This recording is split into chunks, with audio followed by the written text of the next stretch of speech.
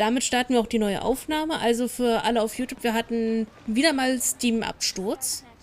Nicht Steam, Stream-Absturz. So. Und ich habe gerade gesagt, ich werde jetzt mal hier nebenbei hierher switchen, damit ich nebenbei die Sachen herstellen kann, die mir jetzt fehlen. So einzelne kleine Sachen. Wie jetzt hier zum Beispiel nicht, wie das hier zum Beispiel einmal.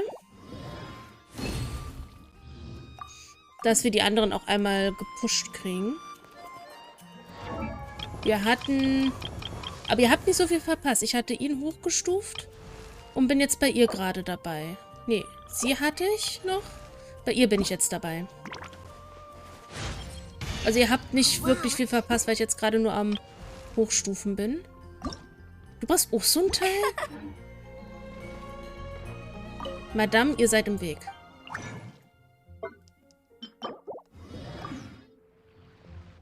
Dann danke für den Log auf jeden Fall. Dankeschön.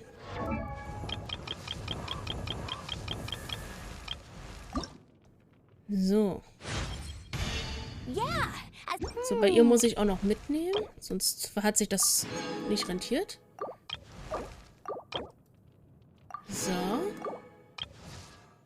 So, hier muss ich erstmal hochstufen.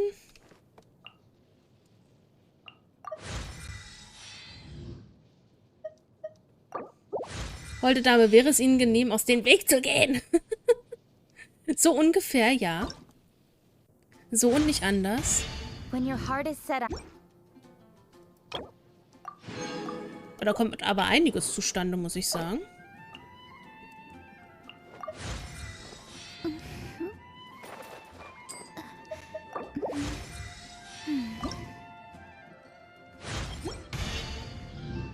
So, mitnehmen. Jetzt weiß ich auch, warum du gesagt hast, zumindest auf Stufe 20 bringen. Das bringt natürlich einiges ein.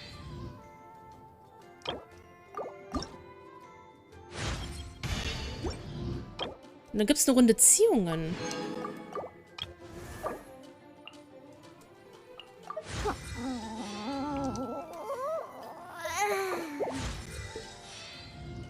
Dann sollte ich das, weil ich habe gedacht, okay, wenn ich jetzt hochstufe, dann sind sie auf 20. Und nun? Aber du meintest tatsächlich dann auch mit einem Aufstieg direkt. Das hatte ich halt so nicht auf dem Schirm gehabt dann.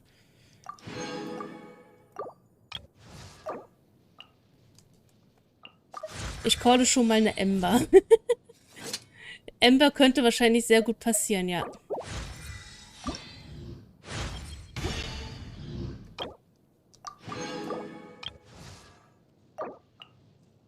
Vor allem, das lohnt sich gerade richtig, weil ich verdammt viele Charaktere mittlerweile habe. Also nicht so viele wie im Vergleich zu anderen, aber einige. Manchmal macht das schon Sinn, was ich sage. Selten, aber ja. Ember ist selten. Aber Ember würde mich trotzdem nicht wundern, wenn sie auftaucht. Das meine ich halt damit. Ember, Kay und Lisa sind schweinemäßig selten.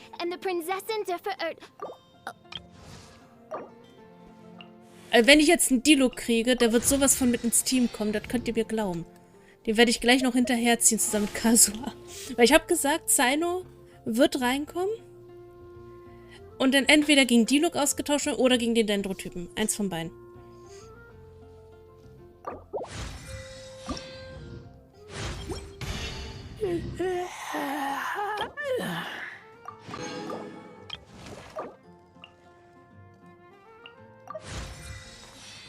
Ember sagte ich mit einer C6 Lisa. Da hast du verdammt Glück. Es gibt so viele, die Lisa sogar, nee, die Jean gar nicht haben zum Beispiel. Der Dendrotyp kommt immer noch erst im März. Muss nicht sein. Und selbst wenn, dann spare ich trotzdem auf ihn.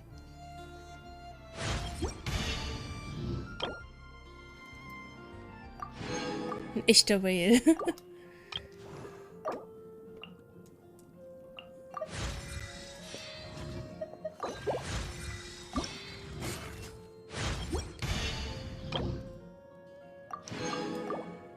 Okay, wir sind durch. Ich habe alles einmal abgegrast. Die Daten, die ich freigeschaltet habe, machen wir ein andermal. Was haben wir hier jetzt noch? Nehme ich mit. Sage ich nicht nein. Gebete. Ich habe 15 Gebete. Einzeln? Einzeln, oder? Hey, wenn du Candence nochmal ziehst, mache ich einen Zehner.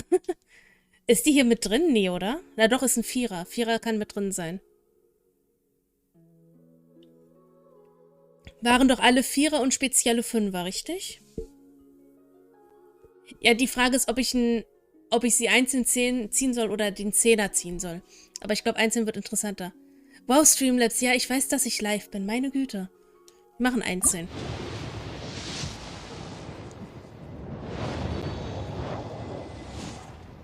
Aber ich rechne nicht mit einem D-Look. Ich glaube nicht, dass ich D-Look bekomme. Dazu müsste es ja erstmal Gold werden. Und das sehe ich noch nicht. Es wird Gold. Nicht das, was ich wollte, aber okay, wir haben noch 10 übrig.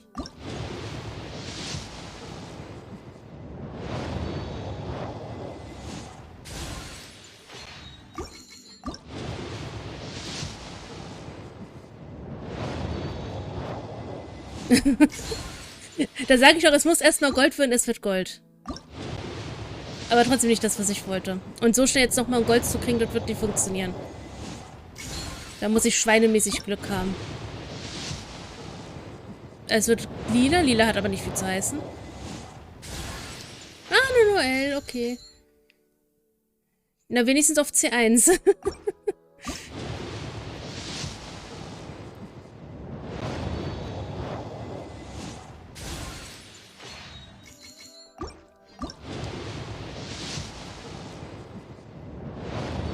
Es müsste Gold werden.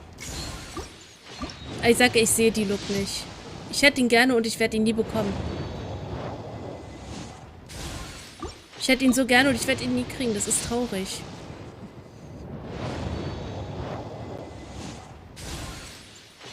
Es ist halt echt bitter. Und wenn ich ihn irgendwann kriege, dann werde ich so die Wohnung zusammenschreien wahrscheinlich.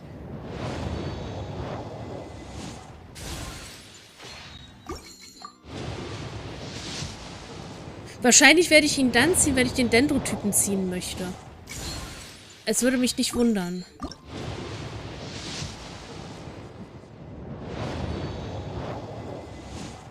Anderthalb Jahre gewartet. Oh, ich will nicht so lange warten. Oh, das war's. Keine Puls mehr.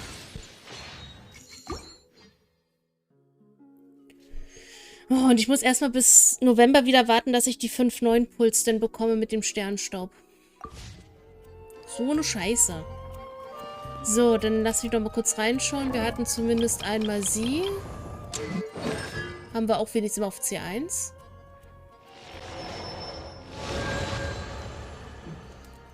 Und hier auch.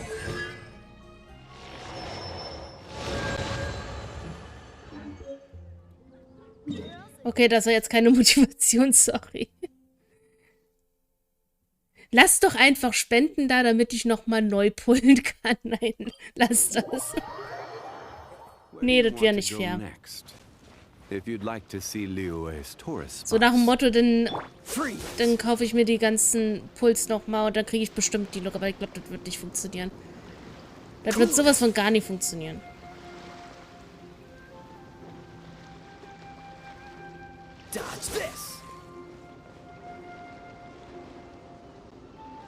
Hey Leute, wollt ihr die Look auch live in Action sehen? Ich habe den Skin sogar schon. Wir kriegen also einen hotten D-Look.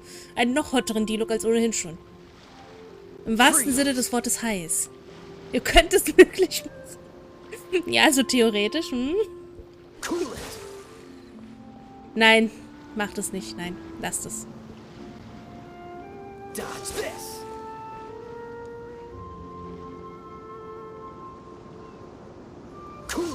Irgendwann wird er kommen. Und irgendwann schreie ich die Wohnung dafür zusammen. Irgendwann.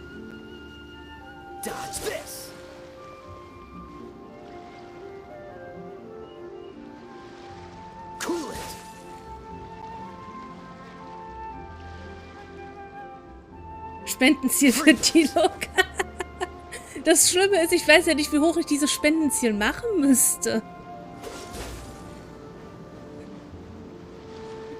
Und ich bin mir auch nicht sicher, ob jemand dafür spenden würde. Mal ganz ehrlich. Da bin ich mir nicht so sicher.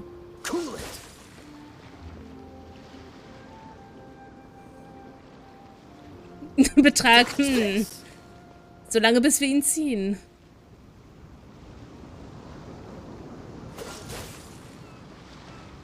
Open End, the sky is the limit.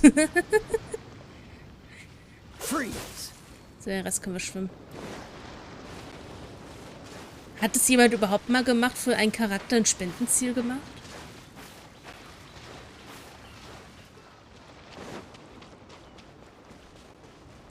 So nach dem Motto, bis zum letzten Tag wird gesammelt. Zora, nach 400 Punkten kriegst du Fütterchen. So. Mach noch mal eine kurze Pause. Ich weiß, der Stream jetzt läuft gerade nicht lange. Wir haben vorher noch lange gestreamt gehabt. Ich müsste nämlich ganz kurz mal wohin verschwinden. Bestimmt. Wahrscheinlich ja. Ich bin auf jeden Fall gleich wieder da. Dann machen wir weiter.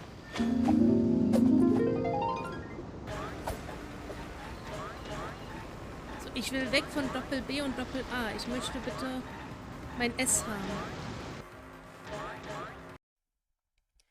Tief in mir klingt eine Stimme, als wär's ein altes Lied.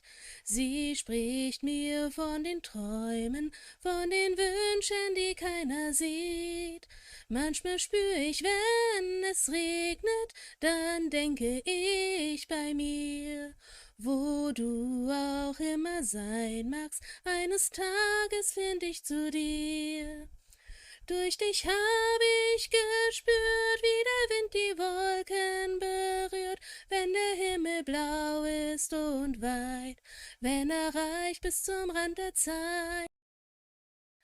There were stories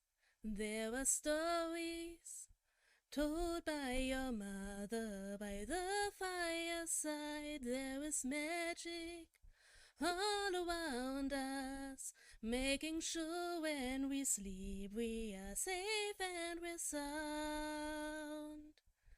You're the island and I am the storm. When the night comes you hear my war. Oh, I follow my heart on the road that I'm on. Oh, but no matter what, I know where I belong. Folgt dem Nordwind, denn er bricht. So, ich bin zurück. So, Shai oder so ähnlich.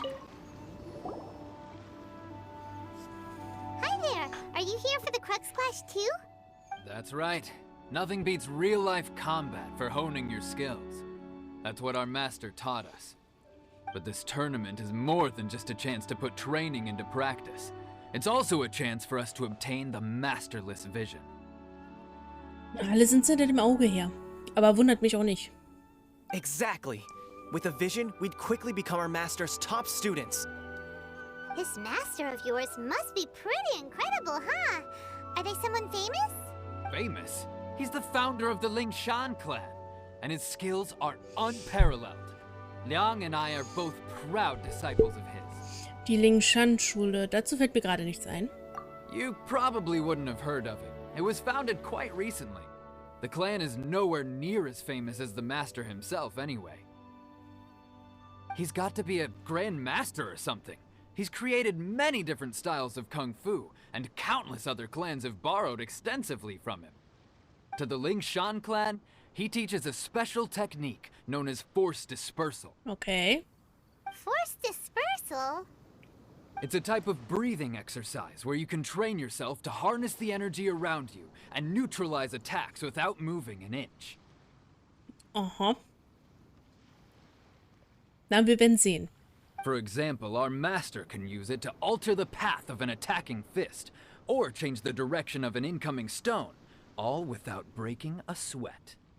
One time, he sent a challenger flying into the air without lifting a finger.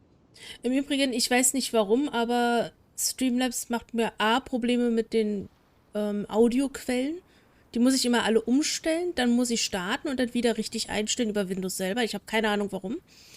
Und B, neuerdings, warum auch immer, sobald ich halt zumindest über die Elgato streame, ich glaube aber nicht, dass die Elgato der Grund ist, dass einfach der Stream beendet wird und ich ein Standbild bekomme. Und ich weiß nicht warum. Das sind zwei Dinge, wo ich absolut keine Ahnung habe, wie ich das beheben soll. Wenn irgendjemand Ahnung hat mit Streamlabs diesbezüglich, kann er mich da gerne mal anschreiben, wie ich das beheben kann. So, ist das wirklich möglich? It sure is, but it's extremely difficult to cultivate this ability. We've been training for ages and we're still getting to grips with the very basics. There's no way we could use it proficiently yet. We're clearly not that naturally gifted, or we would have at least gotten the gist by now. If we don't start making progress soon, we'll probably run out of money to pay the tuition fees and still have nothing to show for all our training. There's a tuition fee? Of course! This is a Grand Master we're talking about here. He doesn't have time to waste. If you want face-to-face training, you've got to show you're sincere about it. Nein, es stellt nichts um. In Streamlabs und in Windows sind die Quellen beide gleich. Aber wenn ich Streamlabs starte, dann wird kein Ausschlag angegeben. Ich muss jedes Mal die Quellen manuell umstellen zu etwas anderem, was ich nicht nutze, dann Streamlabs starten und dann wieder auf Windows zumindest umstellen zu dem, was ich nutze, damit ich einen Ausschlag habe. Ansonsten würdet ihr jedes Mal nichts hören. Deswegen bin ich mir nicht sicher, ob das ein Windows-Update ist, wenn das Programm keinen Ausschlag hat. Und das Problem bei mir ist, ich kann keine Updates machen, weil das momentane Update, und ich weiß nicht warum, sich updatet und wenn es dann neu gestartet wird, alles wieder rückgängig macht, weil es nicht abgeschlossen werden kann. Ich will keinen Ausschlag haben. Mann, es ist halt einfach nur Scheiße. Es ist eigentlich nicht mehr lustig, wirklich. Es ist einfach nur Kacke. Und ich kann momentan Windows nicht vernünftig updaten, weil jedes Mal, wenn ich es updaten möchte, es das Ganze wieder zurücksetzt. Ich krieg das nicht gebacken. Ich weiß nicht, was ich machen soll. Und ich habe schon zigtausend Möglichkeiten im Internet ausprobiert, um das Update zu installieren. Über Umwege, es funktioniert nicht. Ich kriege keine Updates mehr über Windows. But here we are, having trained under him directly all this time without even a hint of improvement. Es kann natürlich sein, Master is getting increasingly impatient with es kann natürlich sein, dass das aufgrund dessen oder durch dieses nicht mehr geupdatet werden, dementsprechend auch Streamlabs Probleme hat. Aber dann werde ich bei OBS genauso Probleme haben. Das könnte natürlich noch ein Grund sein. Das heißt, ich muss irgendwie diese Updates geregelt bekommen und ich habe keine Ahnung wie. Recently, though, we heard that a vision bearer joined the Guhua clan and made pretty much instant progress in their training. So, if we can get our hands on a vision too, maybe we can finally make our master proud. Ein göttliches Auge wird dich nicht besser in den Kampfkunsten machen. Es kann andere Gründe geben, warum du diese Technik nicht zu meistern scheinst. Well, we have to try something new. Otherwise, we're stuck in the same situation. Also wenn da noch jemand Ideen hat, wie ich das Windows-Update endlich installiert bekomme, nur her damit. Ich habe keine Ahnung. Exactly. It can't hurt to try. And if it turns out it does work, the Lingshan clan will go down in history. Folks will come from far and wide. Heck, we could even become the dominant martial arts clan in all of Liyue. Aber es ist komisch. Ich glaube sogar, dass es... Wie lange streame ich jetzt schon wieder? Fast 20 Minuten? Es kann gut möglich sein, dass das immer Punkt 21 Uhr ausfällt. Ich muss das morgen mal im Auge behalten, dass ich 5 Minuten vor 21 Uhr vielleicht mal einen Wecker stelle. Dass wir bewusst mal nur 5 Minuten quatschen oder sowas. Und dann schauen, ob das wieder abstürzt. Dann weiß ich zumindest, dass es einen Cut gibt. Und kann das dann planen. Mit Sequenzen und so weiter, dass wir dann keinen Verlust haben diesbezüglich. Da muss ich mal drauf achten. Kann nämlich tatsächlich so sein. Nun, das ist die richtige Einstellung. Ich kann es dir nicht verdenken, dass du es versuchst. Weil komischerweise, es stürzt dann auch nur einmal ab und danach nicht mehr. Die restliche Zeit über kann ich durchstreamen. See you in the arena.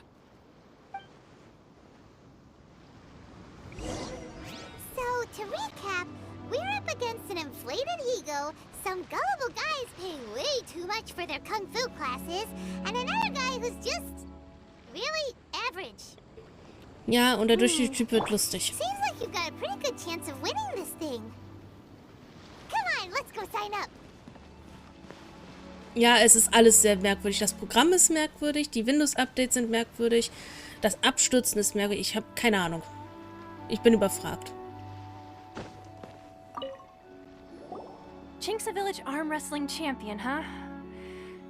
All right, you're signed up. Next, please. What's your name?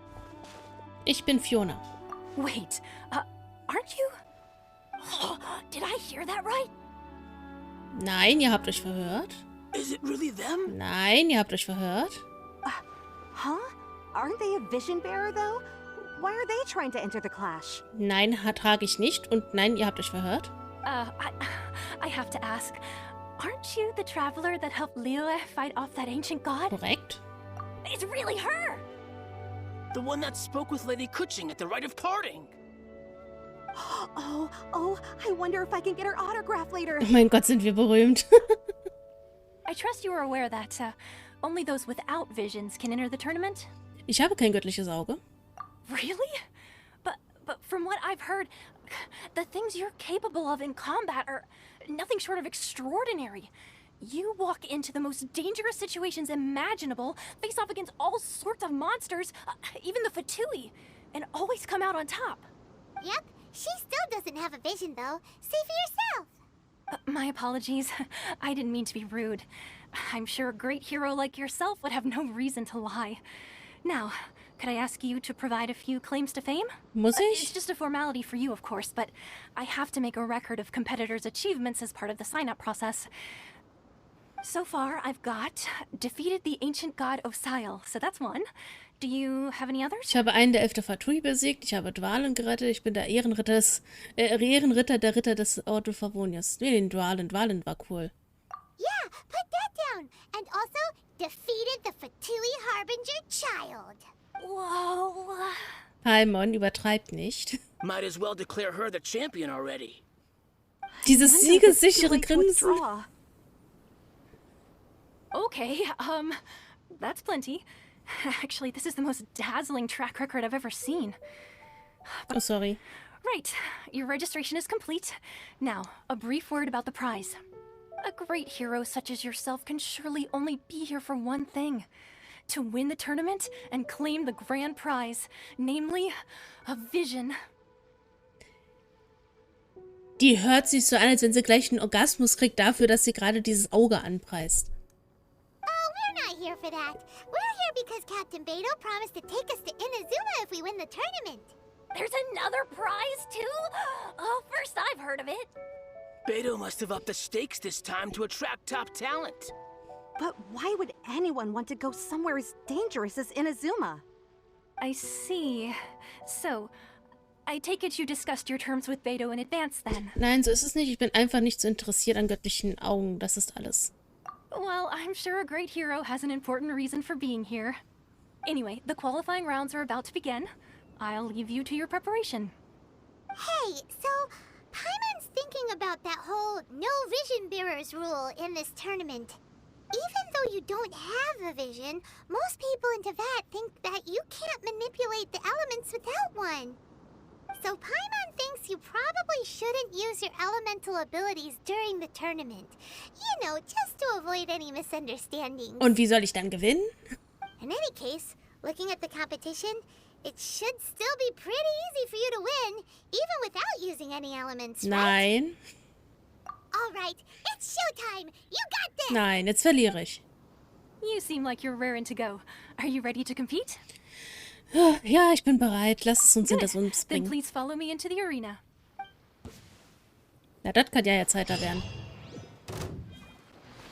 Our next competitor is seen by many as the favorite to win this tournament. Her first bout begins now. Okay, der ist echt eine Lachnummer. You? Oh mein What a Gott. strange guy. Why was he so confident to begin with? Oh Gott, das wird so Now peinlich. that we've won, let's go and see Beto. She'll probably have something to say to us. Also peinlich im Sinne von, dass wir das jetzt hier durchziehen müssen.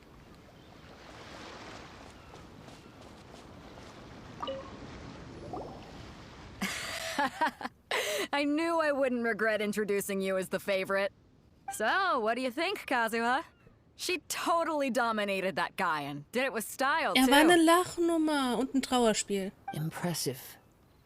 But I also observed our favorite exercise some restraint, as if to protect the opponent from serious harm. Well, I fought my fair share of battles, both big and small. And I say, after the show she put on just now, she's more than convinced me of her ability. So come on. We all know you've got a wide vocabulary in there. Can't you spare a word or two to congratulate our up-and-coming champion? Schön, Gegner auf göttlichen Augenniveau, natürlich. All right. Let me think how to aptly phrase these words of praise. Ich denke, wir werden sowieso, also ich glaube, wir werden sowohl nach Inazuma kommen, logischerweise, als auch das göttliche Auge bekommen, denke ich. You fought well. Mehr hast du nicht zu sagen? All right then. I was thinking your inner poet might want to join in the fun, but I guess I shouldn't put you on the spot. Ja, like das habe that. ich jetzt auch gerade gehofft. You know, a lot of competitors came to me saying how surprised they were that Liyue's hero was entering the tournament. And since you signed up, we've had many others do the same, with more than a few top-tier fighters among them. I'm sure lots of them are here to find out how they stack up against you. Ja, das weiß ich auch, dass ich gut gekämpft habe, sonst wäre ich nicht so weit gekommen. Thanks, I guess, ja. Ich wusste nicht, dass ich so beliebt bin. Ich verstehe nicht, was die ganze Aufregung soll. Well, since everyone sees you as the one to beat, I figure I should start treating you that way too. For one thing, we don't want you wasting all your energy in the early rounds fighting people who are well below your level. Not to mention, you must be itching to fight someone in your league too, right? Nein. So, I'm putting you straight through to the semifinals. Ach du Scheiße. Huh? But we only just started the qualifiers. Seems like a crazy system if we just skip straight to the semifinals. This is how Captain Beto works. You won't persuade her otherwise. Besides, at your level, you would have made it to the semifinals anyway. Huh. To be fair, Paimon was thinking that too. Natürlich. All right, I'm gonna watch some more of the tournament. If there's any potential contenders for you out there, I want to know who they are and what they're about. Steht dein Gegner im Halbfinale endlich fest, okay? We're finally here, folks. The real show is about to begin. The captain seems to have high hopes for this tournament. I have not seen her so excited in quite some time. Your opponent has fought many rounds to get to the semifinals. This makes him a seasoned warrior. You may well be stronger than him, but this should not give you cause to lower your guard. Das werde ich nicht. Ich habe nicht vergessen, warum ich hier bin. Very well. Show me that you are ready to push through the storm that lies Aber ahead. natürlich. All right, that's enough chit-chat for now. The audience is waiting. Go find the crew member that signed you up. She'll take you into the arena. Hoppala. Erstmal die Dame wegpusten. Your opponent in the semifinals is new to the Crux Clash, but he has quickly become the dark horse of the tournament. I do not doubt your abilities, but I would suggest that you make sure you are fully prepared before you begin. Relax. My girl's at the top of her game. She ain't gonna lose. Seit wann bin ich dein Mädchen? Ich bin bereit. Ich werde ja ganz nervös. Komm. Okay, follow me. Wir sind doch nie nervös. At last, the moment we've all been waiting for. The semifinals have begun. Who's it gonna be this time? The hero or the dark horse? I don't care about the prize. You're a strong opponent. That's what I'm here for. Siehst du, ich kann kein Element Energie wirken. I'm sweating all over. It's a good feeling. Nee, zwischen Wirken und göttlichem Auge ist ein Unterschied. Dark Horse hat er gesagt, ja. Also ein dunkles Pferd müsste doch ein bisschen kräftiger sein, oder? Da müsste doch mal ein Raid angedonnert kommen und dann haben wir das dunkle Pferd. Congratulations. I was beaten by the best. I need to train hard. Du hast selbst gut gekämpft. Ich denke, du hast das Potenzial, ein Sieger zu werden. Right. For a moment there, Paimon was a little Ja, worried. danke schön, Paimon. If you had a vision, you'd definitely be one of the strongest around. I wanted a vision once, when I was a kid. People said that if you're strong enough, you'll have your chance to get one. But mine never came. I lost interest eventually. You can't depend on a vision like you can your own body. I've fought and won against vision bearers before. The power they have was given to them by the gods. I don't envy it. Wait, anyone? No. Das wäre jetzt lustig, You mean you wäre didn't passend. sign up to try and get your hands on that masterless vision? Also es wäre sehr lustig, wenn es so passend jetzt getimt wäre. Flunschlig. Flunschlig passt so gar nicht. Brauch ein Pferd. Stolles kommt da schon näher ran. Das kann wenigstens stampfen. No, I didn't. I only wanted to pit myself against other fighters and see who was the strongest. Gott, diese platte Flunder. Ja. Only in defeat can you understand your weaknesses and learn from them. So I'm pleased with today's outcome.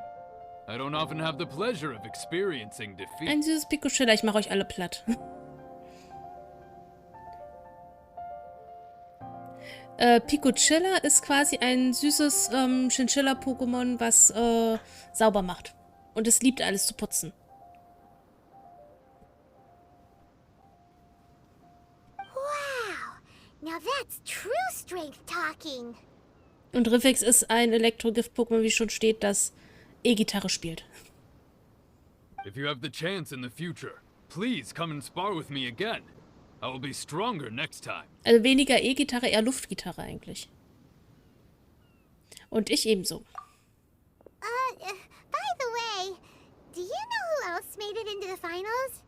Is it gonna be someone even tougher than you? Whether they'll be as tough as me, I don't know. But what I have heard is that they're extremely quick. Jetzt ist es Dane. So don't get too cocky. Der hat ja auch kein göttliches Auge. There he goes. Maybe we should ask around, see what we can find out about our opponent in the final round. Paimon thinks we might need to up our game a little. Hallo, Yannick. Ah, it's you! I watched your match. What a stunning performance. I myself was eliminated in the third round. Shame. If only I could have advanced one more round. Maybe next time, huh? By the way, do you happen to know who else advanced to the final round? Why, yes. He's the same one who defeated me. He is a formidable opponent, quick on his feet and swift to take advantage of his opponent's missteps. I faltered for but a brief moment, but before I knew it, he had me on the floor. Given my stature, I have no fear of squaring off with physically strong opponents. But faced with a nimble, agile opponent such as him, I found myself completely out of my league. Still, I'm sure he'll be no match for you.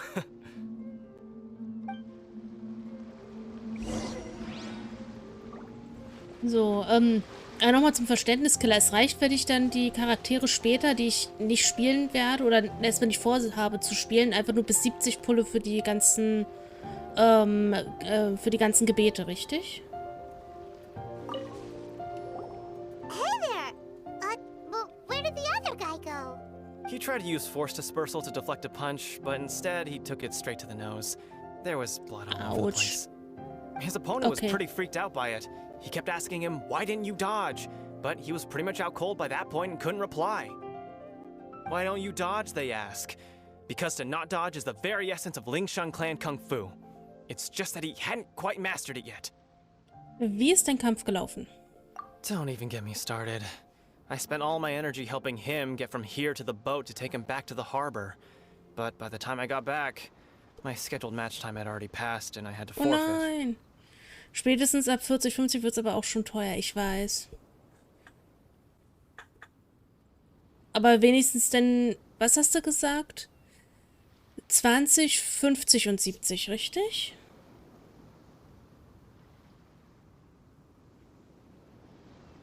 Ich glaube, so war das.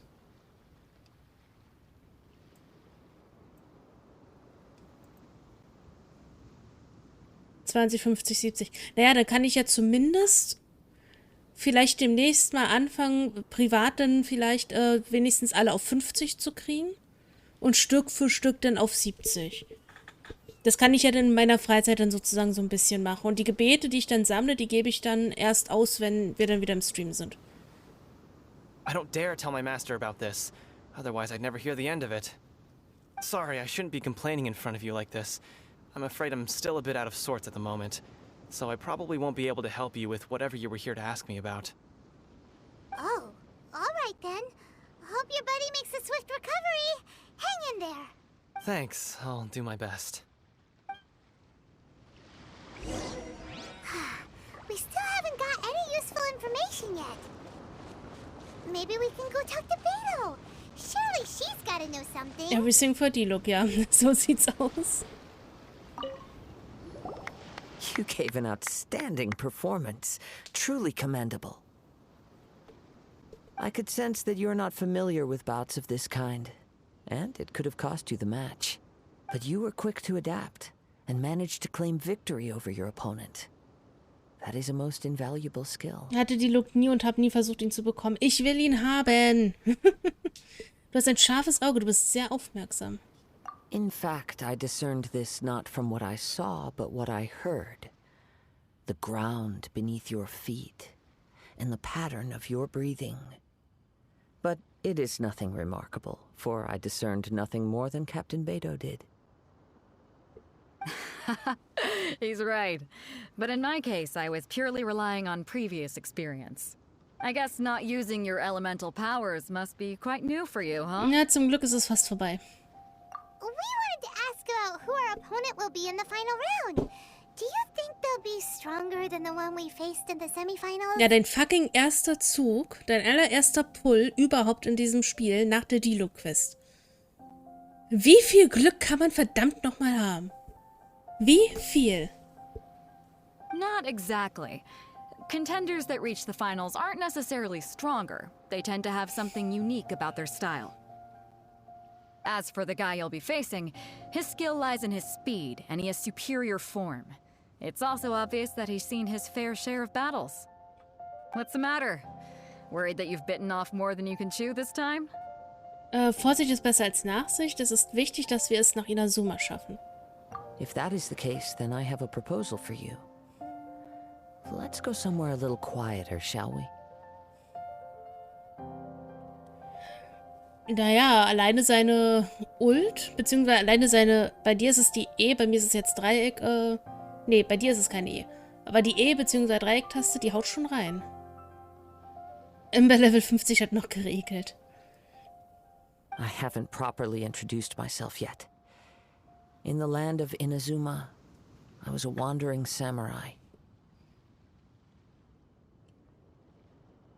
10 Tage nachdem ich angefangen habe, habe ich Diluc als ersten 5-Star gehört. Ja, streut noch Salz in die Wunde, hab verstanden. Yeah, we could tell that from your getup. But at the same time, when you talk, you don't really sound like someone who's used to waving a sword around. It is true that I am versed both in literary and martial traditions. But on the straggling path of a wandering samurai, is there harm in acquiring a surplus skill? I do not mean to flaunt my martial prowess, but I myself have witnessed reputable fighters hailing from across the lands. I do possess some knowledge regarding your opponent's particular skill set. Given your talents, a few hints from me will be all that's necessary to Ja, bring dann your gib opponent her. down. Und Killer, lass das Salz stecken, es reicht. Ich nehme gerne. Hang on. Don't you think you're bending the rules a bit there? Gathering intelligence is an essential part of any duel. You must know your enemy. Besides, our favorite here has fought many battles on their journey from Mondstadt. Such impressive feats require more than just bravery alone. You betcha! Wait a second. We never told you that we've been to Mondstadt. Does one not leave a trail when traveling through the wild? In return, nature also leaves its traces upon you. However, there is only so much that can be discerned from these traces. I sense that many things about you elude me still. These are the things I am curious to know about. Come with me. Some post-match entertainment is in order.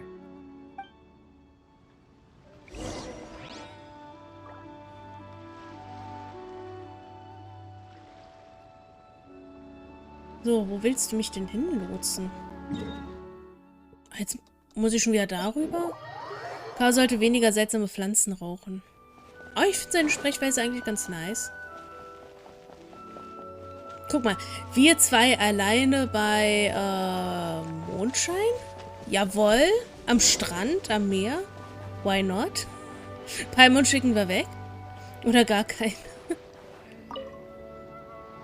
Now that we're alone, let me cut to the heart of the matter. Paimon, zisch mal ab hier.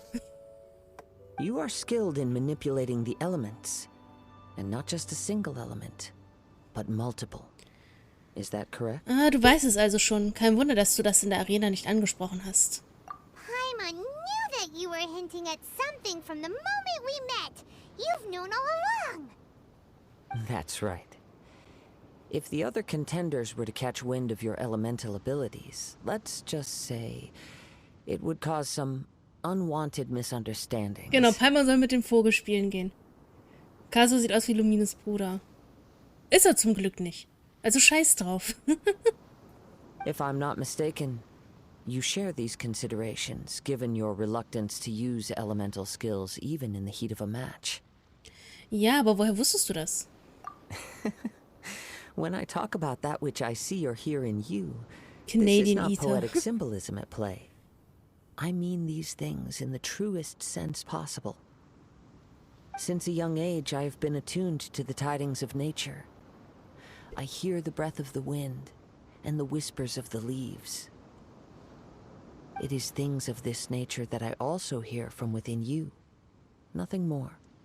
As crazy as all that sounds, somehow Paimon still believes you.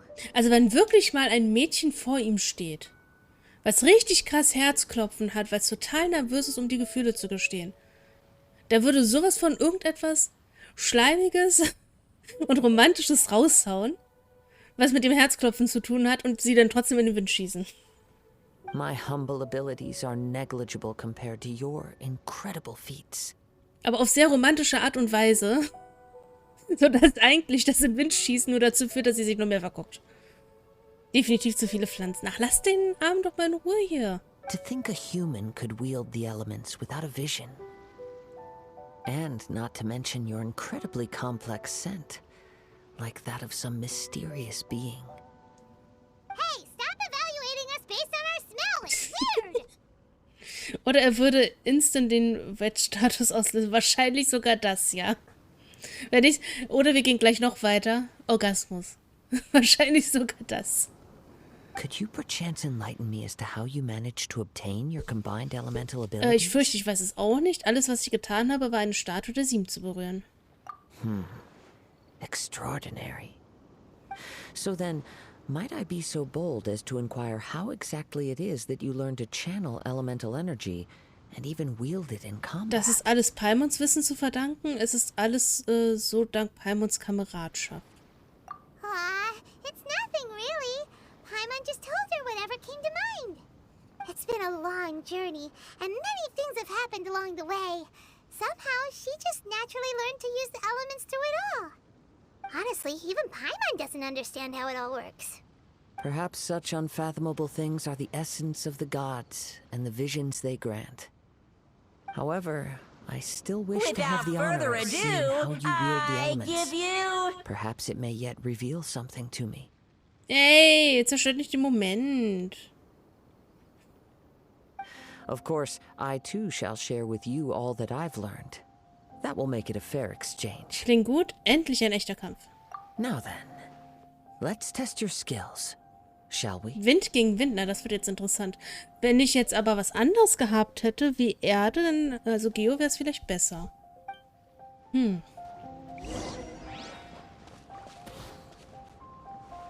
Achso, na, da können wir ja ein bisschen... Stabilize. Dodge this. Freeze.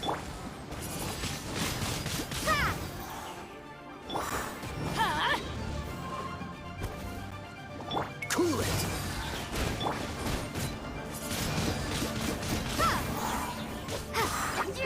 Ach, gleich noch eine Ladung mehr. Order guide you. Dodge this.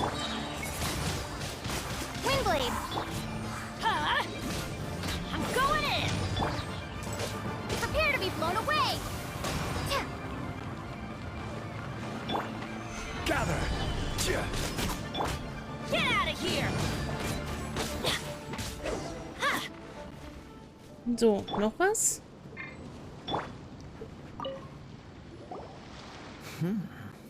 Your skills in battle are truly beyond reproach. Even with your opponent's speed, he shouldn't be able to overwhelm you.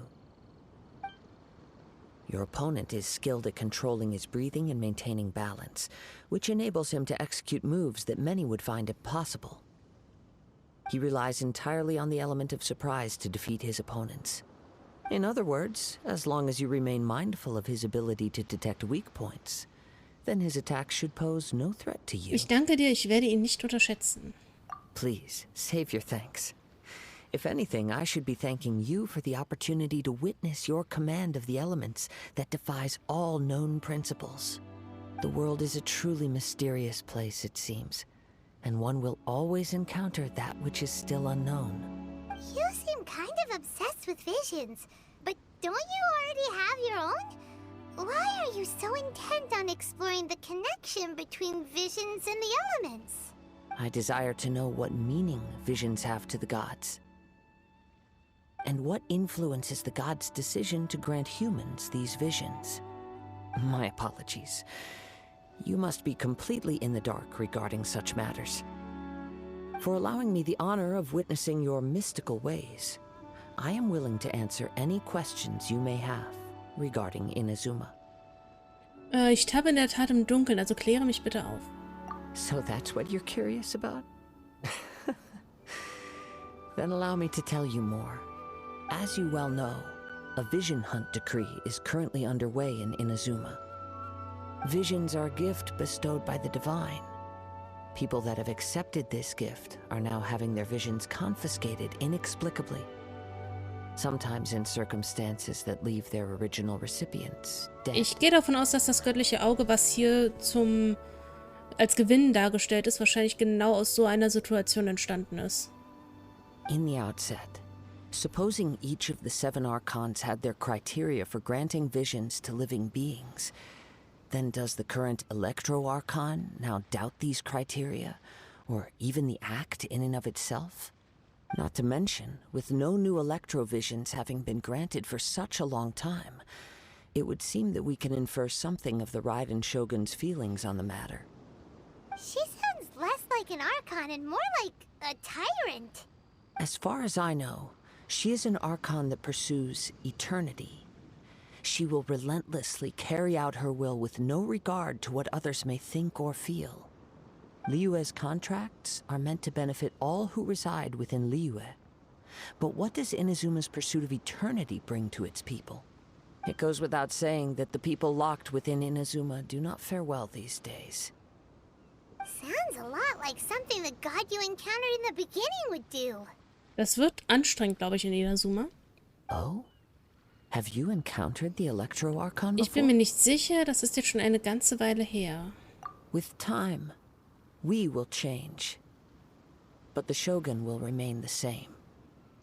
If you wish to find her, she will forever be there. There will come a day when I too shall wish to understand the answers to eternity from her. Ah, the time for your match is approaching. Oh, right! We got so distracted talking about Inazuma that Paimon forgot all about the tournament! If you have no other matters to attend to, then we can return together. Sicher, lass uns zusammengehen. Ich werde in Kürze alleine zurückkehren. Nein, wir gehen zusammen. Very well. Let's go. I wish to see who will obtain the vision. Wir natürlich, theoretisch, aber nein, wir fahren nach Inazuma.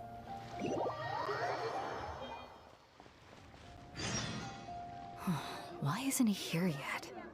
Never mind. We can start by making your entrance first. Everyone, listen up! Your attention, please! We've reached the climax of the Crux Clash! This is the final match! We've seen many exciting battles today, and now at long last, the 2 finalists have emerged. Now, I'd like to introduce our first combatant. Though few have seen her, her reputation knows no bounds. She strikes fear into the heart of Osile, and the mere mention of her name causes even Fatui Harbingers to turn pale in the face.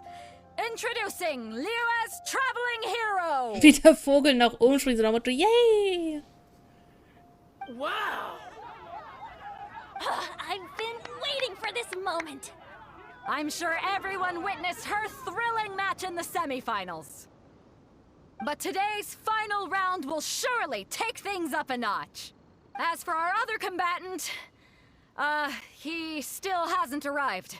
Oh, come on, what could be taking him so long? You can't just forfeit for not showing up like in previous rounds. This is the finals. Apologies, everyone just sit tight. Vielleicht hat er sich die Zeit falsch gemerkt. Vielleicht ist er zu eingeschüchtert, um zum Finale zu treten. We've got no other choice. If he doesn't show up, we'll just have to postpone the match. Wait a moment. Something doesn't seem right about this. Captain Beto, perhaps we should check on the prize. Traveler, come with us. Ist bestimmt geklaut. Wetten? Let me see. It's gone all right. The vision is missing. Huh? Did somebody steal it? Who would dare do such a thing in broad daylight? We don't know when it was taken exactly. I never thought that someone here would have the guts to cross Captain Beto. Theoretisch kann es ja jetzt nur der Typ gewesen sein, der nicht an den Kampf teilgenommen hat jetzt. No need to worry. Even the craftiest sleight of hand does not escape nature's watchful gaze. The culprit has only acted recently. They will not have gotten far. The vision was the prize that I had offered, and it was my responsibility to look after it. I will be certain to get it back. Well, if you insist. I'll leave the matter to you then. I'll stay here and try to offer some explanation to all the spectators that came to see the match. If you would, please come with me. Es scheint, dass wir nichts anderes tun können. Mein Gegner ist sowieso nicht aufgetaucht. But we're on an island. Where could he have possibly run to? Vielleicht ein Boot parat gelegt? Come with me. I can sense the winds are coming. Na, dann folgen wir mal dem Wind.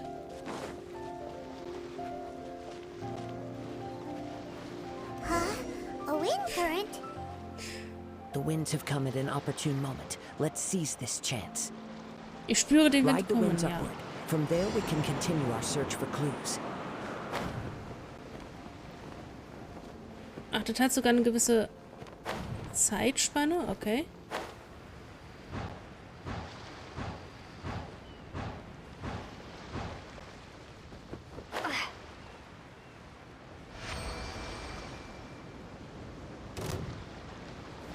By the way, what made you suddenly think of checking the price in the first place? I heard it the moment it was stolen. Well, then why didn't you stop him? You'll see shortly.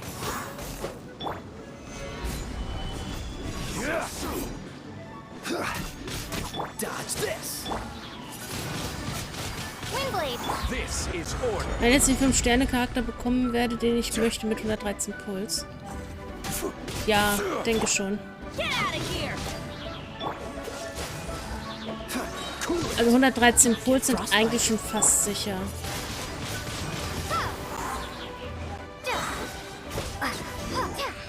Ich glaube, mehr wie 100 Puls habe ich bei meinen bislang auch nicht gebraucht, um tatsächlich den Charakter zu bekommen.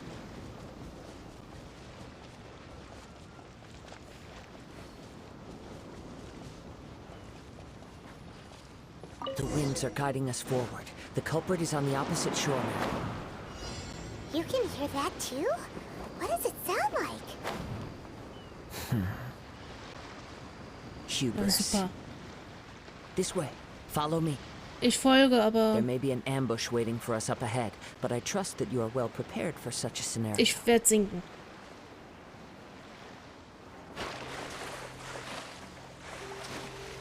Ich werde trinken. Yay. Nice. Nochmal.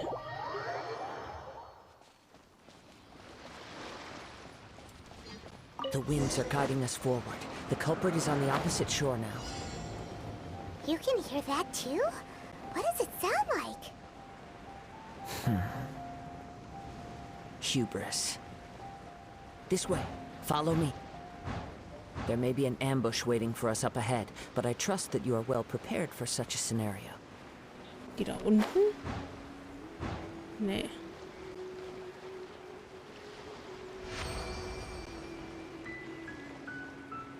Porters, they're here! Get them! treasure hoarder. Bitte was? In which case, please stand back. Bitte was? Moment.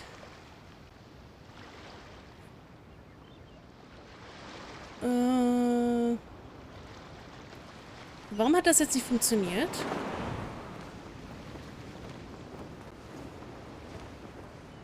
Also ich wurde entdeckt, kann das sein?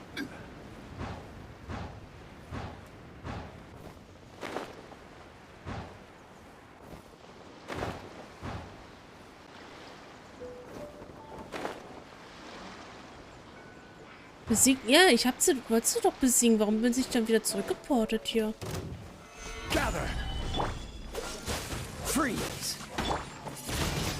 Der hat mich einfach zurückgesetzt, als ich hier kämpfen wollte.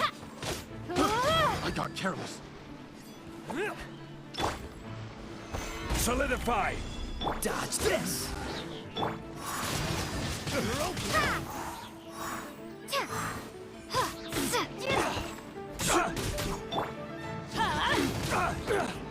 Freeze.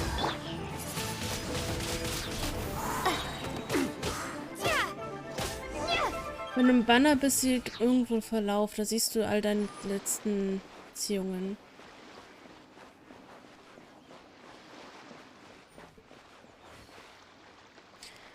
Nee, allgemein bei den Bannern, da müsste es denn stehen.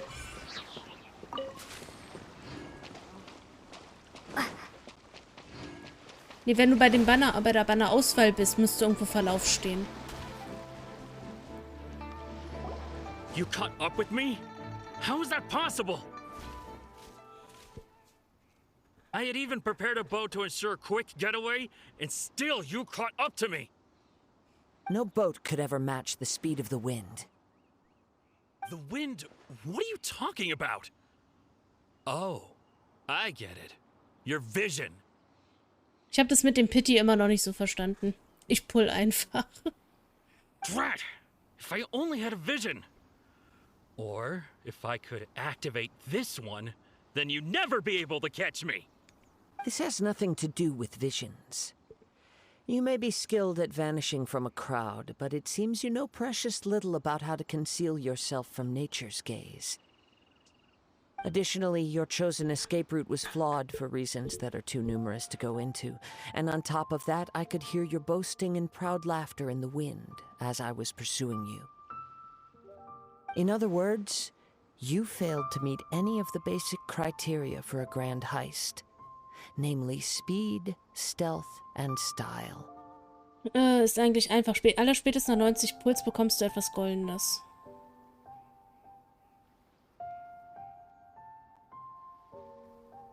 You...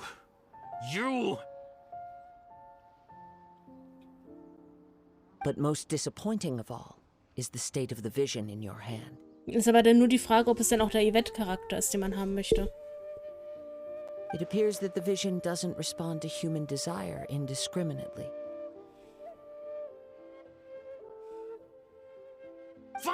Fine. I admit it. I've had my eyes on this vision for quite some time now. I decided to register after hearing that this fighting contest was full of a bunch of lousy fighters. I fought my way to the finals and... Aha! So you were supposed to be our opponent! I'd intended to win the contest through skill alone all along, but then you showed up.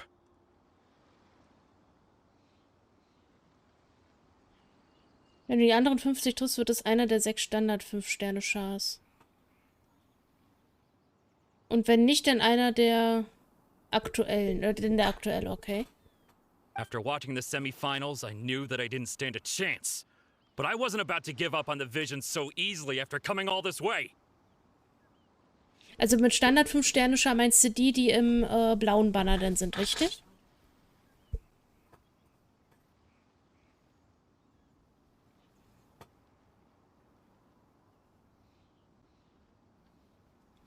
Ich werde es mir trotzdem nie merken.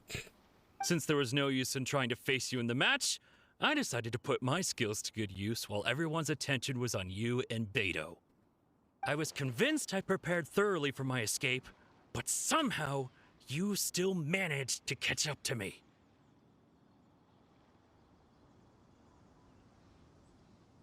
Hm. Du kannst jetzt nirgendwo hin. Gib es auf. Gib mir das göttliche Auge. After all I went through to get it? I think not. Es wird Konsequenzen haben, wenn du dich weiter wehrst. Tu einfach, was wir sagen, und es wird keine weiteren Konsequenzen geben. I know an empty threat when I hear one. Wenn du das göttliche Auge aufgibst, lassen wir dich gehen. Fine. But you'd better mean it. It didn't activate once I took it anyway. It's nothing but a useless shell to me. You know, according to the laws of the sea, the penalty for stealing is breaking the culprit's arms. Huh?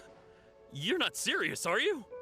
Not to mention that the item you stole was a prize. You didn't show up for the final match, and you damaged the reputation of the captain of the Crux fleet.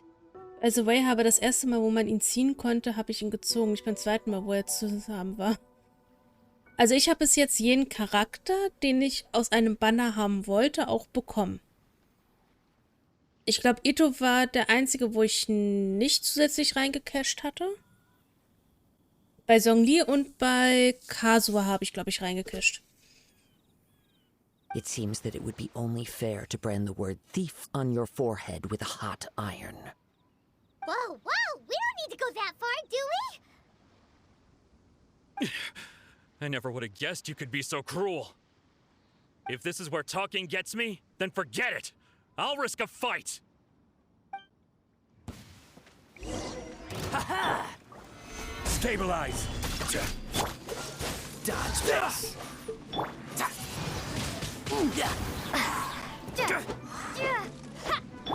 Order guide you.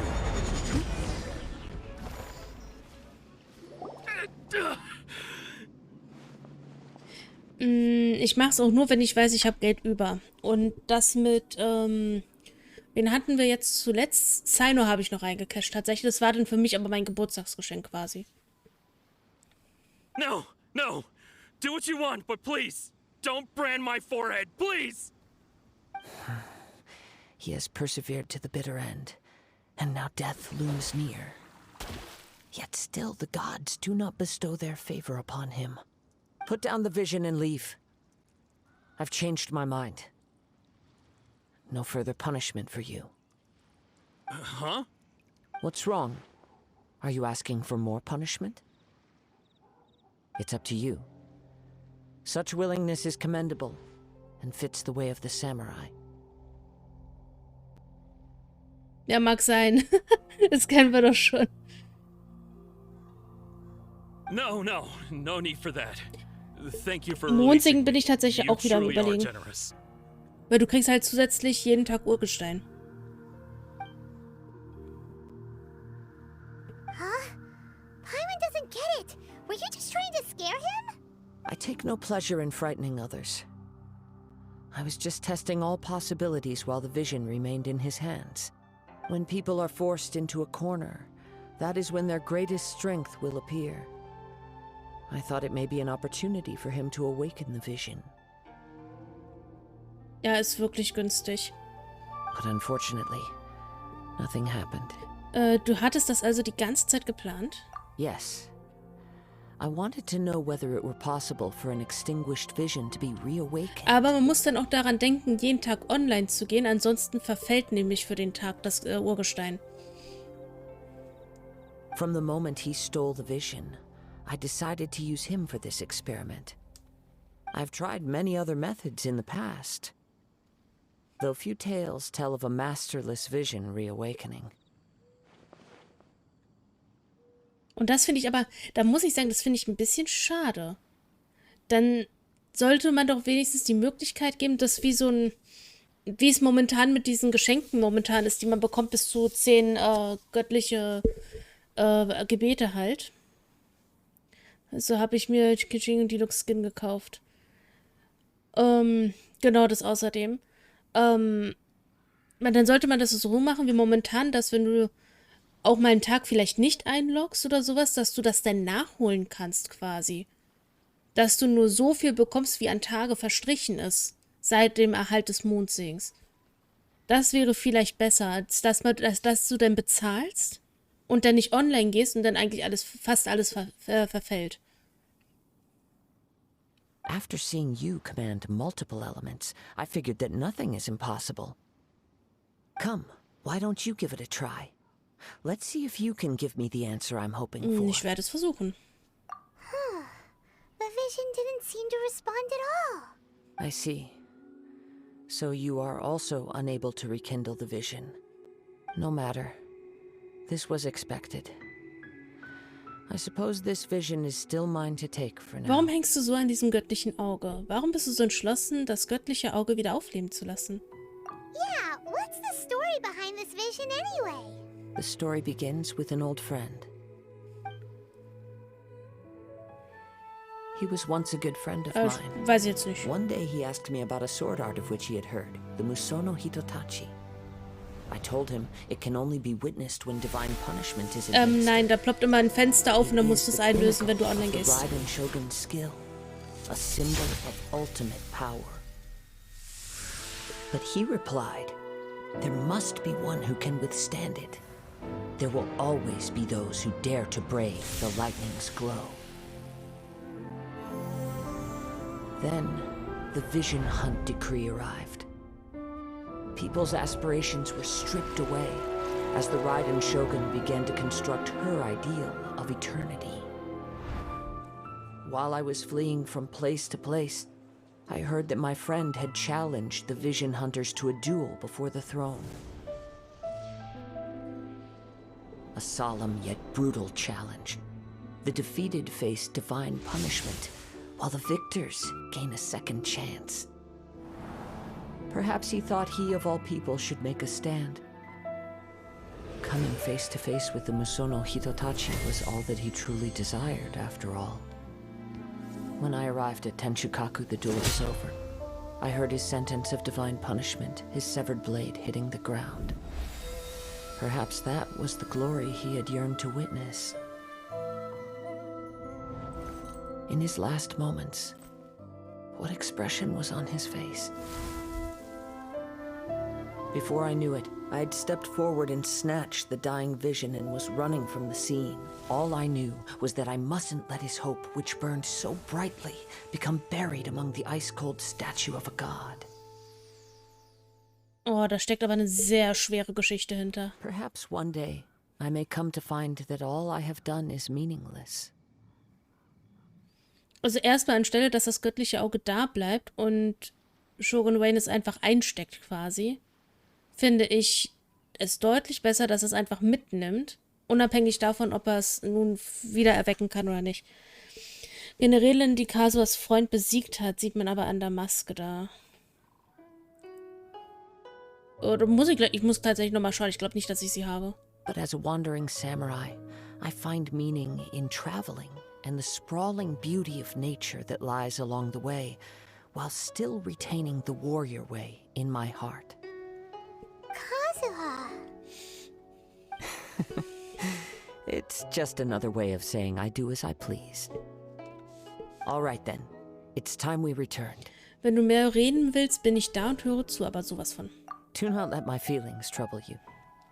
But thank you. Ich dürfte sie, glaube ich, nicht haben.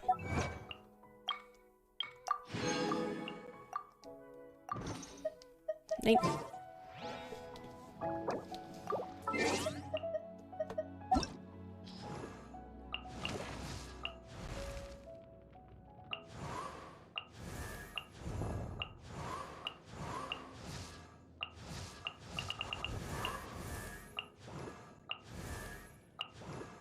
Nee, ach, da ist sie. Nee, habe ich nicht.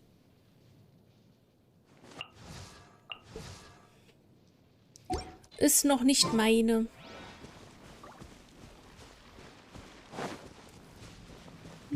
Ich muss den ganz verdammten Weg wieder zurück. Oh. Kasua, nimm mich gefälligst das nächste Mal mit, meine Güte. Muss ich nicht ständig wieder hinlatschen. Kriegt man den Namen von Kasuas Freund noch raus? Oder eher nicht?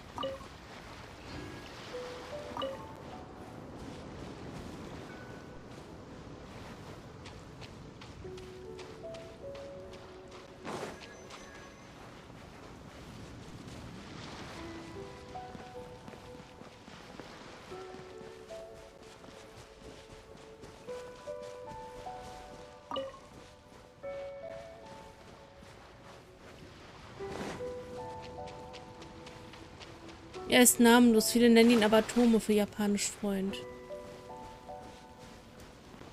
Warum nicht? Also solange wie er keinen Namen hat, würde ich ihn wahrscheinlich dann auch Tomo nennen, ja. Huh? Did Beta leave already? Maybe she went back to her ship. If you're looking for the captain, she was summoned by Lady Ningguang. No. It seems that the Crux clash got out of hand this time and has attracted her attention. Captain Beto was muttering something about Ningguang being a stick in the mud as she headed off to Liyue Harbor. It's not unusual for those two to be at odds with one another. Ehekrieg, ja. But still, Captain Beto was disappointed she didn't get to witness the crowning of the new champion. She had been looking forward to it for quite some time. The one who stole the vision was originally to be this hero's opponent in the final round. He knew he stood no chance of winning the match, thus the wicked idea of stealing the prize took hold in his mind. In which case, the Crux clash comes to a clear-cut conclusion. Huh? So that's what happened? If that's the case, then the rules stipulate that he is disqualified. And our hero here is the champion. Heute Nacht sag ich's dir richtig. Wahrscheinlich.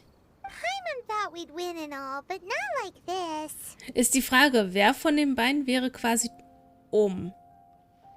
It doesn't matter. Also As the dominant. saying goes, honor given is honor deserved. Now, let me go prepare the champion's medal to award Ich you. glaube, das kommt auf die Situation der beiden an. Werden wir jetzt nach Inazuma reisen können? Yes, I believe so. Though Captain Beto is no longer present here, I'll be sure she receives word of it. She is a woman of her word. Mensch, du weißt, wie ich das meine. But the voyage to Inazuma is a treacherous one. You will be plagued by a perpetual tempest the entire trip. In fact, the relentless rain and wind are also an embodiment of the Raiden Shogun's will to close the nation. Hold on a second. You're saying she can change the weather just with the power of her mind?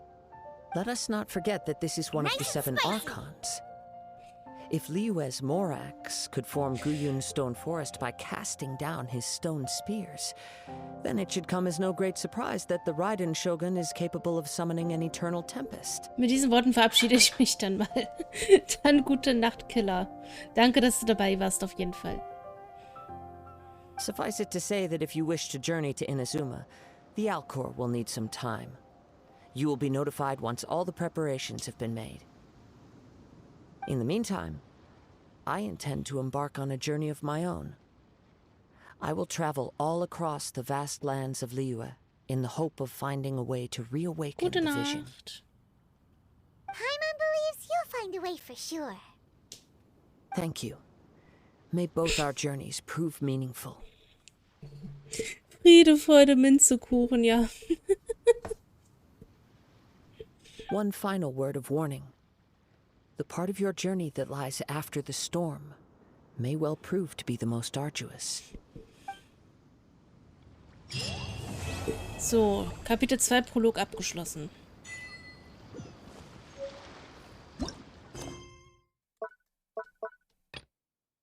Okay, wo wird wer beansprucht? Spuren der Schönheit. Ist das hier? Ja, das ist hier. Dann müssen wir das erstmal machen. Gut, müssen wir ein bisschen Legendenquest nebenher machen. Ist okay. Ich schick dir mal einen Comic, der zeigt, dass die beiden schüchtern sind. Ja gut. Die beiden können sowohl das eine als auch das andere sein von ihrem Charakter her. Das muss ich mal ganz ehrlich gestehen.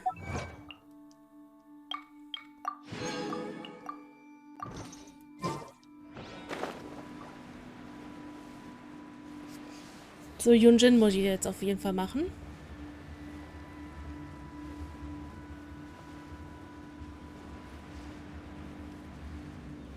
Okay, Moment.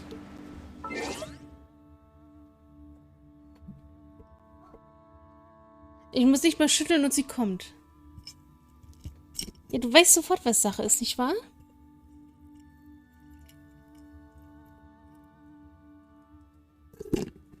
Du weißt sofort, was Sache ist. Ja, es wurde eingelöst, bitteschön. Lässt du erstmal wieder fallen? Ach, da sehe ich sie doch schon. Attacke! 10 Meter entfernt. Monsterattacke! Geh aus dem Weg! Ich schätze, ich nehme diesen Kampf an. Was ist denn? Aua! Beiß mir nicht in den Finger. Ah. Das ist eine normale Katze, keine Knautschgesicht.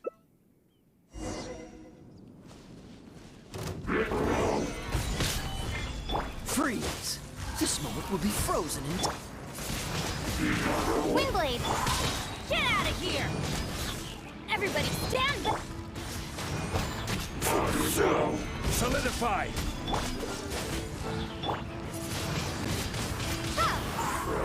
Also eine normale europäische Kurzhaar ist sie.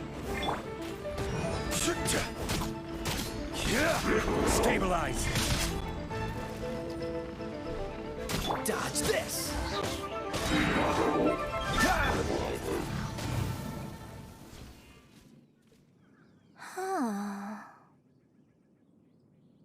Alles in Ordnung?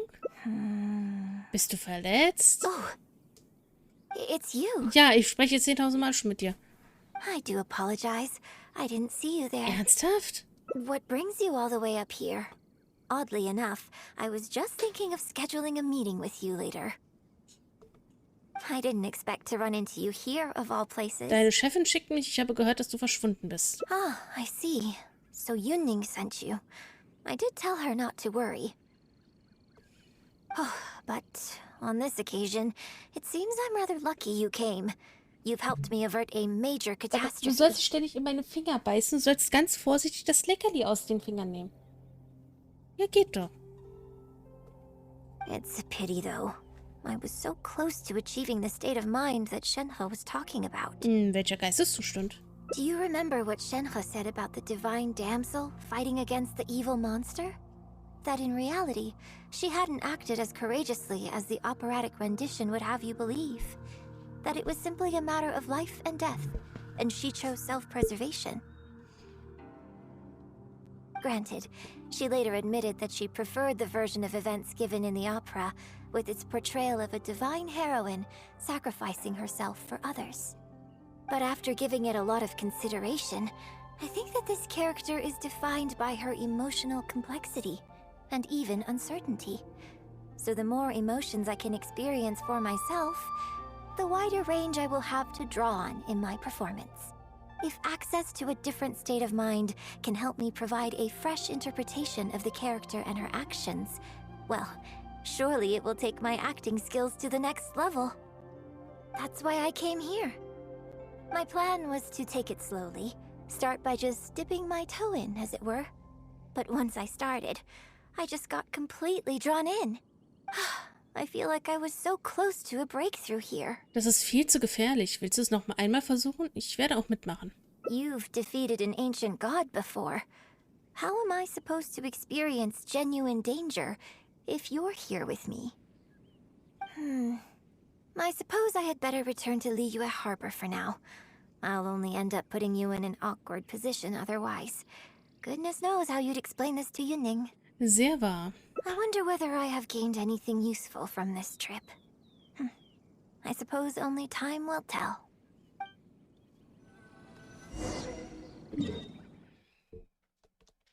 Dann wieder zurück.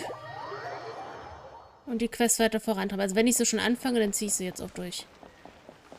Die wird wahrscheinlich sowieso nicht so schnell beendet sein. Oder ich kann sowieso nicht so schnell etwas anderes machen. Can you put a few more adventurers on the case or something? The clock's still ticking away.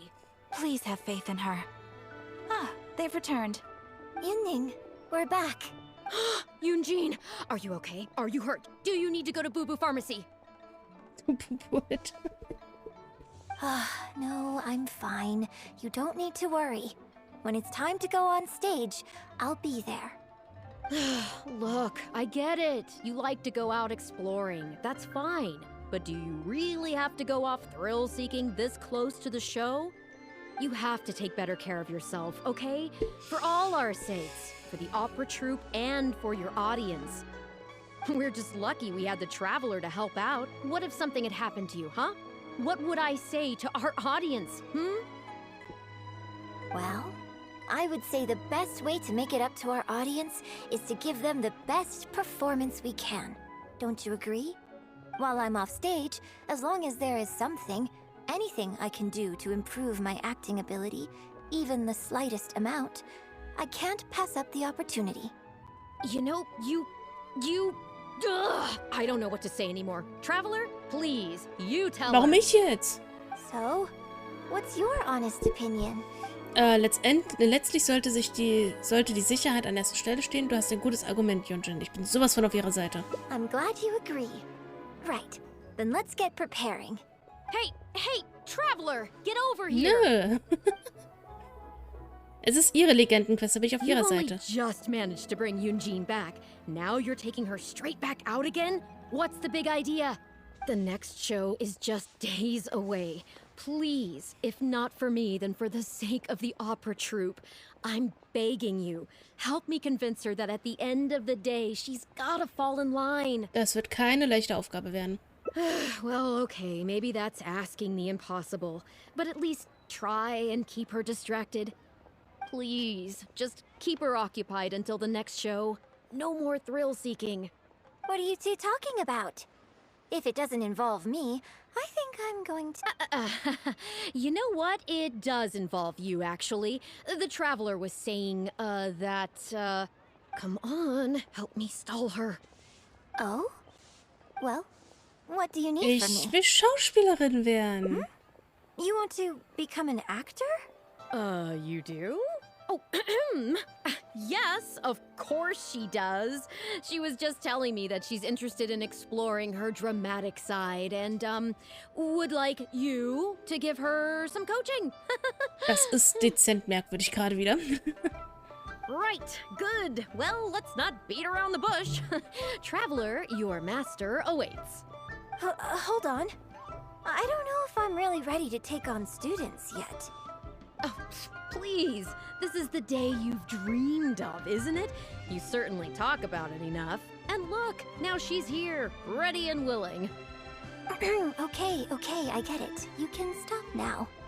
Whew. I am delighted that you wish to study the performing Mir wurde arts das from gerade me. aufgezwungen.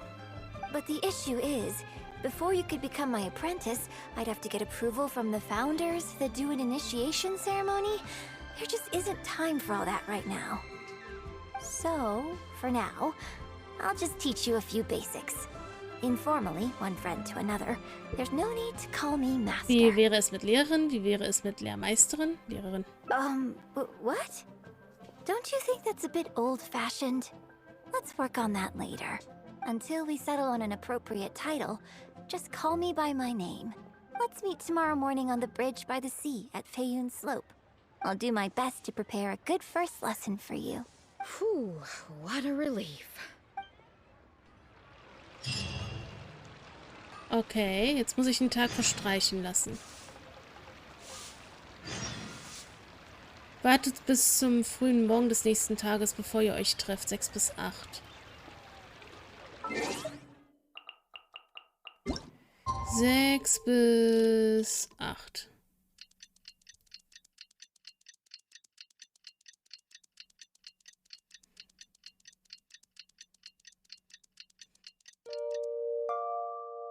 So, bis wohin? Oder wohin muss ich? Ach, geradezu runter, okay.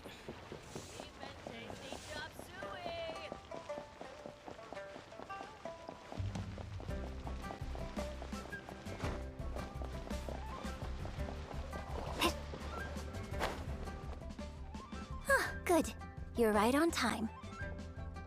Punctuality is an essential quality if you want to make it big in the acting world.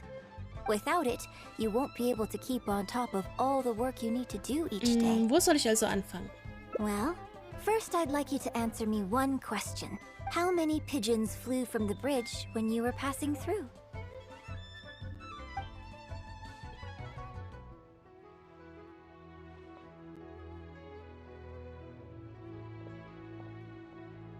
Hier jetzt auf der Brücke oder beim Mondstadt auf der Brücke? Das war doch weder 6, 7 noch 8. Close. It was 7. Oh. Anyway, the point of this question was to test your powers of observation. Eyes are the medium for the transfer of emotion. You must train your eyes to be bright, active, and strong. Watching the birds fly, hover around, and come into land will not only exercise your eyesight, but also cultivate attentiveness. Indeed, my own daily training routine starts right here. I watch the pigeons to train my eyes, and I sing to the tide to train my voice. Muss ich als nächstes auch meine Stimme üben? All in good time. Grasping all the techniques involved in opera singing and posture is not an overnight process. Let's start from the very beginning, with some general theories to help you better understand the concept of performance. Eine universelle Theorie, der Begriff der Schauspielerei. Of course. I am in written correspondence with performers from many nations in Teyvat, which has rather broadened my perspective on this topic. For example, let's start with something simple. How would you perform yourself? Warte, mich selbst schauspielern. Try to relive the events of that day when you were battling against an ancient god and fighting off the Fatui.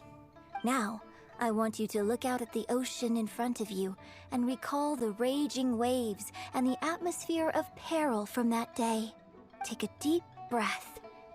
Now, gradually, embrace the scene, immerse yourself in it, and let all the emotions back in. Das Vertrauen, das entsteht, wenn man an der Seite seiner Mitmenschen kämpft, der versucht, den Zorn der Fatui zu besiegen. Die Angst, von einem bösen Gott überwältigt zu werden. Mitmenschen. Good, good. So that's how you felt. Next, I'd like you to focus on the goal you wanted to achieve at that time. Den Gott und die Fatui zurückstoßen, überleben und die Reise fortsetzen, Leo und meine Kameraden beschützen. Also alles ja irgendwie, aber ich denke, wenn du mit anderen zusammenkämpfst, ist eigentlich Kameraden schützen, Freunde schützen etc. pp. Das, was am wichtigsten ist. Good, yes. Use that. Weil es gibt nichts, als wenn man dann noch Freunde oder Bekannte, die einem nahestehen, verliert deswegen. Okay, good. Now, all of this overwhelming emotion is welling up inside of you, and I want you to let it all out. All at once. Go. Stop. Wrong. This is all wrong. There's no emotion, no soul. Granted, the character you are trying to portray is your own self, but your performance didn't do the scene justice at all. So schlecht. I couldn't hear you fighting for your life while gargantuan waves were crashing all around you. What I heard was the sound of someone doing vocal exercises by the beach on a calm day. Es ist in der Tat eine ruhige Seeküste. Here's the thing. When you're acting, it's not only about getting into character, you also have to recreate the scene in your mind as vividly as you can. Now, I appreciate that you did actually experience this particular scene for yourself, but maybe conjuring up specific details of your surroundings at the time is a little too advanced for novices. Schließlich war es dieses Maß an Gefahr. Selbst für mich ist das selten. You're right. If we were looking for an environment to help evoke the emotions you felt at the time, I suppose we could try again. A little farther afield, at Guyun Stone Forest. Nein, so weit müssen wir nicht gehen. Oh? Too far away? Don't worry, I was just thinking aloud. Besides, even at Guyun Stone Forest, we'd still have trouble recreating the state of the sea that day. Let's try something else. Come with me to the suburbs just north of Liyue Harbor. Klingt zumindest näher als die Guyun-Türme. Klingt, als wäre es nicht weit von Liyue entfernt. If you've got no objections, let's head off. Wo willst du mich hinlotsen? Da nach oben. Oh.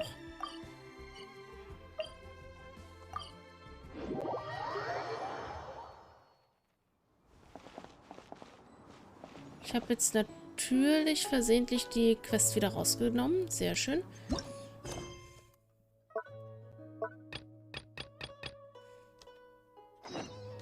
Dahin muss ich.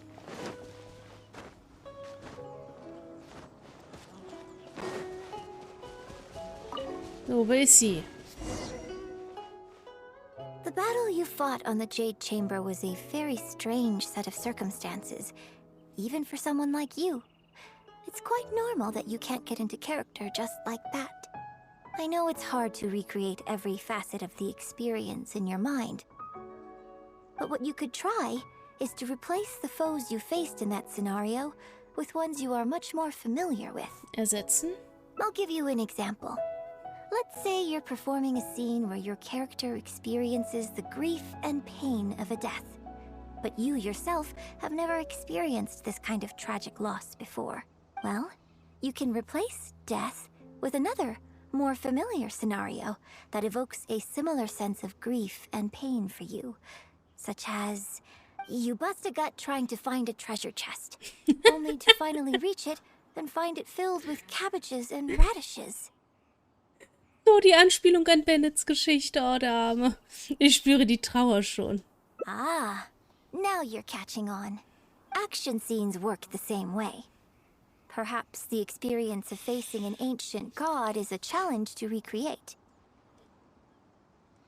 But if you're replaying the kind of actions you perform every day, you just need to let go, and your subconscious will guide you through. Come, show me how you normally fight. You can start with monsters nearby.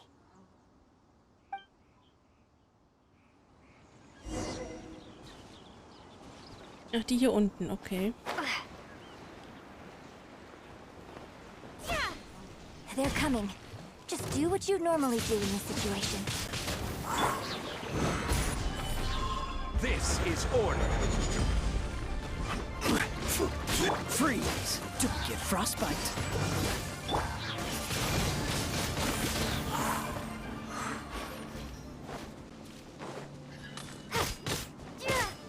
Cool it.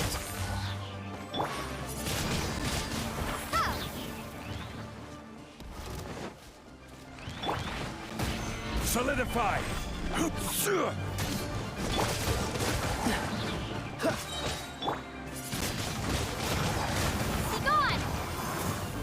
This moment will be frozen in time.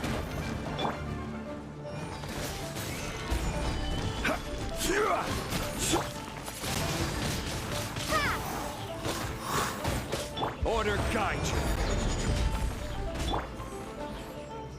Dodge this.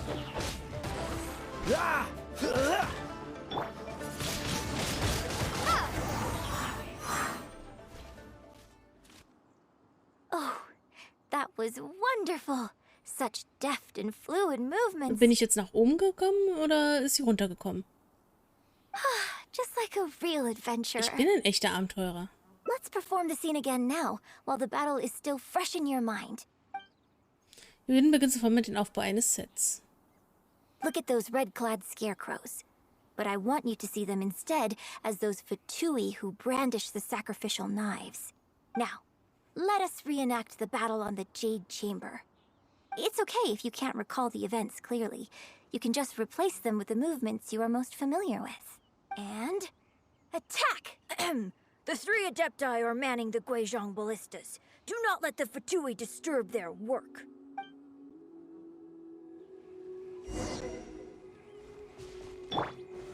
Stabilize. Freeze. Ich muss jetzt gegen eine Vogelscheuche kämpfen, ja?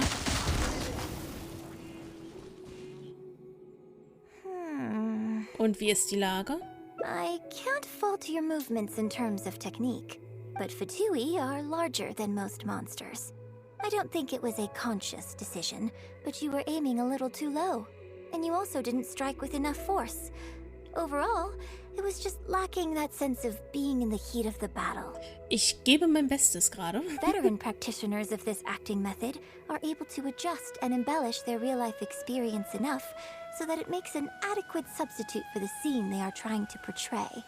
But adjusting deep-rooted habits to adapt them for the stage, that's no easy task. Klingt nach einer Menge Arbeit. Still, this was only your first time trying this method. And all things considered, I think you've done quite well. But judging from your movements, I think this next method might suit you a little better. Welche Methode? Choreograph every aspect of your onstage performance in advance. Every movement, every facial expression, even your emotions. And rehearse it thoroughly. You can reference existing characters from opera or imitate similar people from your own life. In short, you want to pin down every detail of the character you want to portray in your mind, and then work through them methodically and find ways to bring them out. Es ist etwas schwerer zu verstehen.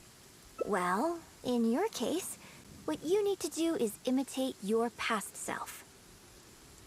Think of yourself not as you, but as somebody outside this world controlling your every move. Jetzt ist es noch schwieriger zu verstehen. It's complicated to explain, but once you give it a try, I think you'll get the hang of it. Okay, how about we start by setting a simple scenario. The Fatui in red want to attack the Guizhong Ballista, and the heavyweight guards in blue want to try and stop you. What you want to do is evade all the blues and go straight for the reds. Hat dir jedes Detail erklärt, okay? Yes, I think that sums it up. There's an open area to the north. I'll set up a stage for you. When you've finished rehearsing everything in your mind, come and find me. So blau ignorieren und rot zerstören, ja? So verstehe ich das gerade.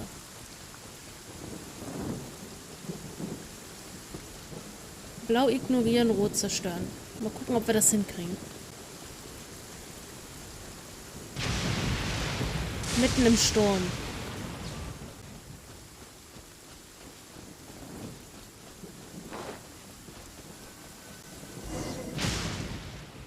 Well, have you finished rehearsing? Was soll ich nochmal machen? Ich bin bereit, denke ich. No need to rush.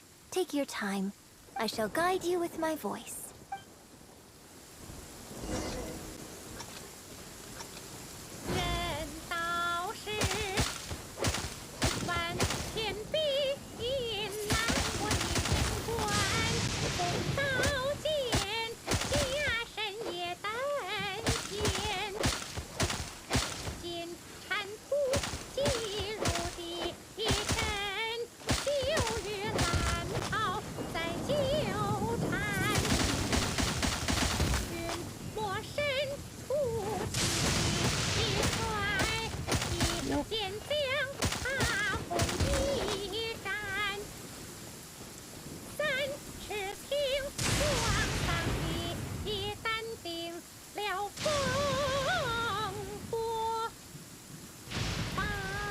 Man kann einen Razor mit Sternglanz kaufen, oder ist das nur ein Skin für ihn? Nee, du kannst ihn kaufen. Ember auch momentan.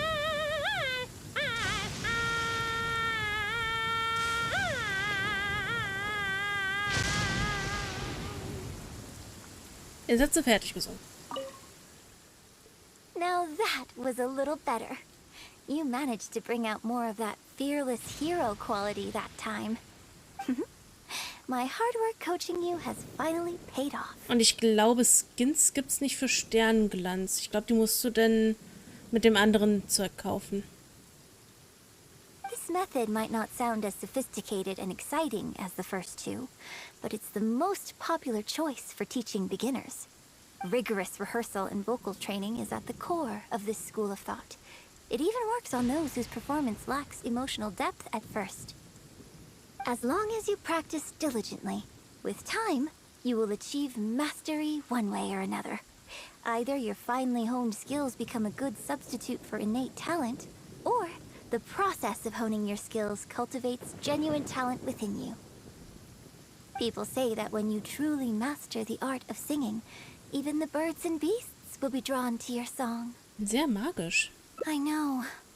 I guess I still have a long road ahead of me when it comes to developing as a performer. Aber da es sich um einen traditionellen Einführungsunterricht handelt, warum sollte man das nicht von Anfang an so machen? Well, because even if I had, you wouldn't have put your heart into it. It's been written on your face this whole time. Just try and keep her occupied until the next show. Habe ich es nicht gut geschauspielert? Don't forget that acting is my bread and butter.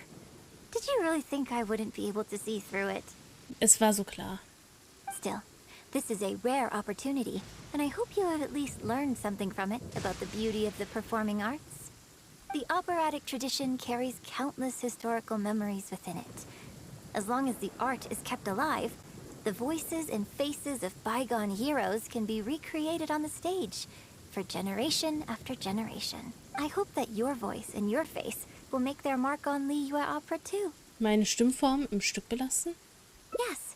As well as coaching you today, I have also been closely observing every move you make. Do you remember the basics of the final method? Betrachtung der bestehenden Beispiele, die Nachahmung einer ähnlichen Figur. Don't you think there's a striking similarity between you, who stood up for Liyue and fought off a god of old, and the divine damsel in the play? With you as a reference in mind, I'm sure I can finally make a breakthrough in creating my own adaptation of this character. Ich kann nicht glauben, dass es einen solchen Durchbruch gibt. Warum sollte man es überhaupt riskieren? Because as far as I'm concerned, the immersion method, drawing on life experiences, and imitating others are all valuable acting methods. Even if my every movement is rehearsed to perfection, I can't move the audience without conveying emotion.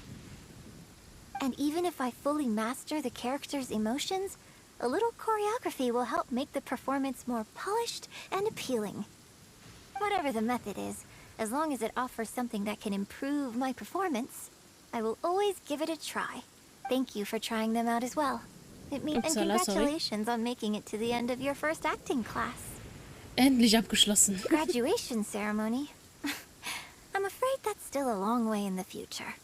For now, I hope to incorporate part of you into my performance of the Divine Damsel. But one day, I hope to write an opera all about you. Oh, das möchte ich sehen. When that day comes, I hope you will be able to join me on stage and give me some constructive criticism. Also umgekehrt diesmal, okay. It'll take a lot of hard work to reach the point where you're ready to go on stage. But I'll be here to keep you on track every step of the way. Fräulein Jun, du bist so streng. Fräulein Jun, du verlangst viel ab. Here we go again. So old-fashioned. Then again, I suppose I will have to give you a lot of instruction along the way. And if I won't let you call me master, teacher, or coach, I've got to think of something you can call me. I've got it. You can call me mentor. What do you think? Mentorin ist cool.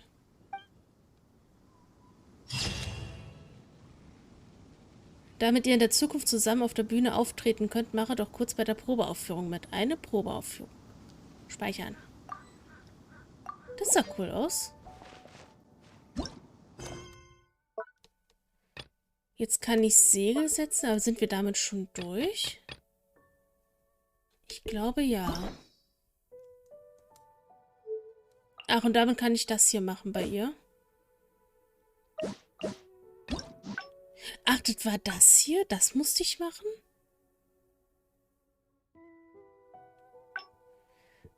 Okay, das hatte ich jetzt gar nicht auf dem Schirm.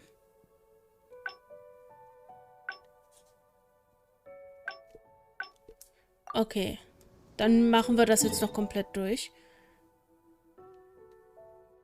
So, wo ist sie?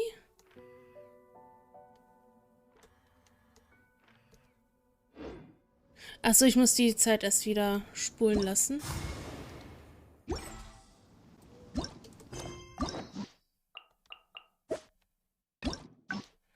Nee. Belohnungen. Na gut. Dann machen wir das noch weiter. Zeit wieder auf 6.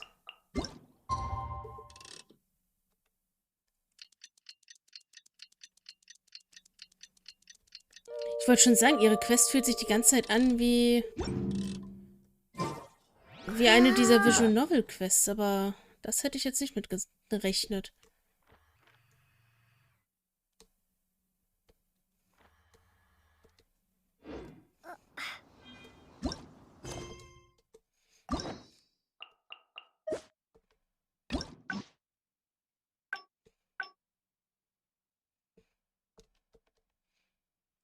Eine beliebige bereits abgeschlossene. Ja, will ich ja gerne.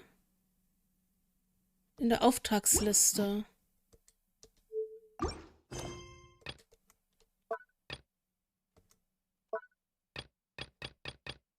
Ach, jetzt kann ich das nicht machen, weil Segel setzen jetzt im Weg ist. Ach, Mann. Oh. Ich will das aber ganz gerne zu Ende bringen. Ich hasse es, was anzufangen.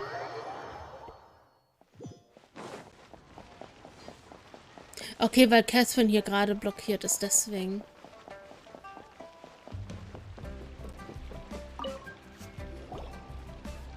Ad Astra Abyssosk.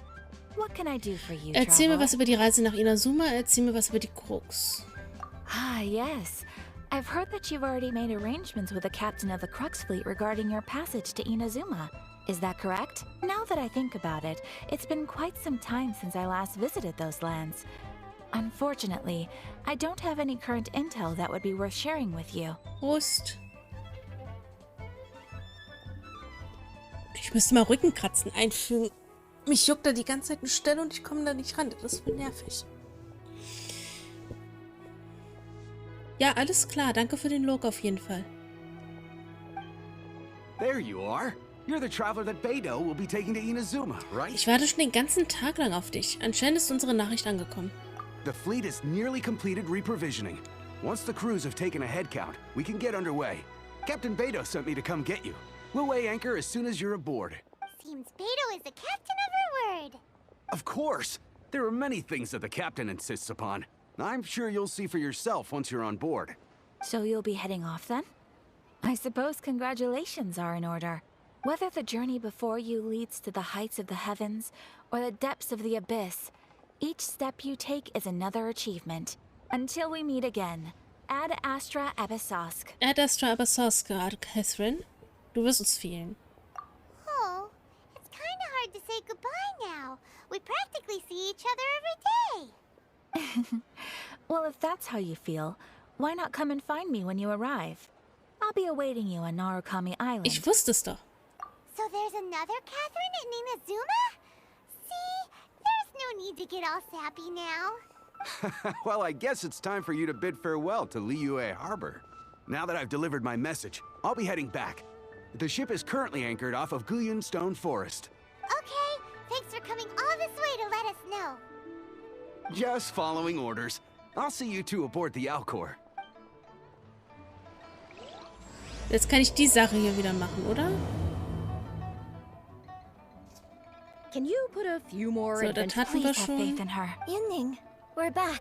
Yunji, Jetzt kann ich das hier weitermachen. Sehr well, schön. you have to take better. Immer dieses Hin und Her.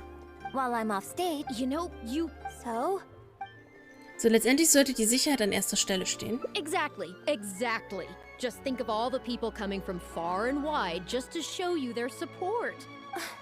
Why do you make it sound like they are coming to see me and not the show?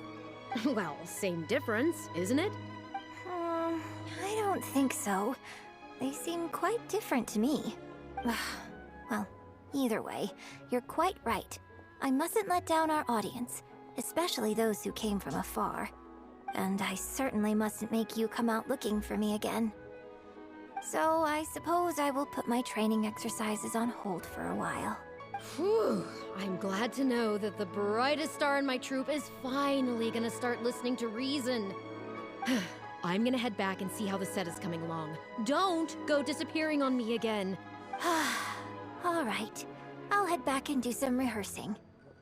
It's no substitute for first-hand experience, but it should still help me iron out a few issues. Es ist doch viel sicherer als Erfahrungen aus erster Hand. Speaking of which, I haven't even thanked you properly for saving me. If you are free after the show, come and find me at Hayu Tea House.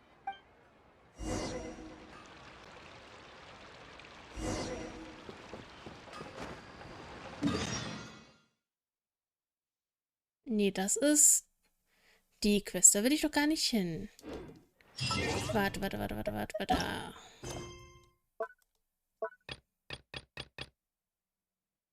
Was ist jetzt im Weg?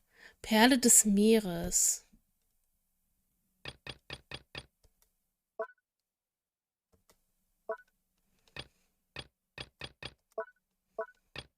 Oh.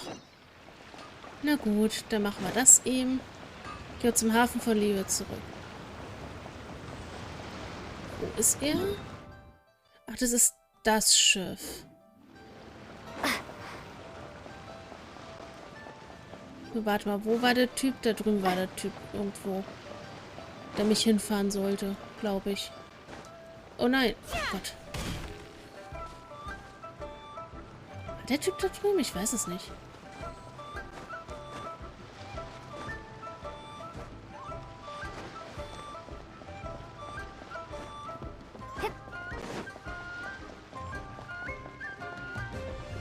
Oh, Kiste. A reward on the road.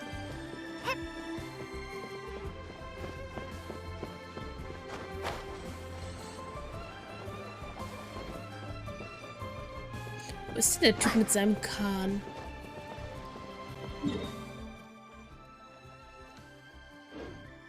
War er nicht in einem dieser Anlegestellen?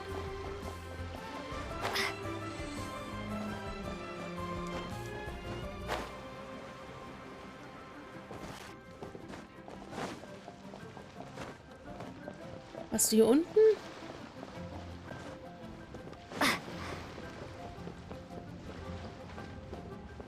Wo ist der Typ hin?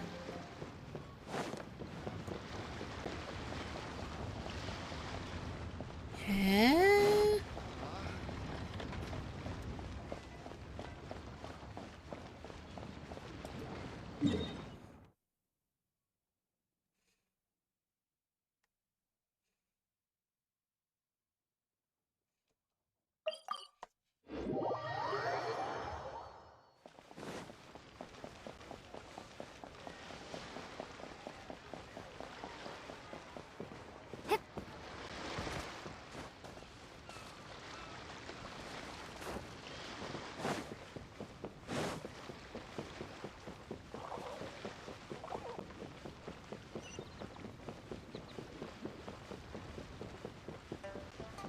Du nicht, oder?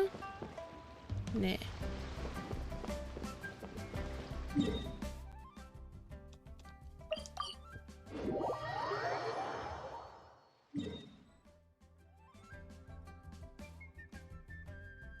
Eigentlich müsste der doch hier da gewesen sein. Verstehe ich nicht.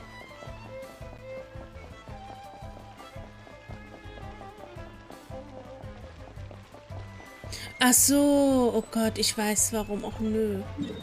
Warte, warte, warte.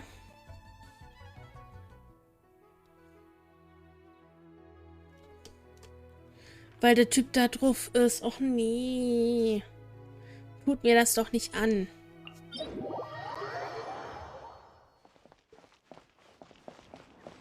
Nee. Warte mal, wir gehen hier zum Jadegemacht und fliegen von hier aus runter. Wenn wir das nicht schaffen, weiß ich auch nicht.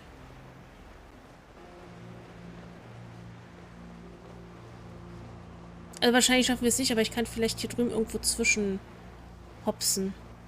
Auf einem der Gipfel.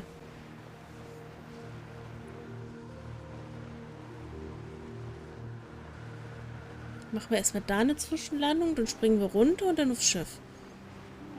Ist das nervig?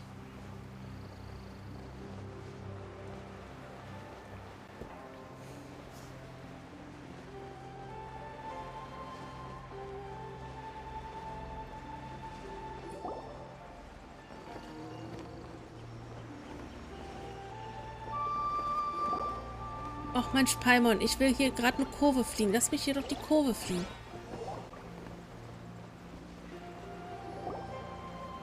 Ach, Paimon, hör auf zu nerven. Nee, ist er eben nicht. Ich habe gerade eben geschaut gehabt. Der ist nicht da. Weil, seh mal, was da oben steht. Sprich mit Ping Hai und kehre zum Hafen von Leo zurück. Der ist auf dem scheiß Boot. Auf dem scheiß Boot, wo ich gerade nicht hinkomme.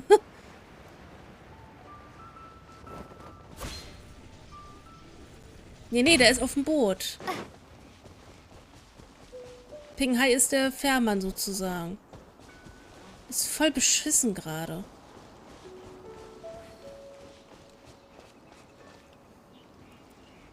Der ist nicht da. Ich schwör's dir, der ist nicht da. Ich habe gerade geschaut. Ich habe alle Stege abgeklappert. Der ist nicht da.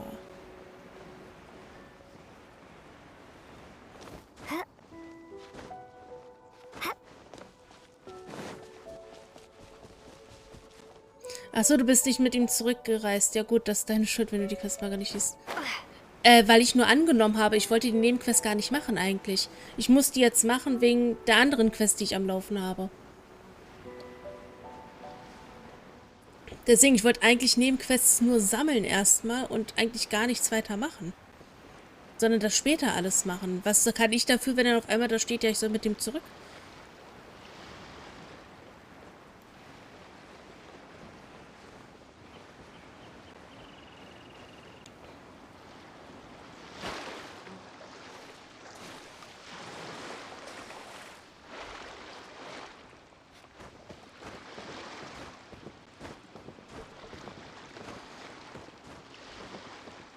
So. Du bist wohl der neue Gast. Wenn du zurück an Land gehen willst, sag einfach Bescheid. Ja. Gewiss, hier entlang zur Fähre, bitte. Ja, dann wünsche ich dir eine gute Nacht. Danke, dass du dabei warst. Und damit ist das Ding abgeschlossen, dein Ernst? Wow. Applaus, Applaus, Applaus. 20 bis 23 Uhr. Moment. Jetzt muss ich schon wieder die Zeit spulen lassen.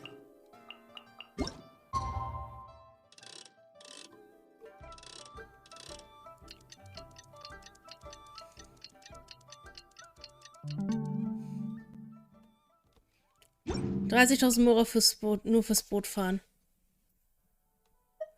Ja, aber trotzdem. Ah! So, wo muss ich hin? Nee, wo muss ich hin? Warte, so.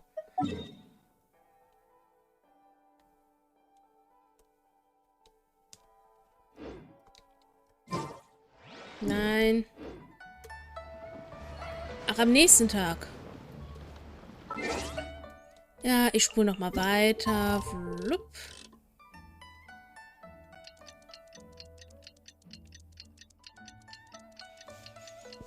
Jetzt muss ich hierfür auch noch Zeit verstreichen lassen.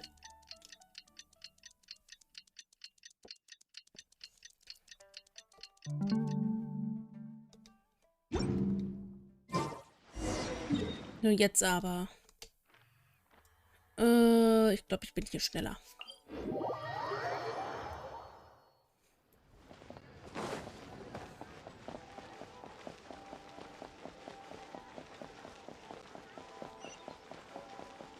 Ach, da ist noch eine... Wo kommen die ganzen Nebenquests her? Wie soll ich so meine Abschlussarbeit schreiben? Was soll ich bloß tun? Ach, sie ist es. Alles in Ordnung? Ich? Was? Oh, du bist es. Erinnerst du dich noch an mich? Ich bin, die Person, die du aus dem Schatzräuberkäfig im Lingzhu-Pass befreit hast. Danke nochmal für die Rettung. Was führt dich her? Tja, nach deiner Rettung ging ich zu Soraya im Gasthaus Wangshu. Es war reiner Zufall, dass ich sie gefunden habe. Soraya ist wirklich gütig. Sie gab mir nicht nur eine Mahlzeit, sondern half mir auch, meine Notizen zu sortieren. Aber als wir damit fertig waren, meinte sie, dass meine vorigen Arbeiten an der Akademie sich bereits um dasselbe Thema drehten. Wenn meine Abschlussarbeit nicht absolut überragend wird, falle ich bestimmt durch. Sie meinte, ich soll es mit einer neuen Perspektive versuchen. Ich könnte zum Beispiel über die Elemente schreiben. Aber da ich kein göttliches Auge besitze und die Elemente nicht nutzen kann, weiß ich nicht, wo ich anfangen soll. Darum blieb mir nichts anderes übrig, als in die Stadt zu gehen und dort nach Forschungsmaterial zu suchen. Warte, als du mich damals gerettet hast, war dein Kampfstil einzigartig. Verfügst du vielleicht über ein göttliches Auge? Nein, tue ich nicht. Wie? Du kannst ohne göttliches Auge so kämpfen? Wie kann das sein? Naja, spielt keine Rolle. Ist sicher eine lange Geschichte. So oder so muss ich dich um etwas bitten. Würdest du mir deinen Kampfstil demonstrieren? Vielleicht fällt mir dabei etwas auf, das mir für meine Abschlussarbeit helfen könnte. Bitte hilf mir. Wenn ich diese Arbeit nicht abschließe, kann ich mich in der Akademie nie wieder blicken lassen. Klar, ich helfe dir. Vielen herzlichen Dank. Dann lass uns nach draußen gehen. Hier in der Gegend habe ich eine Gruppe von Hilly-Schullen gesehen. Kämpf gegen sie, dann sehe ich deinen Kampfstil. Aber nicht jetzt. Jetzt habe ich zu tun.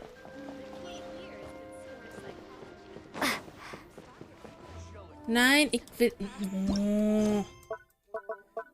Überschreibt doch nicht ständig meine Quest hier, mal ganz ehrlich. Schämt euch. Es gibt schon einen Grund, weshalb ich auswähle, was ich auswähle.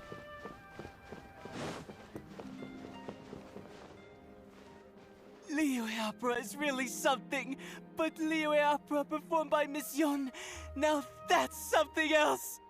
Thrilling performance. I've never seen anything like it before in my life. Your reputation is well deserved. Oh Gott, die gehen mir jetzt schon auf die Nerven.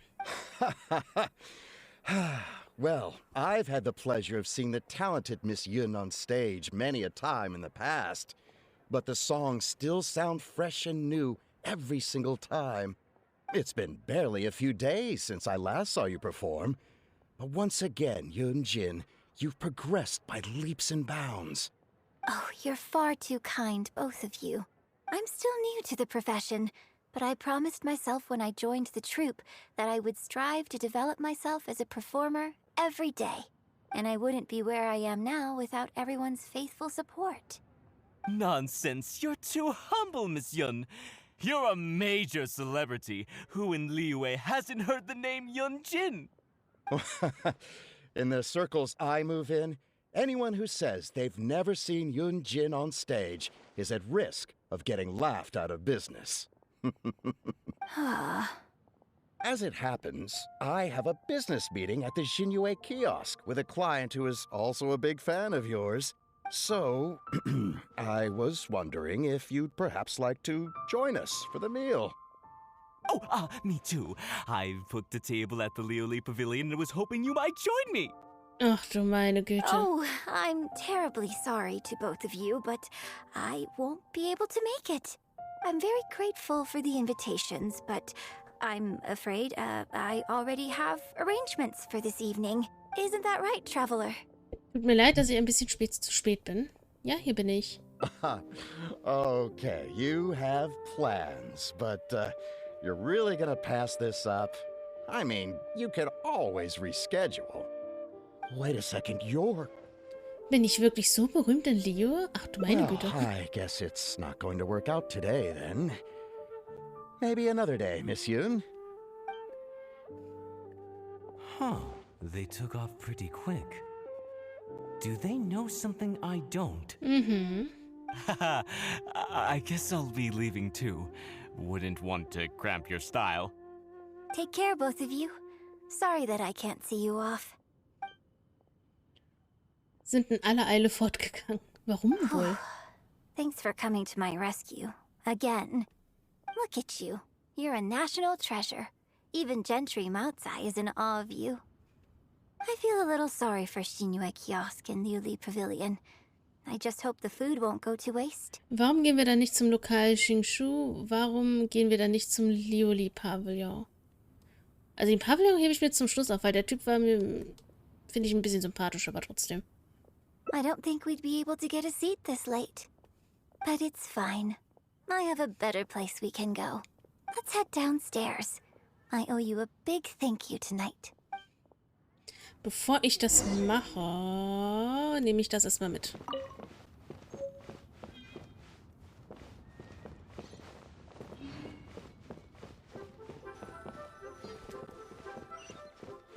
Noch weiter, wo bist du denn hin? Ach, da bist du hin.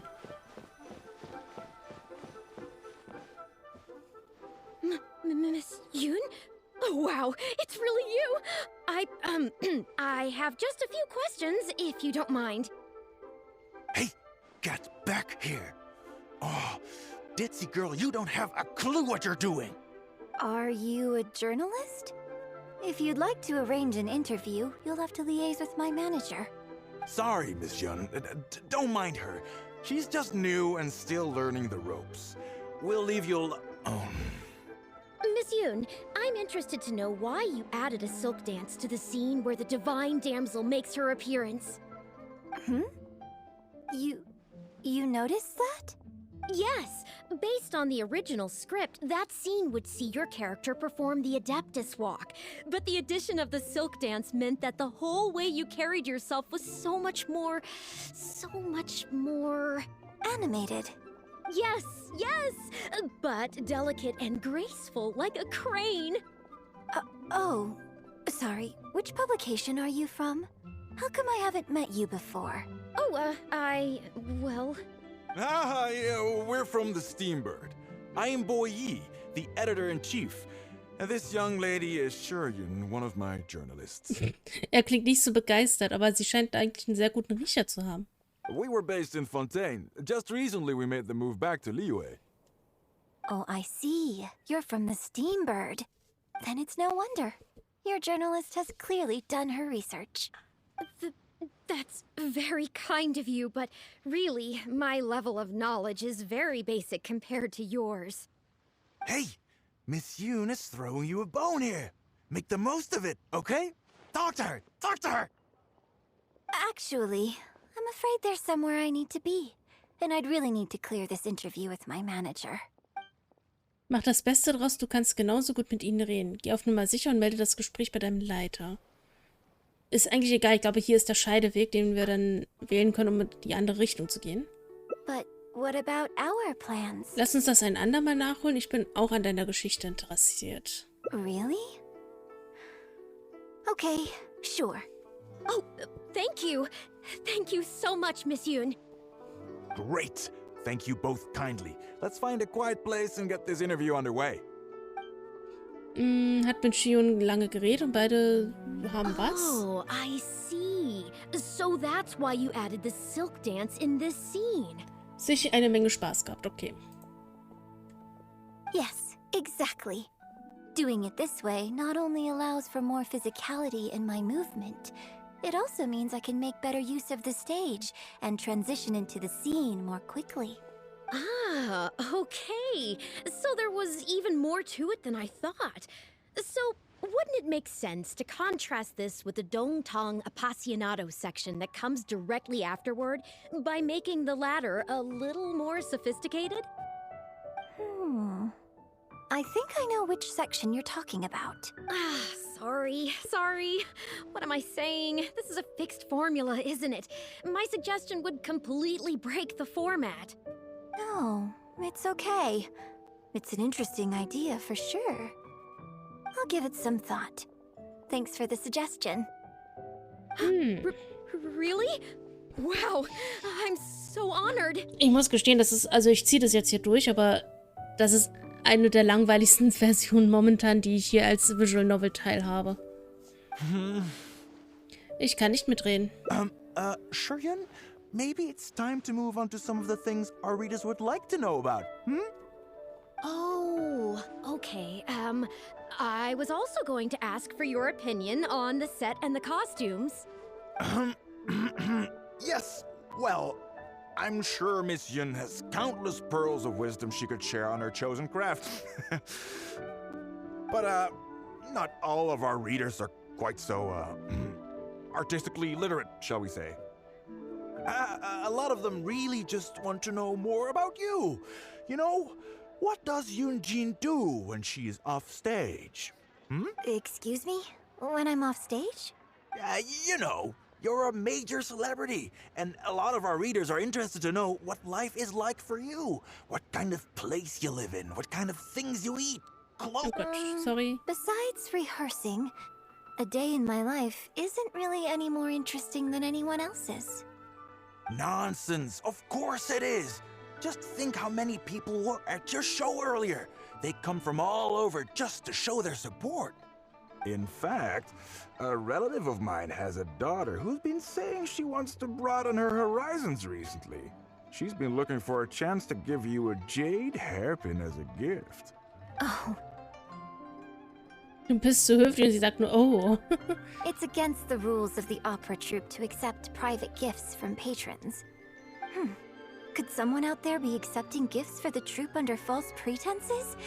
I must get Yunning to look into it. I mean, it wasn't a big deal. Just something she said. Forget I brought it up. So, I saw Gentry Maotsai and the Snezhnayan gentleman come down from upstairs. Are they patrons of your shows, too? So, what are your thoughts on Snezhnaya and the Fatui? I'm sorry. This is my first interview, and my notes are becoming a total mess. I might need a moment to pause and reorganize them a little. Otherwise, I'll never be able to work all this into an article. Mr. Boy, maybe you should take a look too. Also sie stellt bessere Fragen als er. Don't be ridiculous. Stopping an interview halfway through to organize your notes? What are you talking about? Hey, all right. Miss Yun, we'll just be a moment. Sie hat ihren Redakteur weg. Sehr schön. Oh, Du siehst niedergeschlagen aus. Sollen wir fortfahren? I'm fine. It's not the first time I've been asked questions like these. The last time it happened, Yunning stopped the interview for me. But the next day, the tabloids were full of articles like "Dramatic Exit, Yunjin storms out of interview," and "Miss La-di-da opera star is too good for our questions." Yeah. So from then on, Yunning said all interview requests have to go through her. I used to think I could hold the troupe together just by putting on a good performance. But now, I have to make sure I concentrate on my actions offstage too. Auf dem Weg hier habe ich viele Zuschauer gesehen. Es gibt immer noch viele Menschen, die von dir berührt werden. Oh, you mean Fanarya and that crowd? I cherish them as members of my audience too. But there aren't many people like them who can appreciate all the nuance in a single viewing. How did Shiryun end up working with an editor like that guy? Something feels wrong there. Ugh. They could be back at any moment, so I should stay here for now. But could you go look into it for me? Ich werde das machen. If you find out anything, come straight back here.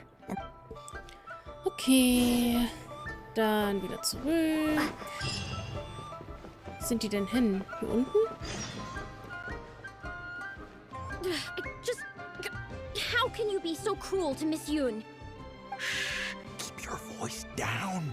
Whatever you got to say, it can wait until we're out of earshot. We'll both be in hot water if Yunjin finds out. What's wrong with you? Why can't you get it into your head? Quit asking dull questions and start thinking about how to win over our readers. Do I make myself clear? Muss ich die auch noch verfolgen? Na super. Verstecke ich mich am besten?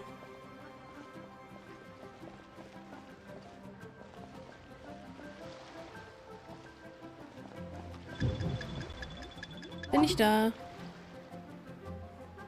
I don't think you realize what a golden opportunity you have here. How many journalists would give anything they had to trade places with you right now? Huh? Ever think about that? You just don't get it. Miss Yun has put her heart and soul into... Enough! Stop yelling in public!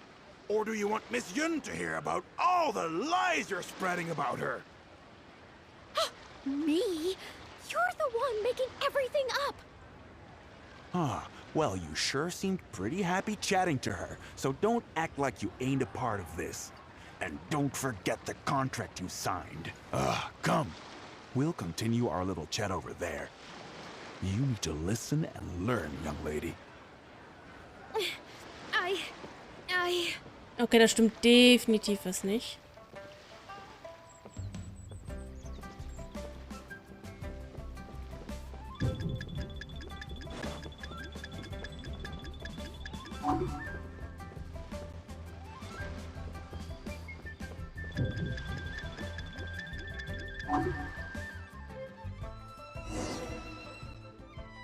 Are you ready to stop whining now?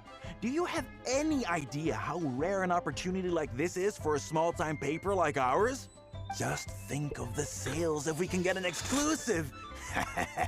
We'd have enough to cover your salary for 2 lifetimes. But what about us pretending to be from the Steam Bird? Aren't you worried she'll find out? You really think she still would have talked to you if I hadn't told that little white lie? Besides, what have you got to be afraid of? Wie gut, dass wir hier gerade verfolgen. As long as we make it sound like an eyewitness account, how will she be able to refute it? Heck, if she actually presses the issue, I'll probably have to thank her for keeping it current for me. This is horrible. I will not let you treat Miss Yun like this. I don't know who she thinks she is anyway. Oh, I sang a couple of shows, so now I'm a national superstar. No one wants to read about your sopranos or your falsettos.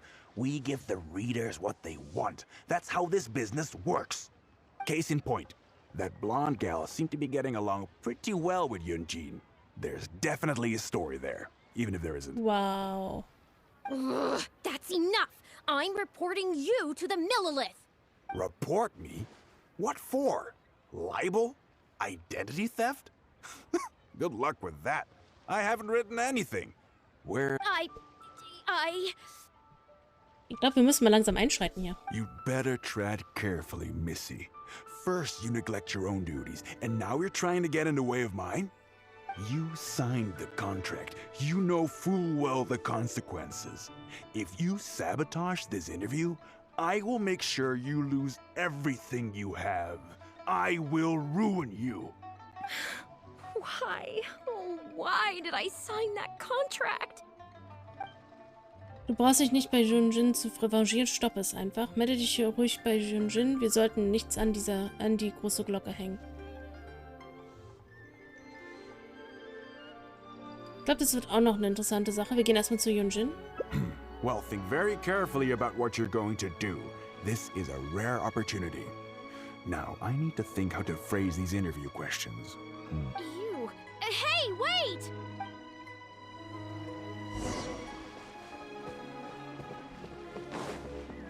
So, jetzt bin ich mal gespannt, was da zur Sache kommt. Beim nächsten Mal müssen wir unterbrechen. Dann müssen wir aber auch noch andere Sachen... Ja, wir müssen es noch ein paar Mal machen, auf jeden Fall. Did you find anything out? Also, es ist so. Du erzählst Yunjin alles im Detail. I see. I knew there was something fishy about that editor-in-chief. But this is a bigger plot twist than I expected. Sollen wir es den Millilithen sagen? Not yet. All he's done so far is ask a few questions. There's nothing in print yet. The Millilith wouldn't be able to do anything even if we got them involved. Besides, if we rush to report him now, it's only going to give him more material to write about. Es ist nicht das erste Mal, dass sie das tun. In ihrem Lager sollte es dafür Beweise geben. You're right. But tabloids like theirs never have permanent offices and printing presses. The moment they hear anything, they'll disappear without a trace. And you've got no chance of catching them. I'm actually more concerned about another detail you told me. Would you be willing to do me another favor? I want to send a letter to that journalist. Das mache ich doch glatt. Great. Thank you. Yunjin schreibt sofort einen Brief. The editor should be here soon, so I'll stay here to deal with him. I'll have to rely on you to deliver the letter. If everything goes well, we should be able to get some breathing room for a while. Okay. Den Brief können wir uns gleich nochmal anschauen. Medaille, die dem Veranstalter Krux-Turniers verliehen wird. Sie ist Beweis dafür, dass du der unbestrittene Sieger dieses Wettkampfs bist. Doch verglichen mit den Kämpfen des Wettkampfs war die Geschichte über das göttliche Auge und Ideale noch erinnerungswürdiger für dich. Das stimmt. Ein Brief, den Yunjin persönlich an Shiyun geschrieben hat. Er scheint der Schlüssel zu sein, um die Situation zu ändern. So, bevor wir das weitermachen, ich würde eine klitzekleine Pause machen. Und dann regeln wir das Ganze hier, dass wir diese Questreihe hier auch nochmal beenden. Also bis gleich. Und das war eigentlich das, was ich als nächstes wollte. Ich wollte mir Handschellen besorgen. So, wir haben jetzt natürlich Samstag. Samstag ist vielleicht gar nicht mehr so verkehrt. Wo muss ich da hin? Tickles. Ich streame doch lieber noch das sehen. This is amazing. Whoever put you together definitely knew what they were doing. I feel all tingly. You definitely know what you're doing, too. If you keep this up, I just might... Oh! So that's the sound you make when I touch that spot. Good to know. Wir sehen hier gerade einen Menschen und einen Roboter, will ich hier nochmal anmerken. I closed the door without a word.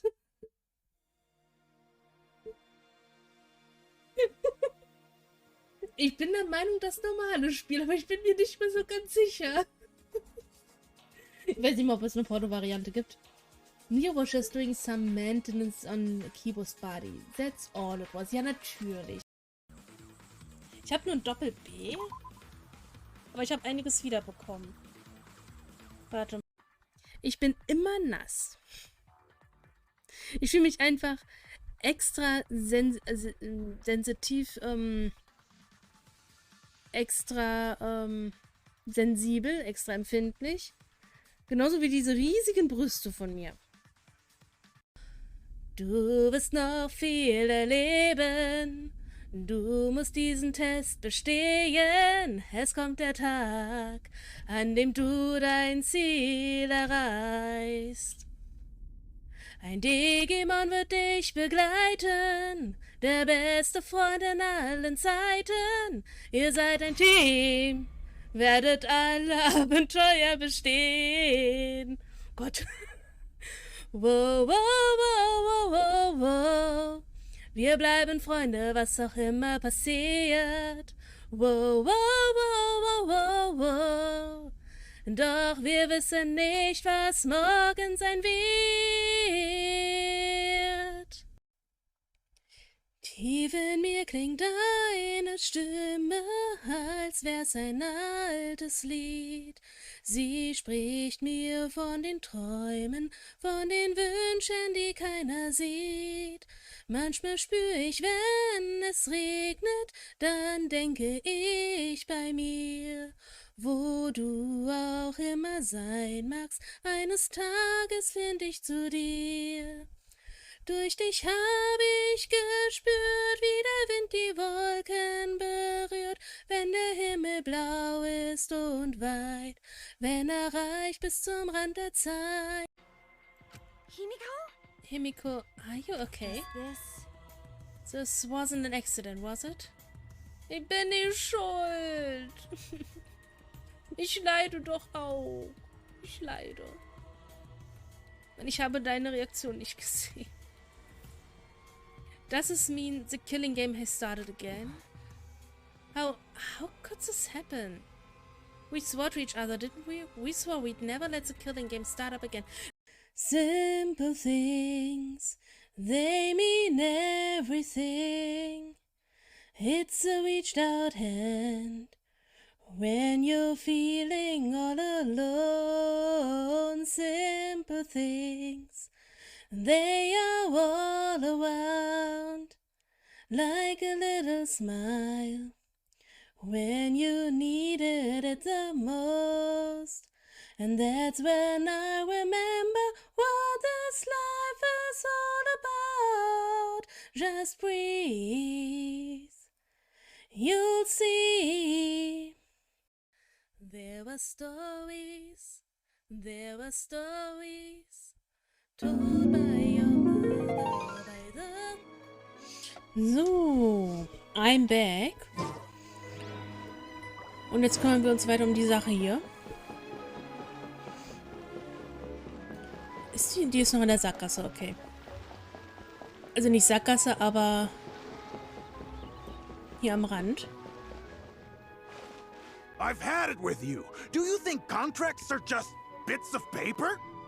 If we weren't on a tight deadline, you'd better believe I'd fire you right here on the spot. Der ist so ekelhaft, der ist so nervig. You will stay here and reflect on your actions if you know what's good for you. Sorry, but I'm not babysitting you anymore today. Oh, what am I going to do? Und sobald der Redakteur gegangen ist, okay.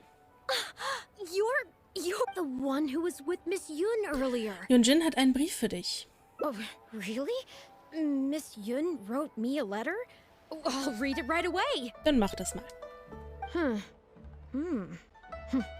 Wow. Really? I can't believe this. Was steht drin?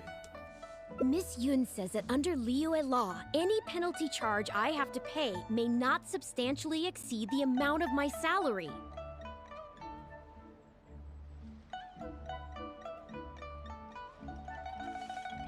Okay. You can't have a labor contract that would completely bankrupt the employee in the event of a breach. It's not legally binding.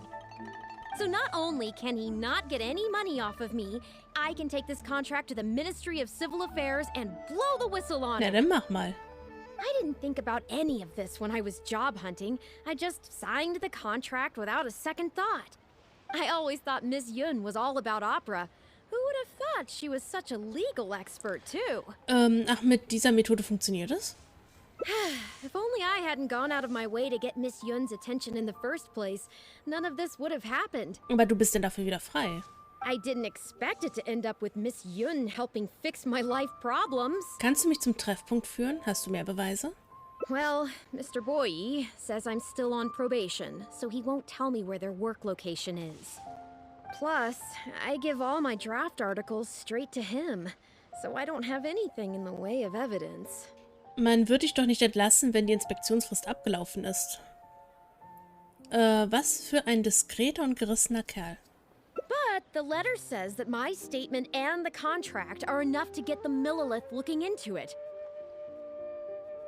If Miss Yun says so, I'm sure she must be right. Let's go confront him right now.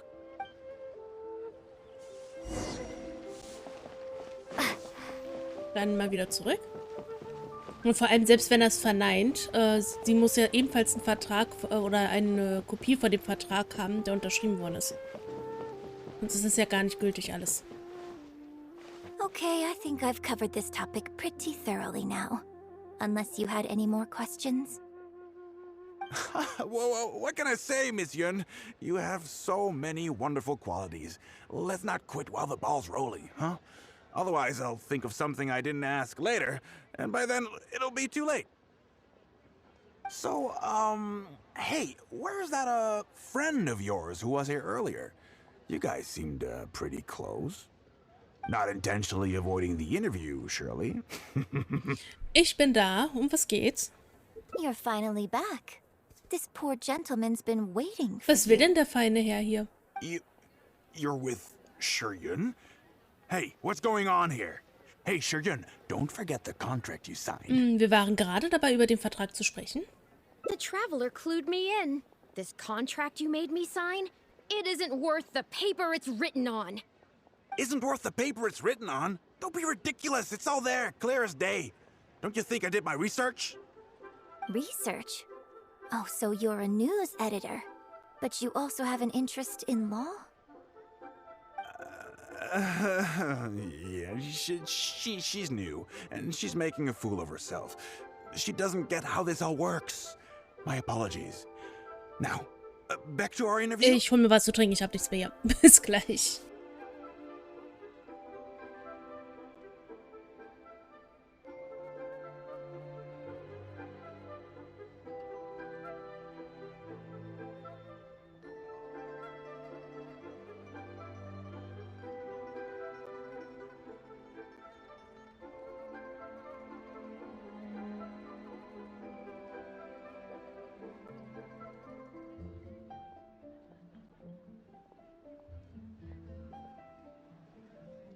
Nee, keine Pause. Ich brauche nicht so lange, um ein Getränk zu holen. Das ist 3-4 Schritte entfernt quasi. Küche ist neben mir.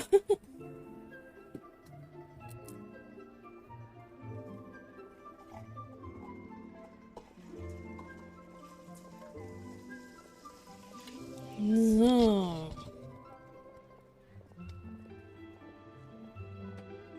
Dann Prost und wir machen weiter. No, it's okay. In fact, I found myself delving into some legal texts recently. It's all so intricate and complicated that it's very difficult to take it all in. The contracts of our opera troupe are a case in point. I'd finally finished reading through the relevant documentation from the Yuehai Pavilion when suddenly the Qixing announced a new interpretation. So I'm just curious. How can you be completely sure that you didn't miss anything when you were researching this? I'm pretty sure I read everything relevant. Na klar. Under current legislation, the penalty terms in my labor contract are unreasonable and exploitative. I could report you to the Millilith for extortion. Nonsense! That's ridiculous! My goodness. Sir, it seems that we should probably bring this interview to a close here. Don't listen to her. I run a legitimate business. Everything we do is above board. Oh, I have no doubt about that at all, sir. But this reminds me of a case I read about not long ago. Once you get reported and the Millilith starts scrutinizing your business, well, not only do they look into every license you have and every work you've ever published, but everything down to your fire safety policy will come under their magnifying glass as well. So if you don't get back now and start preparing for their arrival... Well, I mean, I don't mind continuing the interview at all. But I'd hate to take up too much of your precious time if there's any aspect of your business you want to double-check from a legal standpoint. You... I won't forget this! Ist so scheiße. Hey, where do you think you're going? Redakteur ist in Panik geraten und schnell weggegangen. Miss Yun, why did you stop me? Es ist in Ordnung, ihn einfach laufen zu lassen. Er wird zurückgehen und die belastenden Beweise vernichten, denke ich. Right, and the contract I have is enough to get him arrested, isn't it? I'm not a legal expert. I haven't the faintest idea. All that was just an act, aimed at getting him to show us the way. An act? Show us the way to what? Eugene, the Millilith are after him. Based on his movements, it looks like Boyi is heading back to his headquarters. I really hope they teach these tabloids a lesson they won't forget. It'd sure make my life a lot easier. Oh, ich verstehe. Yes, I had Yunning report to the Millilith while you were delivering the letter for me. The penalty terms in Shuryun's contract are too severe. Even if they don't violate the law, I'm sure he must be taking advantage of some loopholes. Anyone who works like that is sure to have a guilty conscience. So all I had to do was put on a little show. And now, he is sure to lead us to the solid evidence. Ich glaube, es ist halb so wild, wenn ich hier ein bisschen was wegdrücke. Weil, wie gesagt, das ist eine der langweiligeren Varianten von diesen Visual Novel Teilen. Ich kann nicht glauben, dass man es uns nicht einmal gesagt hat. Well, acting has to be authentic to be believable. Their little publication will go out of business in no time. Good riddance, I say.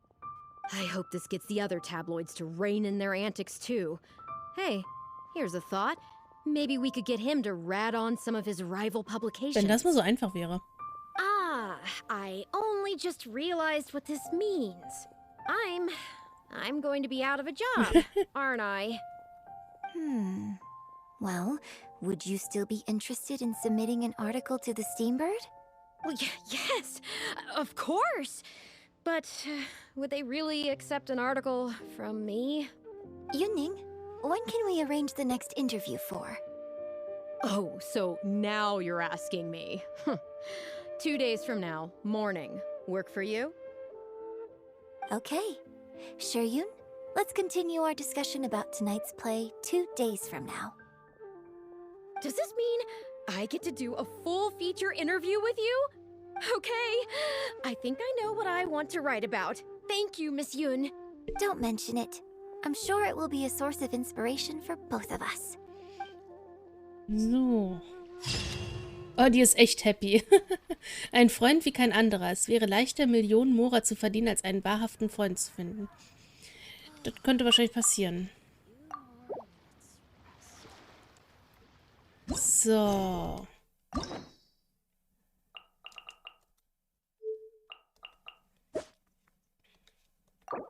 Einsammeln. So. Fortfahren. Wo geht's denn weiter? Hier oben hat sich das doch getrennt, richtig? Hier gibt's 2, 3. Okay, dann machen wir erstmal kurz hier oben weiter. Nämlich das mit dem Vertrag. Da muss ich wieder verfolgen oder muss ich... Nee, die haben das da gespeichert. Oh, ist das gut. Ich muss das ganze Ding nicht nochmal machen. Ich muss einfach nur hier nochmal lauschen. Are you ready to just think? Bla bla bla bla bla. You as long as we... This... No one wants to... Case in point. Report me? I... You'd better You son. So, wo war denn das? Du brauchst dich nicht bei Yunjin zu revanchieren. Stopp es einfach. Who's there? Oh, it's you. What do you want?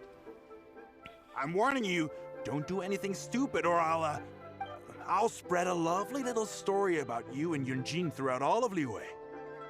Wait a second. I was so focused on Miss Yoon earlier that I didn't notice who it was. Huh? What are you talking about?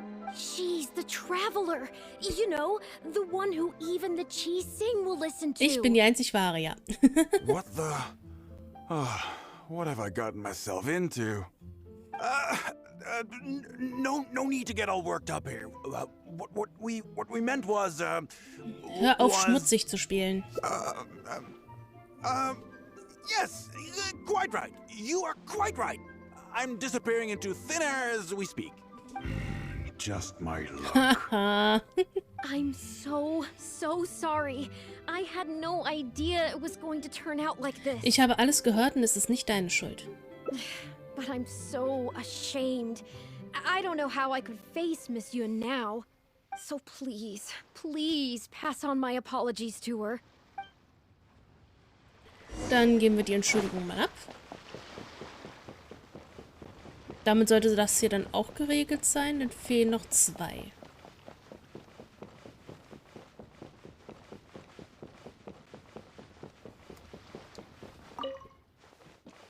Did you find anything out? Shion hat mich gebeten, mich in ihrem Namen zu entschuldigen. Du erzählst Yunjin alles im Detail. I see. Well, it's not unexpected. It's just a bit of a shame that I didn't get to talk with Shiryun for longer. She genuinely understands opera and has a passion for it. That's not something you can act. If I had the chance to talk with her more in depth, it could well provide me with some fresh inspiration. Yunjin hatte also noch sowas im Sinn. What the hell? Benjux, wo kommst du her? Schönen guten Abend an alle, die dazugekommen sind. Danke für den Wait, dankeschön. Na, dann muss ja erstmal hier das hier an den Start. Natürlich eine Umgebung. Er atmet schwer. Oh, okay, das ist vielleicht triggert. Der Blickwinkel sah sehr interessant aus. Ja, oder du guckst einfach die Wand an. Was ist da passiert? What? Da.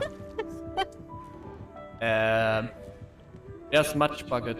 Also, wirklich Matschbucket. Ach, was ist denn da passiert bei dir? Was war denn das da? WTF? Ich hoffe, ihr hattet einen schönen Stream gehabt, auf jeden Fall. So, Yunjin hatte also noch sowas im Sinn. Yunjin. Did you agree to another interview without notifying me? Mir geht's gut soweit. Mir tun nur die Füße weh. Wir waren heute... Ist es noch heute? Noch ist es heute. In den Gärten der Welt. Mein Vater und ich, so als nachträgliches Geburtstagsgeschenk von mir. 8 Uhr aufgestanden. Um 9 Uhr war ich dann da. Also so eine halbe Stunde Fahrt. Und wir sind von 9 bis fast 14 Uhr durch diesen Park gelaufen. Mit Seilbahn und allem drum und dran. Mit hin und wieder mal hinsetzen. Also so 5 Stunden durch die Gegend zu latschen ist schon nicht ohne. Aber es war nice. Wir haben sehr viele Bilder gemacht. Das war schon cool. Die habe ich sogar im ersten Teil des Streams, weil ich wieder einen Absturz hatte, sogar gezeigt gehabt, die Bilder. Wen interessiert, kann es gerne nochmal nachholen. Ansonsten ist es auch aufgenommen und dann werde ich das auch mit auf YouTube hochladen. Ich hoffe, bei dir ist auch alles soweit gut. Ja. Sie sollten nicht zurückkommen, keine Antworten auf die unangenehmen Fragen. These tabloid types are total scumbags. Es war auch all schön. of them. Who knows what innocent detail he might end up turning into the next big scandal. Schön, aber wir waren dann auch froh, als wir wieder raus konnten. Als wir alles fertig hatten. Sure, nothing might have come of it today, but who knows where it'll go tomorrow. Short of catching them all in their lair in one fell swoop, who knows when this is going to end? I'm sorry. I was careless on this occasion. Well, wallowing isn't gonna solve anything. Come on, go tell everyone in the troupe to be extra cautious during this time. Gee, oh Lord, bless us. Spare us any more offstage drama. War's doch schon? Ja, und Tschüssikowski. Wenn Seufzer die Welt verbessern könnten. Yunjin hat noch einen sehr langen Weg zu gehen. Aber das ist noch nicht alles. Wir haben noch 2 Routen vor uns, die ich ganz gerne jetzt noch abklappern möchte. Und zwar... Das hatten wir. Das hätten wir sogar von hier aus schon hinkriegen können, okay. Dann erstmal der Dampfvogel flattert herbei. Ich bin etwas im Loki, ganz viel Spaß. Dankeschön und danke für den Lob. Ach, hör auf zu labern. Are you a... Sorry, Miss Yoon? You... Yes. Das ist das Schöne, wenn man die Sachen schon hat, man kann sie erstmal wegdrücken. Bla bla bla bla. Hatten wir. Actually... So, geh auf Nummer sicher und melde das Gespräch bei deinem Leiter.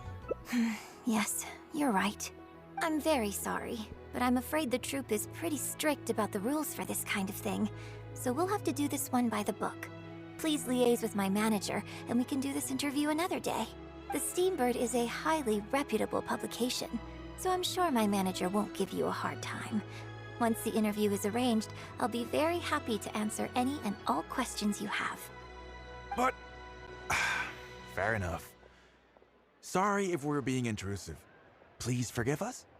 We'll leave you in peace. Hey, come on, quit dawdling. Der ist so scheiße, der Typ. Yes, I'm coming. Bye, Miss Yun. Hey, wait. That's the wrong way if you wanted to talk to my manager. Ja, er ist weg. Oh well, never mind. Dann scheint es ja nicht wichtig gewesen zu sein. I have a friend who works for a paper. I'll ask them later. For now, though, the top priority is making good on our plans. Now that I think about it, I've turned down 3 social engagements tonight. Come with me. Our plan is the only one remaining, so let's make the most of it. Na dann schauen wir doch mal. Wo willst du mich hinbringen?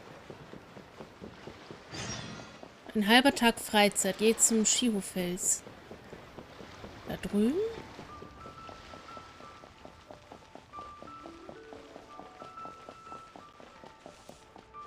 Kurz vor Ende geht mir die Luft aus. I can smell the fragrance of food in the air. Yes, Cherhu Rock is definitely the place to go after a performance. Gehen wir zu drei Becher Rausch. Geht es in das Restaurant Ban Min? Oh, so you're a regular in Cherhu Rock too, huh? Third Round Knockout has a great view. It's the perfect place to drink some tea and listen to a good story. It's also a favorite of one of my most faithful audience members. But at the same time, it's lacking a little pizzazz. Hey, have you been to Chen the Sharp's place before?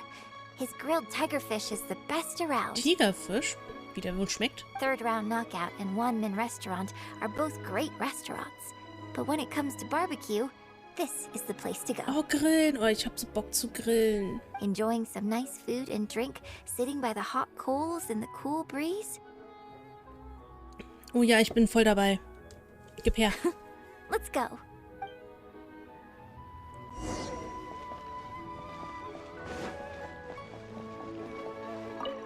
Gib her, ich hab Hunger. Tigerfish, grilled tigerfish, hot off the grill.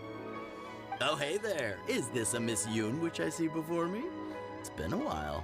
What'll it be? The usual? Yes, please. I'm out with my friend today. Let's start with a plate of stir-fried meat and a handful of skewers. And of course, some grilled tigerfish. 2, please. One with just a hint of chili. And the other one, Normal passt. Scharf bitte wie deiner. Scharf bitte. Got it.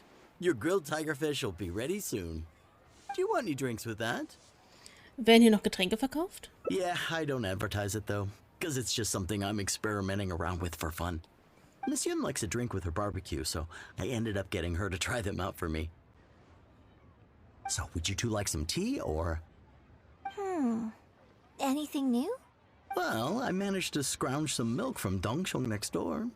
A merchant from Mondstadt told me a while back that there's this popular drink doing the rounds there called milk tea. Ah ja, ich entsinne mich. Aber ich bin nicht so der Milchtee-Fan, ehrlich gesagt. I tried my hand at making it too, but the response has been kind of lukewarm. Still way off being ready to add to my menu. Tea with milk? Sorry, milk tea? It might not be the best thing for my throat, but if I'm just having a little taste, I mean, I think it should be fine. Oh, but what about you? Anything you want to drink? Trinken wir auch Milchtee. Okay, let's get yours in first. And then, I'll have one of each, if that's all right. I'd like to try them all. Okie dokie. And here's your tigerfish, fresh off the grill. Come on, let's enjoy it while it's still hot.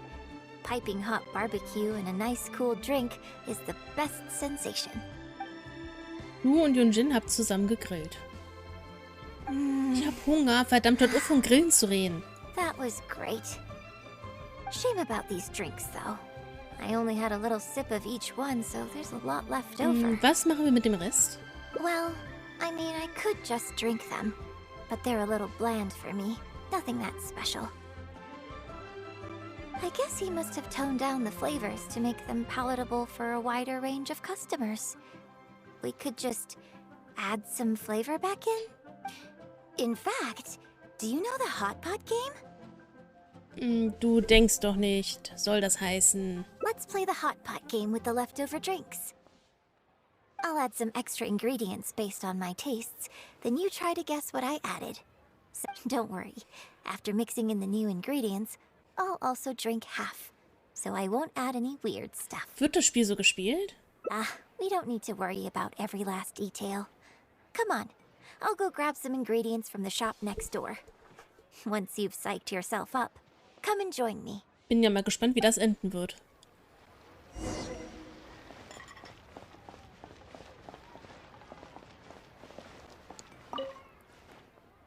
Okay, get ready. Oh, and no peeking. Ein wenig schon, nicht schauen. It's ready. Let me try it first. Pretty good. Your turn. Ich glaube, ich habe es gerade nicht so gut gesehen. Wollen wir es genauer versuchen? Normal probieren. Du hast einen kalten Geschmack im Mund. Nochmal. Auf der Zunge ist ein süß-saurer Geschmack. Ein bisschen wie Früchte. Kalt, süß-sauer und wie Früchte. Genauer probieren. Die Flüssigkeit fließt langsam und hat ein klebriges Gefühl, das sowohl nicht schluckbar als auch vertraut ist. Wie trinkt man das mit ruhiger Miene herunter? Oh, just regular facial expression control. Ugh. Besides, it's nothing that unusual. I think it tastes okay, doesn't it? Bist du an diesen Inhaltsstoff gewöhnt? So did you work out what ingredients I added? So, also kalt ist auf jeden Fall Minze. Zucker, Konfitüre wegen Frucht und dann Schleimabsonderung auf jeden Fall. You guessed them all correctly. You seem to have a well-developed palate. We can try some more combinations next time. I wonder what kind of new flavors I could create with some more traditional teas, like pine nectar or snow blossom. I can't wait to try it out. I'm getting excited just thinking about it. Ich hätte nie gedacht, dass Yunjin abseits der Bühne so aussehen würde. Man darf eine Figur nicht mit den Schauspielern in Verbindung bringen. Huh. Well, people do often say that getting deep into a character is about identifying the part of you that is similar to them and bringing that into the performance. So in that sense, I can't say it's incorrect to conflate an actor and the characters they play on some level. But there are many more sides of me than the few you see on stage. So ultimately, yes, I am not the same person on stage as I am off stage. Sometimes, when I get letters from people, I can tell from the way they write that they see me as someone cold and aloof. I can write back, but I have to be very careful about what I say. Likewise, when I get invited along to banquets and so on, I have to make sure to keep myself calm and composed the whole night. Das haben es halt nicht einfach. Das ist schade, denn Yunjin ist hinter Bühnen natürlich ein bisschen niedlicher. Es ist nun einfach so, wie es ist. Es ist immer noch das Bild auf der Bühne, das aufschlussreicher ist. I I bought you one drink, okay? That's not a license for you to start saying weird stuff like that.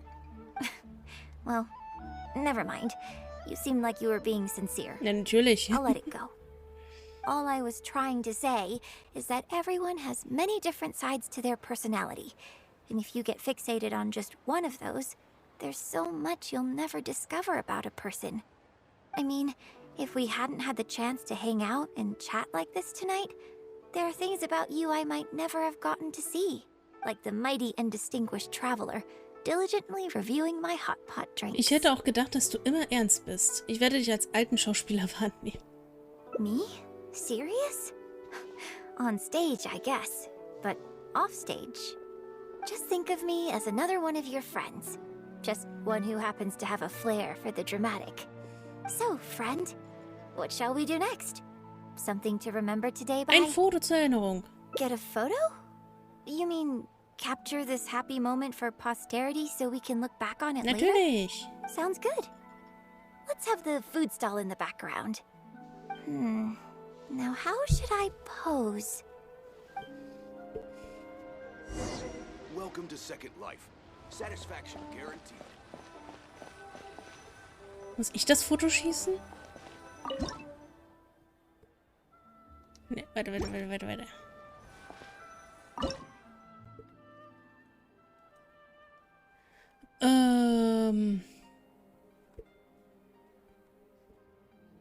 Ja, damit kann ich das machen. Aber ich kann keine Figur bei ihr machen, oder? Ja, dann einfach Foto machen. Fertig. It looks good. I hope whenever you look at this photo in the future, it will remind you of the good time we had today. Also auf Wiedersehen für den Moment. Hold on. How is one photo going to be enough? We'll both need one if we want something to remember each other by. Hat Sinn. You take this one, and I'll take another photo of you. But could you find another location for us? I'm thinking somewhere around Feiyun Slope with a good view. I'll join you in a moment. I have something to prepare here first. Wo willst du mich hinscheuchen? Okay, einmal über die Brücke rüber. Hab verstanden.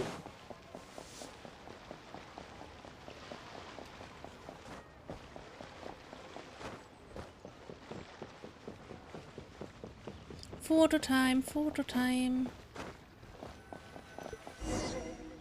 Eine Weile später. Sorry to keep you waiting so long. War nicht zu lang. Was hast du vorbereitet? You'll see. The view here is great. The lights, the buildings, it's the ideal spot. Yes, this angle is perfect. Okay, strike a pose and close your eyes. Warum muss ich meine Augen schließen, um ein Foto zu machen? Yes, please. Quickly now. Du schließt deine Augen. Seine Augen, ja. Ein knarrendes Geräusch ist zu hören, als würde sich eine Art Holzständer aufklappen und zu Boden fallen. Weitere winzige Schritte gefolgt vom Klang von Yunjins Stimme, die in den Ohren klingt. Get ready. 3, 2, 1. Open your eyes. Oh, das ist süß. Lass uns den glücklichen Moment im Bilde festhalten. Ein Gruppenbild zur Erinnerung an den gemeinsamen glücklichen Moment. Ich glaube, das ist das beste Bild bislang. Das war nice.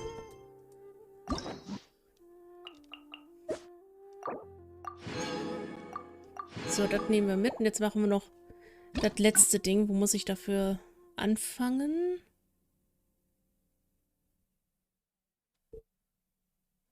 Hier. Und ich glaube, da müssen wir uns die andere Location aussuchen. Wolkenumhüllte Jade?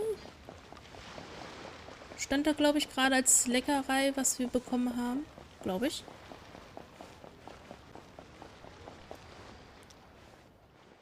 We can try some more combinations next time. I wonder what kind of new flavors I could create with some more traditional teas, like pine nectar or snow blossom. I can't wait to try it out. I'm getting excited just thinking about it. Ich nehme mal das Gegenteil, aber ich glaube, wir müssen an einer anderen Stelle einsetzen. Huh. Well, people do often say that getting deep into a character is about identifying the part of you that is similar to them. So in that sense, I can't say it's incorrect to conflate an actor and that there are many more sides. Sometimes, when I can write. Es ist nun einfach so, wie es ist. You think so? So you prefer the way I am on stage too? Oh, das klingt traurig. It's fair enough. After all, every detail of my onstage presence, from the songs to the costumes and makeup, is carefully crafted for maximum appeal. And I've worked hard to try and cultivate an image that appeals to everyone, regardless of age or gender. But if I can't lighten up and joke around, even with my closest friends when I'm off stage, that's a real bummer. Never mind. Talking about this is just going to kill the mood. Tonight was about me showing my gratitude to you. So, did you have a good time? Like something to remember the evening by? A souvenir, perhaps? Ein signiertes Bild von Yunjin? Wow. Okay. Here you go. Du hast welche parat? Well, people ask me for autographs all the time. Usually what they want is a signed picture of me on stage. Apparently that makes it more valuable.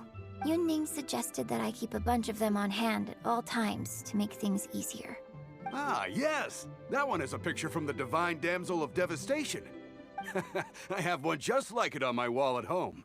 Hey, are you guys talking about Miss Yoon's autograph photos? Oh, die tut mir so leid, wir haben sie jetzt richtig schön von einem richtig schönen Bild kommt jetzt so eine richtig scheiß Situation. I have one in the store too. Ist es wirklich so viel? Well, what do you think? Is this souvenir valuable enough for you? Boah. Nur ein signiertes Bild kann wahrscheinlich nicht lange in Erinnerung bleiben. Nur ein normales Bild, ja. Das ist nicht das gleiche wie das, was wir zuvor hatten. Aber damit haben wir das jetzt auch durch. Meine Güte. Hat ja lang genug gedauert. So. Jetzt können wir Segel setzen. Jetzt endlich heißt es Segel setzen. Wir nehmen mal noch die Errungenschaften mit.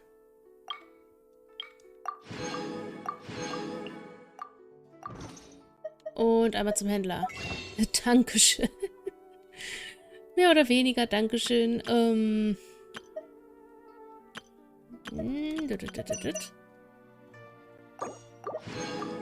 So.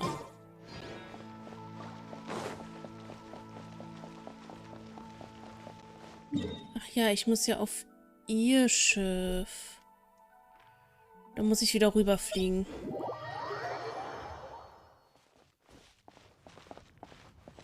Es hieß, es gibt einen anderen Weg. Drum herumlaufen oder so hieß es. Ach, hier hoch. Ah, okay, jetzt habe ich es auch geschnallt. Ich werde es beim nächsten Mal wieder vergessen, wenn ich hier bin. Wie? Nein, halt. Was denn? Ah, Dankeschön. Dann mache ich mir es einfach. Jetzt kann ich auch endlich das Zeug hier einsacken. Guck mal her hier. So, ich bin bereit. Auf nach Inazuma. Ah, you finally made it. All these years, come rain or storm, the Crux fleet has never suffered a delay. If it were anyone else, I might have set sail already. Ja, tut mir leid, es gab da noch so ein paar Vorkommnisse mit einer Schauspielerin. Tut mir leid, Kapitän, es ist eine Ehre, an Bord zu sein.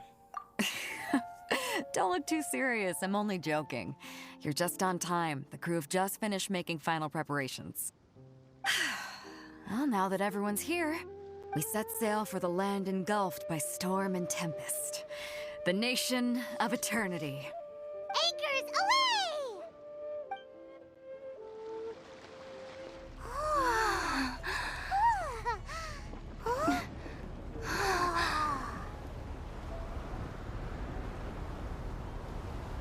Ich dachte gerade kurz, wir würden in der Luft fliegen, aber nein.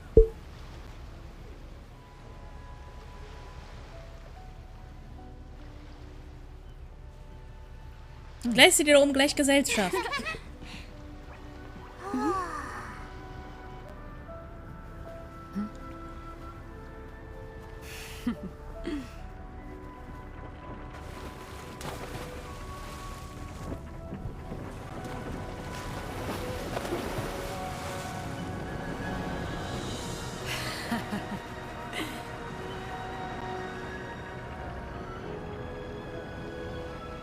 Muss schon nice sein, wenn so ein Schiff... Warte mal.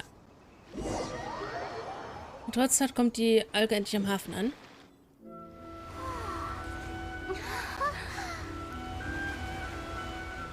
Ja, ist sehr nice. Ich freue mich jetzt auch endlich in Inazuma zu sein.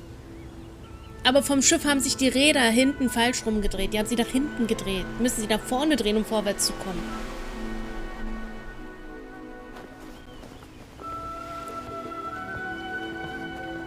Oh, diese roten Bäume.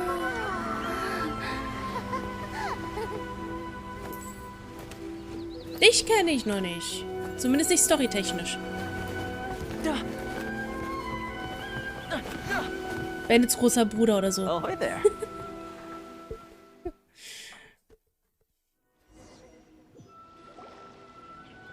So, you finally made it. You sure kept me waiting, Captain. And it appears we have a couple of stowaways. Or perhaps I should say, honored guests. Shush! You can blame your almighty shogun. The tempests around Inazuma have been growing all the more fierce lately. Thoma aus Mondstadt. Ich meinte beide mit Ausblick bei Sophie. Ja, ihre Brüste, die wieder ihr Eigenleben haben. Though the fleet was fully up to the challenge, the inclement weather still caused some delay. Now then, let me introduce everyone. This is Thoma, a trade partner that I've gotten to know recently. You don't know how long I've been waiting to see you. Thoma, these two are... Oh, no need for introductions. Their reputation precedes them. Seems even the stormy seas can't keep rumors of these outlanders' sterling deeds at bay. Freut mich, dich kennenzulernen, Thoma. Die Leute haben bestimmt alles zu sehr ausgeschmückt. Oh, it's sure nice to hear you say that. With any luck, it'll give you a head start here. Thoma's resided on Rito for quite some time now. It wouldn't be going too far to say he's the fixer around these parts. Er hat was vor mit Sicherheit. If you run into any problems here, just talk to Thoma. But if he tries to pull any moves on you, I'll be sure to deal with him personally the next time I'm around. Beide, ich glaube, plant schon was. No need to worry. I'm sure we'll get along just fine. Mm-hmm. Good. Then if it's all settled, I'll be going. I wouldn't want to be caught with my sails down here. I do have a wanted fugitive on board after all. Immerhin muss ich sagen, zu dem Punkt, ja, wird schon alles gut werden. Ich habe schon mal jemanden vertraut, der mir uneigennützig helfen wollte. Und dann war es doch eigennützig hier. Oh, right. Kazuha. Until next time, traveler. Remember to give it your all, no matter what perilous storms you may encounter. Wird gemacht. Freue mich schon auf ein Wiedersehen. Fair seas, Captain Beto. Bye-bye.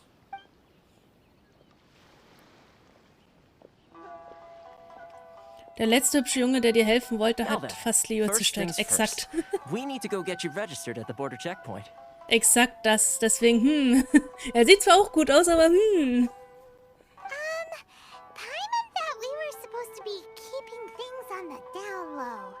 Are we just gonna walk into the government's hands?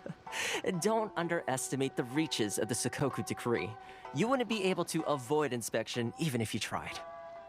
So we have to play by the rules, even if we're kind of bending them. Oh, na gut. Jetzt bin ich ein wenig nervös.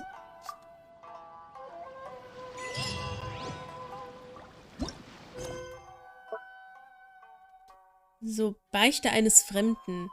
Du kommst problemlos in Rito in Inazuma an und triffst dich mit deinem Kontaktmann Thoma. Aber es scheint, dass Fremde hier alles andere als willkommen sind. Ja, das ist mir bewusst. Das ist mir sehr bewusst. So. Wie sieht es denn hier überhaupt aus? So, den Punkt habe ich anscheinend schon mal sicher.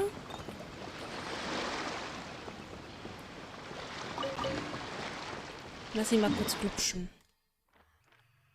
So, der nächste ist auf jeden Fall hier. Den habe ich mir schon mal markiert. Nehme ich mit, nehme ich mit. Lavendelmelone. Eine Lavendelmelone?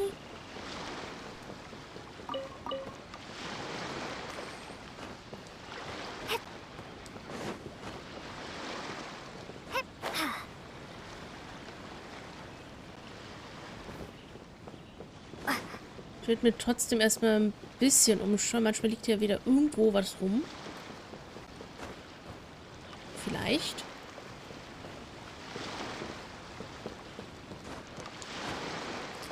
Sie haben das hier recht gut dargestellt. Ein Shogunat ist an sich eine Militärdiktatur, die der stärkste ist der Herrscher. Ja, ja. Das ist wohl wahr. Okay, da komme ich nicht hoch.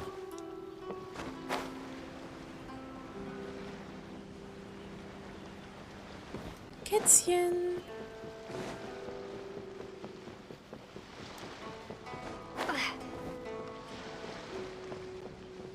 Ah, rote Ahornblätter. Oh, ein Büchlein. Bisschen Lavendelmelone wieder.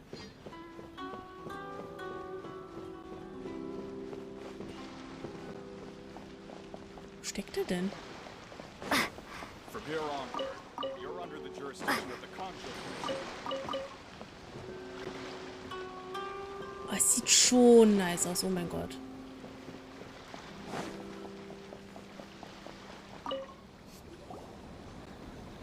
Hello?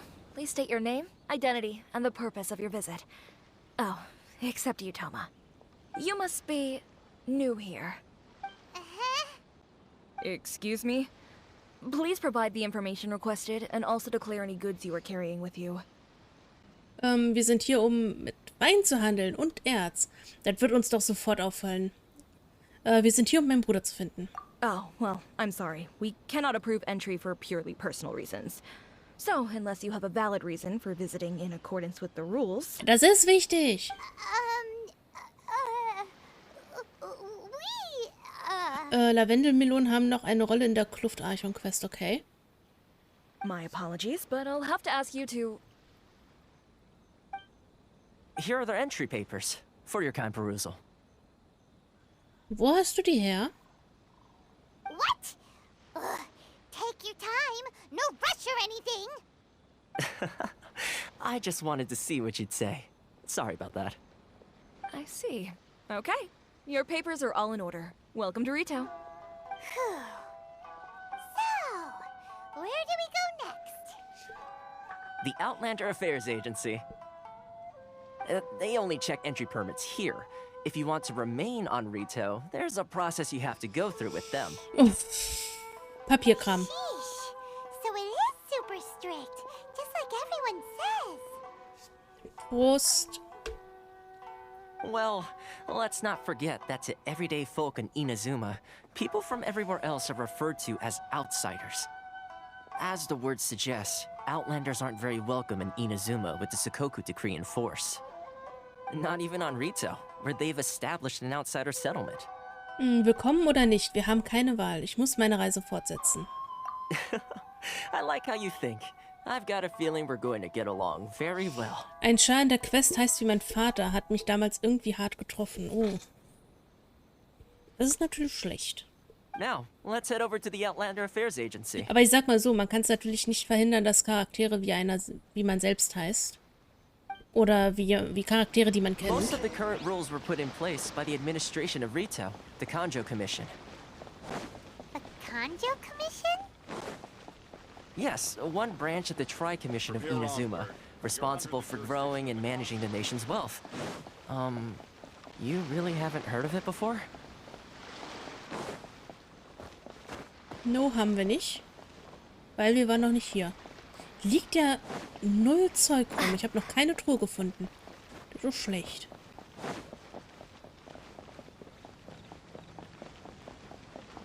Nicht mehr hier? Wo sind denn die ganzen Truhen hin, wenn man die mal sucht?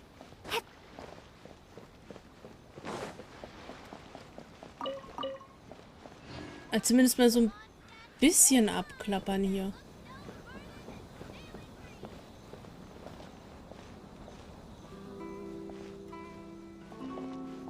Hier ist nichts. Ich hab da was glitzern sehen, oder? Ich irre mich. Ich irre mich. Der Arbeitstitel von Euler oder Codename war Eike. Bin froh, dass sie das geändert haben. Und eine auf der Donnerinsel heißt Eiko. Bin da zweimal vorbeigeschrammt, meinen Namen vereiert zu sehen. Oh Gott. Na, ich habe ja meinen quasi mit Diona so ein bisschen drin. Ein bisschen.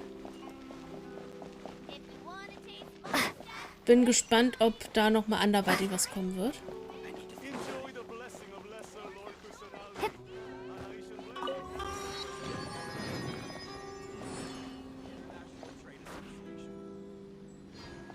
So, das war noch nicht der Punkt, wo ich hin wollte. Ich will zumindest einmal ein bisschen Karte aufdecken. Wenigstens das, bevor wir jetzt hier Quest machen. Sofern ich da reinkomme.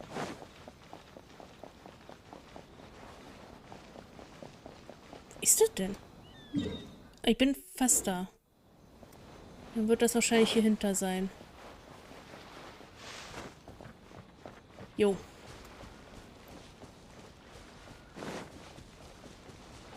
Und dann können wir einmal testen, was wir für eine Fähigkeit haben.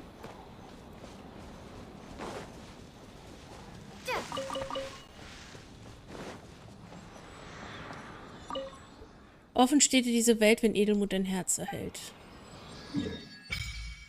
Oh, da hat sich ja schon gut was geöffnet hier. Und das ist alles noch mit Inazuma? All das hier? Krass. Aber hier hat man den Vorteil, finde ich jetzt persönlich, dass du inselweise die Sachen erkunden kannst. Und nicht so ein riesiges Gebiet, sage ich mal, was man auf 100% bringen muss, was eine riesige Fläche ist quasi. Da hat man es hier dann so ein bisschen einfacher. Okay. So, gucken wir doch mal. Anbeten. Nee, nicht anbieten.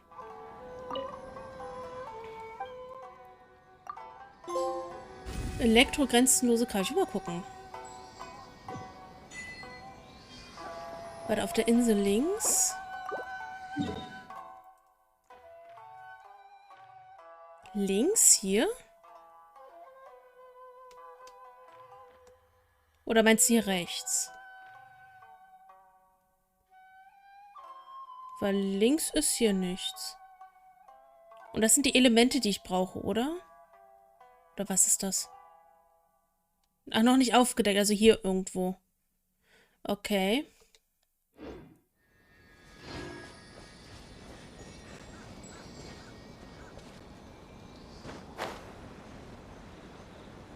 So, hier drüben war was auf der Karte zu sehen.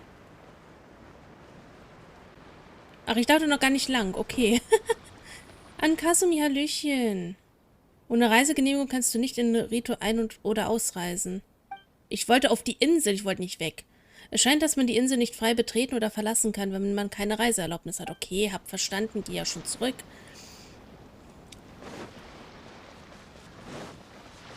Dann gehe ich jetzt zur Quest.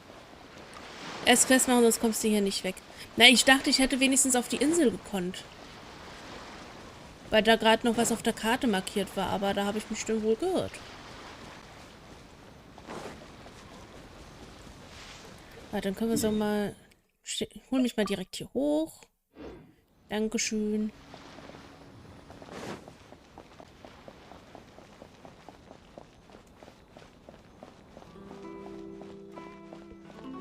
So, hier rechts muss ich hin.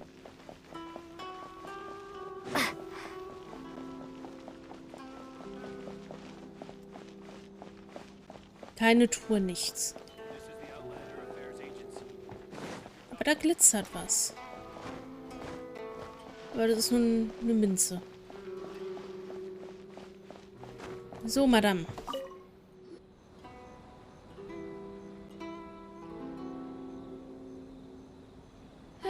You've completed the entry procedures, yes? And now you want to apply for residency, both of you? Yes, please. Okay, the processing fee will be 2 million more. Bitte was? 2 million? For a processing fee? Are you serious? That's right. 1 million per applicant, which makes 2 million total. Don't worry, you can trust my math. Paimon wasn't so much questioning your math as... Ma'am, these two here are good friends of mine. I think you'll find I'm one face you recognize. Ah, Mr. Toma, it's you. By way of courtesy, allow me to reduce it to 400,000 more total. Mach, was ich möchte und heute Abend treibe ich dich über die Schlafmatte, Tom. 400.000 Mora ist trotzdem noch ziemlich viel. Das ist immer noch ziemlich teuer. Das ist ein ordentlicher Rabatt, ja, aber immer noch teuer. Thank you ever so much, Miss Eureka. But as this is just a processing fee, I think 600 Mora should cover it if I'm paying on their behalf. I'll treat you to dinner too. How does that sound? Ja, gleich erstmal flirten hier. That's not how you haggle! By all means, bargain the price down, but... Alright then, as you wish, Mr. Toma. I will make a record. Was ist das für ein Typ, dass er einfach mal eben von 2 Millionen auf 400.000 Mora auf 600 runterkommt? Much obliged. Nehmen wir das mal so hin. Reibungslos in der Agentur für auswärtige Angelegenheiten bearbeitet. Okay. What? She went from 2 million down to 600? There's something seriously wrong with people's sense of finance around here. Ich glaube, es geht um mehr als um Geld. Erinnert mich an noch jemand, der ein seltsames Verhältnis zu Geld hat. It's not as mind-boggling as you think. A processing fee is just a figure Einer of mit speech. 20 Zentimeter. The way some here at the agency see it, the fees are easy money. So it becomes a question of how much they can Er make. scheint genug zu haben, dass die Damen sagen, okay, scheiß auf dieses ganze Geld, 600 reichen mir mit Essen. Muss ja irgendeinen Grund haben. So when the day comes that some poor merchant from overseas with more money than sense gets stuck here and needs to apply for residency... Then they'll milk them for all they're worth. Exactly. It's at times like this that having a local friend really comes in handy. Fremde werden hier doch unverhohlen übers Ohr gehauen. Wehrt sich da niemand? Yes, but when you're an outlander in Inazuma, far from home in this close nation era, there's very little that can be done about it. Ja stimmt, du musst es ja denn hier durchziehen irgendwie, weil ansonsten kommst du nicht mehr raus. The most that overseas merchants can do to look after themselves is stick together. That's how the International Trade Association came about. So it's a trade association built by and for Outlanders? Yep. And as well as advancing commercial interests, the association provides help, support, and structure for Outlanders trying to survive on Rito. Essentially, it's an association devoted to both commercial excellence and survival skills. Wie würde dann ein Fremder jemals... Shogun Wayne kommt mir unerreichbar vor als je zuvor. Sounds like just staying alive is an achievement when you're an Outlander in Inazuma. I see. So this is the real purpose of your trip. Yes, given that you are Outlanders, it's certainly a lofty aspiration. After all, the Raiden Shogun is the most exalted and revered one in all of Inazuma. She is a deity who reigns on high, while all other life gazes up in awe. Das kann schon sein. Ich muss trotzdem einen Weg finden. I was going to say nothing is set in stone when it comes to who you will encounter in this world. Who's to say you won't happen to run into the Raiden Shogun one day after lunch? Uh-huh. And is that likely? Okay, I'll give it to you straight. I know of a way to introduce you to the Raiden Shogun. Really? Wow, the Rito Fixer's better connected than we thought. Okay, Paimon, was hast du für einen Spitznamen parat? I mean, it will take all the resources I have at my disposal, but it can be done. However, before we get there, connections come at a high price, you understand? Was müssen wir für dich machen? Not you too. No. In this instance, when I say price, I'm not talking about Ich more. sag ja, was willst du? In fact, there's no real cost as such. It's just that if this is something you really want, you'll have to agree to help other people solve some of their problems first. I like to do things in a way that keeps everybody happy. It's my own personal rule for dealing with situations like this. Sounds very reasonable to Paimon. You're the man in the middle, so you have to trade favors to keep everyone indebted to you. Die Wege des Vermittlers sind unergründlich. Also, was sollen wir tun? Why do I get the feeling you're making me out to be some sort of crook? Never mind. Na, war doch klar, dass wir irgendwas machen müssen. Here's the situation. As I touched upon earlier, the members of the International Trade Association are constantly struggling to survive. Recently, things seem to have gotten more difficult than ever for them, so just go and check things out. See if there's any way you can help. The head of the association is called Caricio, and he's a good friend of mine. Go talk to him. I'll wait for you here.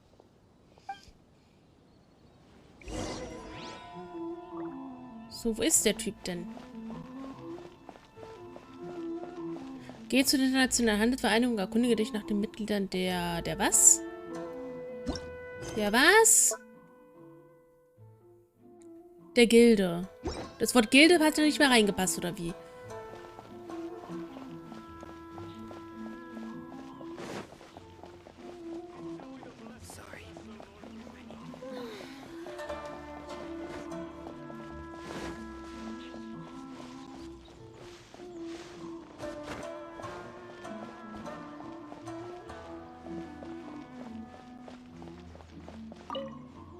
Meine Art, Probleme zu lösen. Moment. Hello there.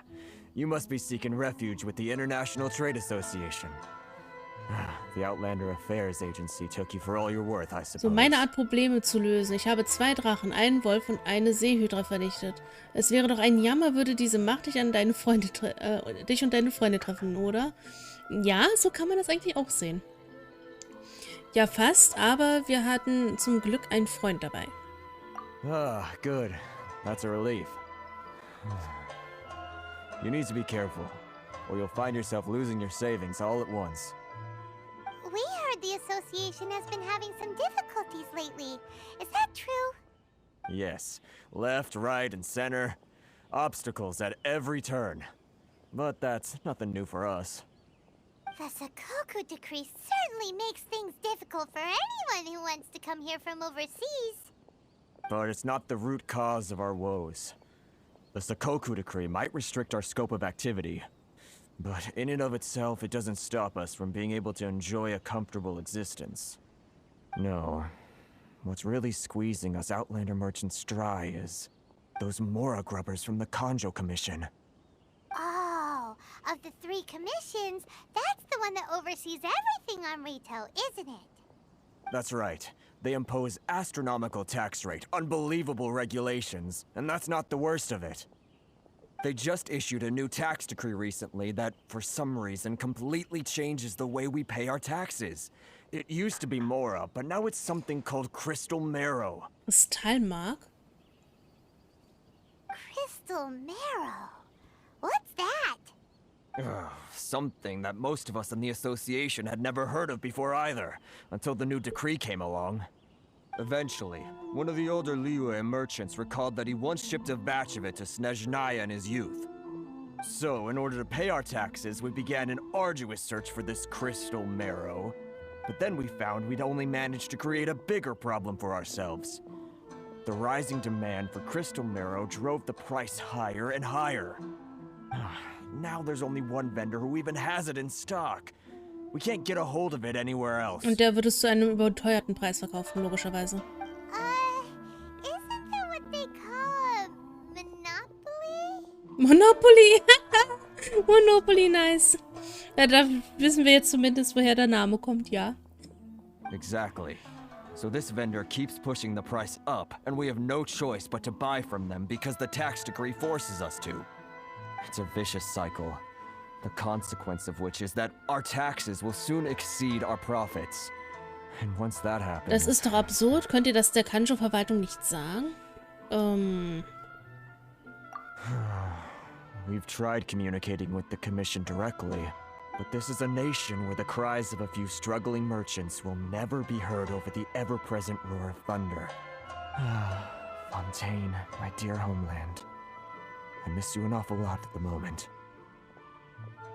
Sounds awful. They're really leading them Weil die dry. Fontäne war in Schottland angerichtet, oder? Weil der sieht so, oder Irland, der sieht so ähnlich aus. Mit der Kleidung. What do you think we should do? Sollen wir versuchen, mit der Kanjo-Verwaltung zu verhandeln? Der Händler klingt echt ziemlich suspekt. That vendor. I've actually done business with him in the past, but after a point he stopped contacting us. I have no idea where he sources the stuff. Well, it definitely sounds like he's being unfair. How do we find him? We could go talk to him and see if he lets anything slip. Hey, that's a pretty good idea.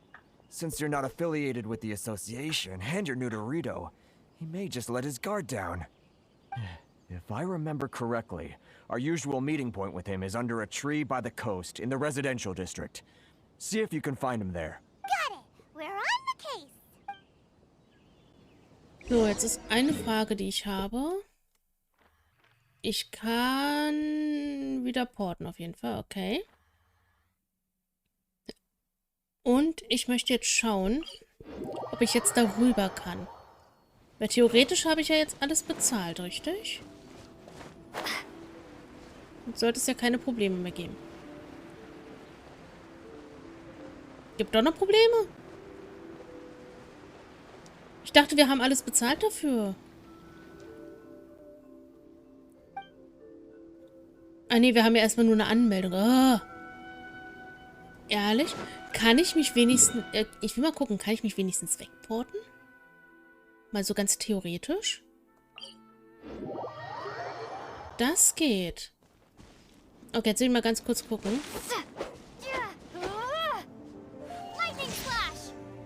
Okay. Wollte ich mich auch nochmal testen. Und ich würde tatsächlich nämlich nochmal ein paar... Okay, das ist nur ein Schlag.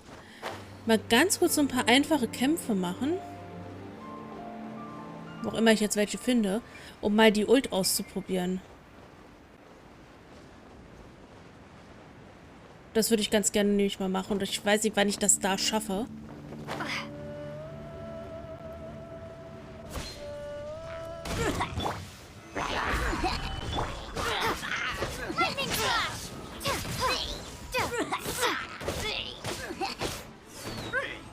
Das ist eine Batterie und Buffer. Geh runter da.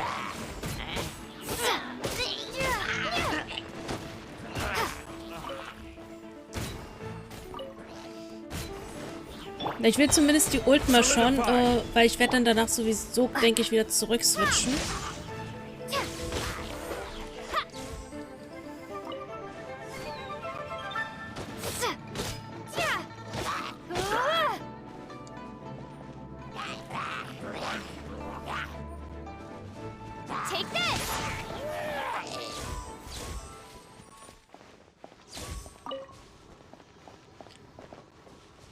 So, und was genau macht der Traveler denn damit? Ich brauche sowieso einen Elektrocharakter tatsächlich im Team, oder? Um hier voranzukommen. Kann das sein? Also denn in Inazuma?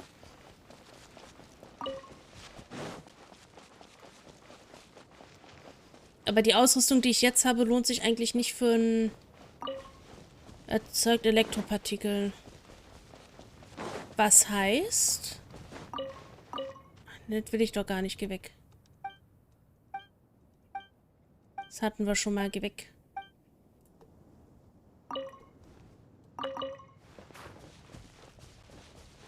Elektroenergie.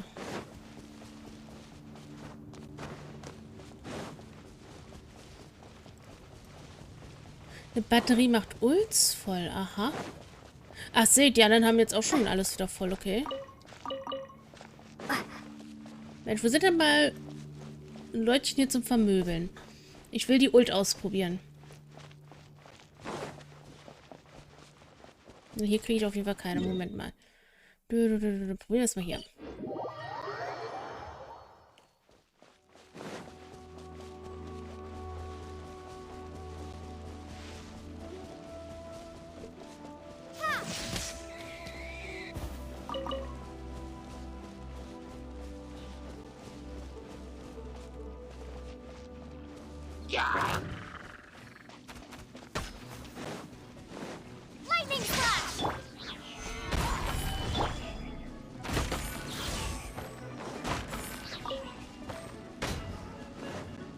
Warte jetzt mal mit Absicht, damit sich die Ulti erstmal füllt. So, was machst du?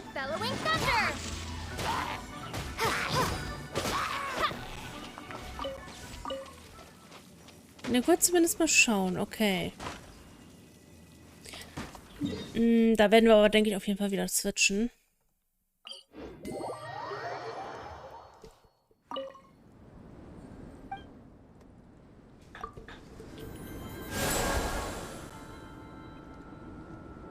Nee.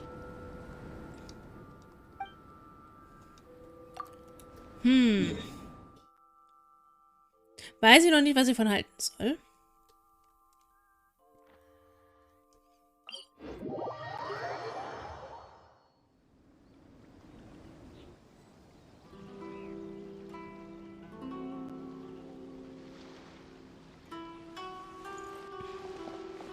Visual Teaching.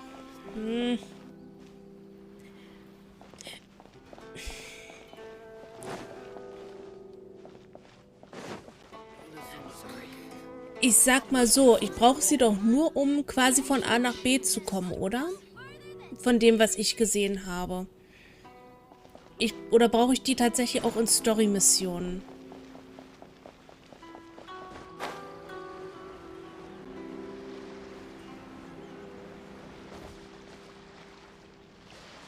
Muss ich mit dir reden? Ja. Huh? I don't think I recognize you. Are you new arrivals? Ja, wir sind gerade erst angekommen. Du kennst mich nicht, aber ich bin hier der Vermittler. Haha, very funny. Real fixers don't need to refer to themselves that way. I wasn't born yesterday, you know. So, what do you need with me?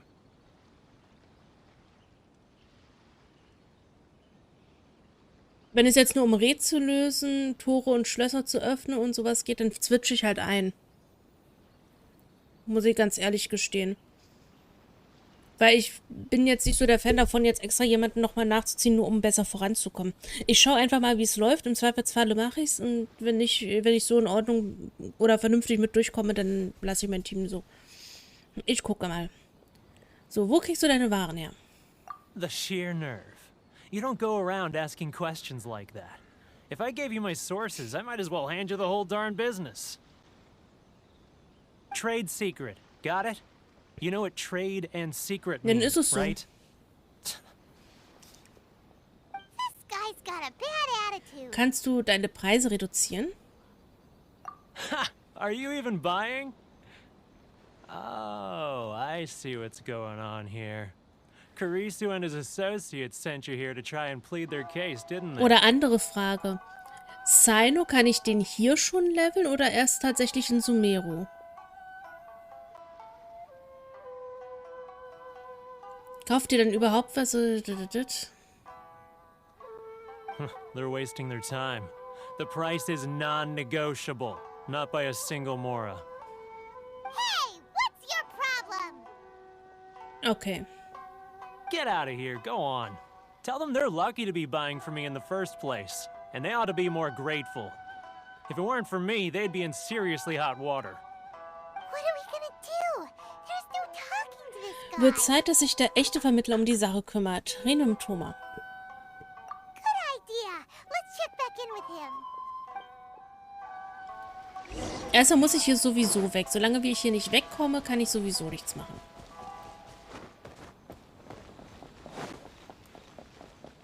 Und ich sag mal so, wir ziehen ja jetzt sowieso erstmal die Hauptquest durch. Wir machen ja wenig nebenbei.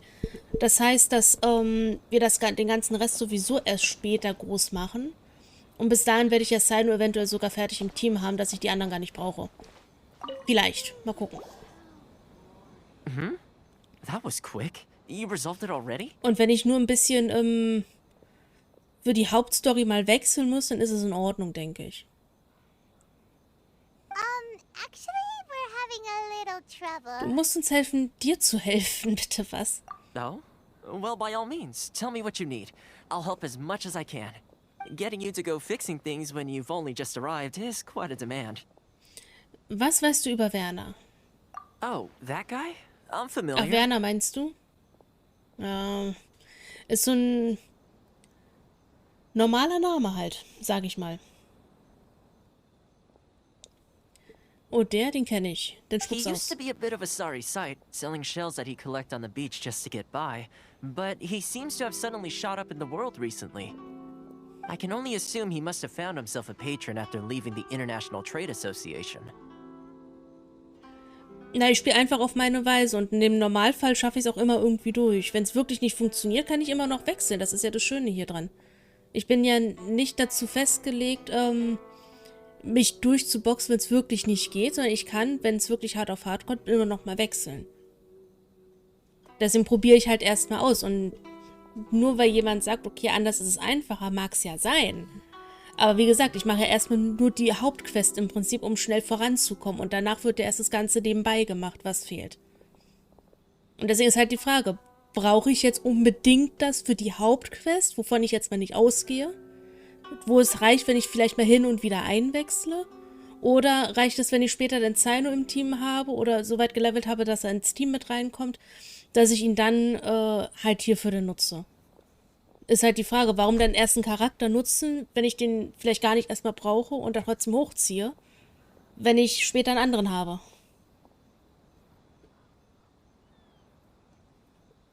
Ich ziehe es halt einfach durch, ganz ehrlich. Ich kann nur annehmen, dass er nach dem Verlassen der Internationalen Handelsvereinigung einen Gönner gefunden hat. You're saying he used to be a member of the International Trade Association? So he's an Outlander too? Yes. Couldn't you tell when you spoke to him? Für mich klang er wie ein Mondstädter. Zumindest hatte ich nicht das Gefühl, dass er von hier war. That's right. Werner was born in Mondstadt, then went into the shipping business, trading between Leah and Inazuma. When Inazuma closed to the outside world, he was one of a group of Outlanders that ended up stranded on Rito. What a bummer. The International Trade Association was initially very generous to him, but over time, with decree after decree, the association members found it increasingly difficult to make ends meet. So he left the association and turned his back on them. I'm sure it's more nuanced than that. I believe even the most ungrateful and cold-hearted of people still have some amount of gratitude and warmth left in them somewhere. Alles klar, ich rede nochmal mit ihm. Really? Is that all you need to know? Ich glaube, es kommt dir eher so vor, weil ich kenne das Land nicht. Ich weiß nicht, was mich erwartet. Es wird halt gesagt, mach es am besten. Wo ich mir so denke, ich bin noch gar nicht so weit, um das einzuschätzen, weißt du? Und deswegen ist halt die Sache, wenn ich sowieso erstmal nur die Hauptquest mache und das alles drumherum größtenteils liegen lasse, dann ist es doch sowieso erstmal egal, was für Charaktere ich habe. Wenn das sowieso erst gemacht wird, wenn ich am Ende der Hauptquest sozusagen bin und Zeit habe, das Nebensächliche mache und dann sowieso einen Charakter hochgezogen habe, der vom Elektrotyp ist, mit dem ich auch besser umgehen kann als mit den anderen. Deswegen, es macht für mich keinen Sinn, etwas zu machen und Zeit zu investieren, wenn ich das erstmal gar nicht brauche. Das ist es halt. Well then, it sounds like you may have found a way in with him.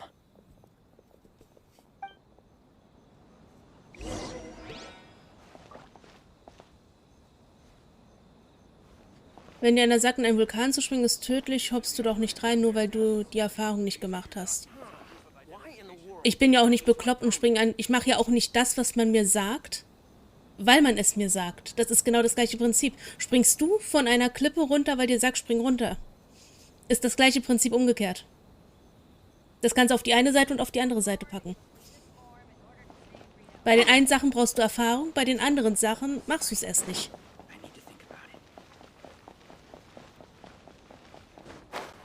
Gibt beide Varianten. Du bist aber anders als ich. What are you doing back Wenn du es here? machen willst, dann mach's, Just 'cause aber I ich got find's nicht plenty of korrekt. time on my hands doesn't mean I want to waste any of it talking to you.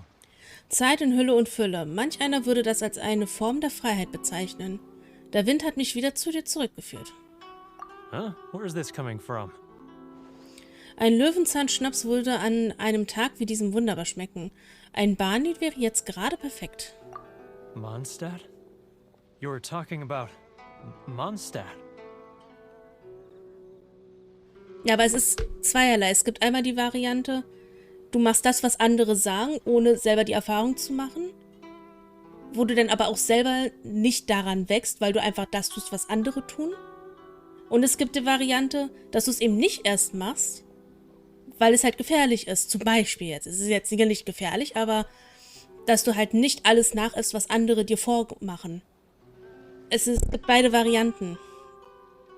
Deswegen, und in dem Falle sage ich spiele, ich mache die Erfahrung, ich will das hier erleben. Klar, man kann mir Tipps geben, aber es ist halt die Frage, lohnt es sich für etwas Zeit zu investieren, was ich fürs Erste gar nicht brauche, wenn ich später das anders machen kann. Das ist halt das Ding.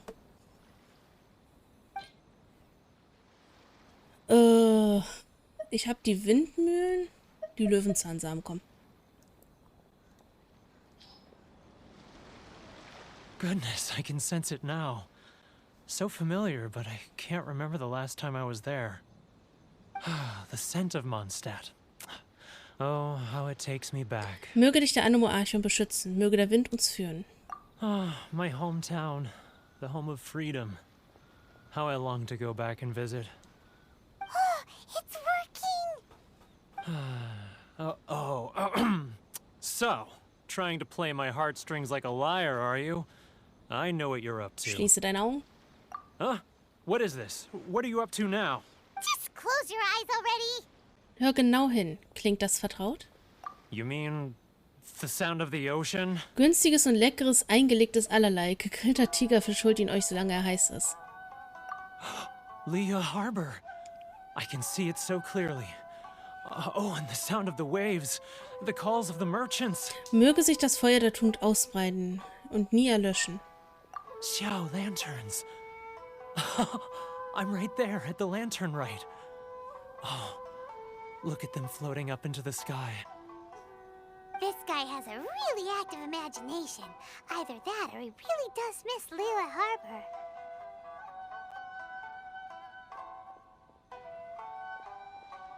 Dann warte ich halt. Wie gesagt, ich mache erstmal nur Hauptquest.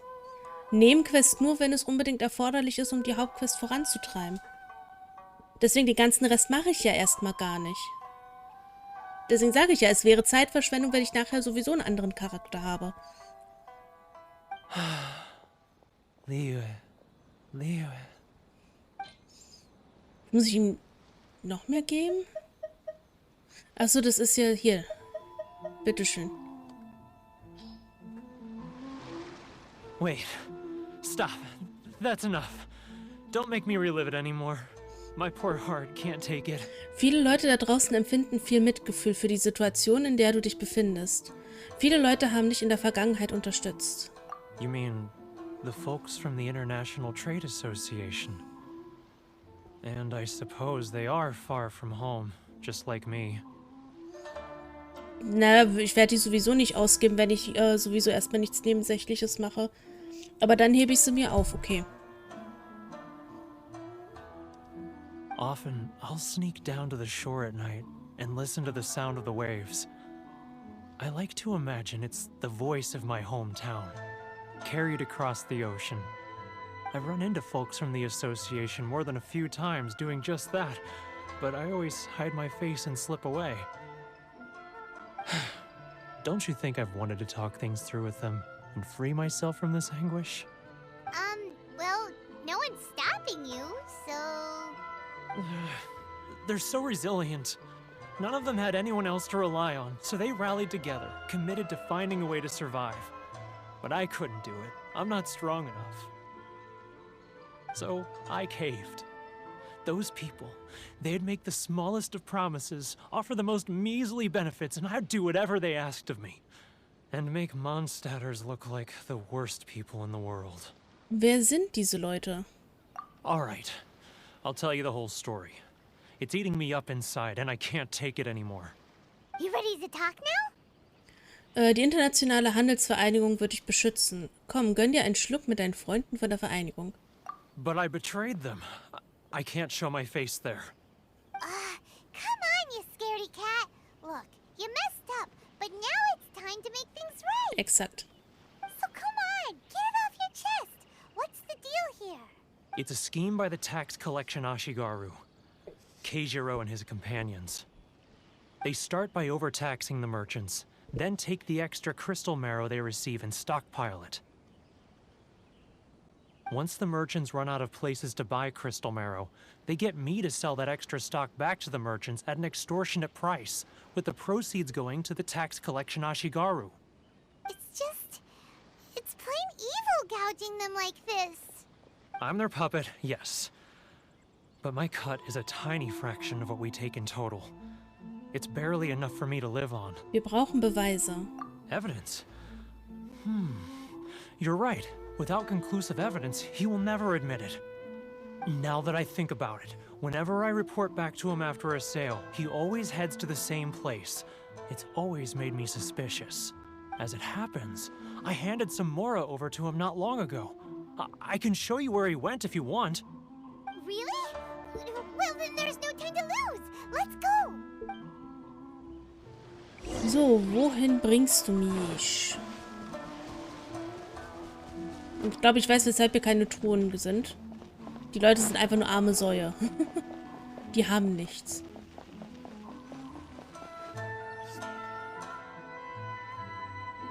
Keijiro, it's him! After him!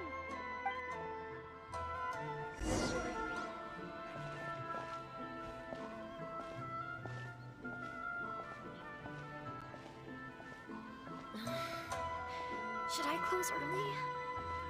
It's not like I'll get any customers. Which one should I choose? Muss ich hier einfach nur langsam laufen eigentlich oder muss ich mich auch verstecken? Ich glaube, verstecken muss ich mich sowieso. Doch schon weg. War doch gar nicht so nah dran. Now, who else is behind on? Oh. Let's catch up a little. Jetzt hör auf zu nerven, Paimon. Ah. Wusste gar nicht, dass das geht. What was that sound? Quiet! Don't let him find us. Bin doch schon versteckt. Must be hearing things. Drat, I'm behind schedule. I need to hurry. He's getting further and further away. Let's catch up a little. Huh? Where'd he go? He was right there a moment ago. Seems he disappeared in a blink of an eye. Hab's vermasselt, muss normal. If only we made less noise. Ja. Ich wusste gar nicht, dass ich mich ducken kann.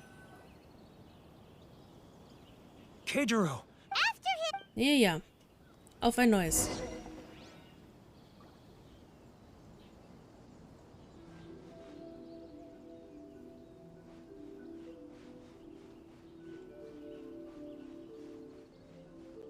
Love for freedom.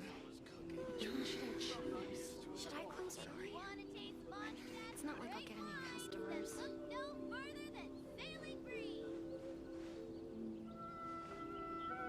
Ah, Ryoko, how's business? All the better thanks to your generous patronage. Good. Thankfully, I earn plenty these days. Oh, but of course, tax collection is difficult work. Should I close early? It's not like I'll get any customers. Now, who else is behind on payments? Let me think. Yes, the trade association clique still needs to be brought into line. He's getting further and further. What was that sound? Quiet! Don't let him find us. Must be hearing things. Drat, I'm behind schedule. I need to hurry. He's getting further and further away. Let's catch up a little.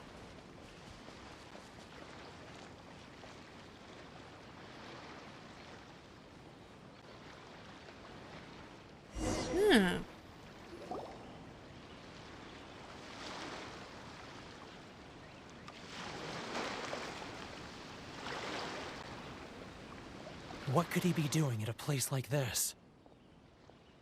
It looked like he buried something over there, didn't it? Why don't we take Wahrscheinlich a die look? ganze Kohle. Die holen wir uns jetzt voll zurück.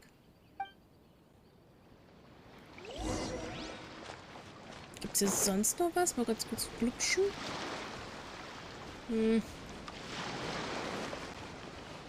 Sieht nicht ganz danach aus.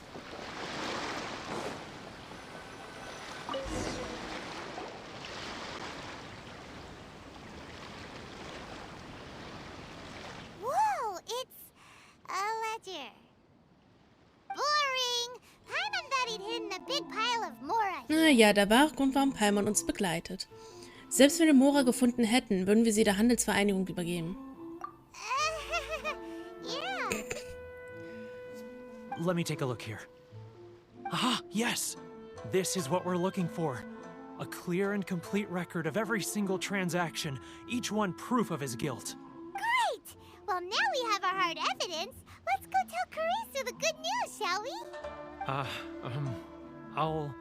I'll say goodbye to you here then. Huh? You aren't gonna come with us? I need a little more time before I'm ready to face the head of the association. I'm sorry. Huh. Poor Werner's a pretty awkward guy, huh? Na gut, dann regeln wir das eben alleine.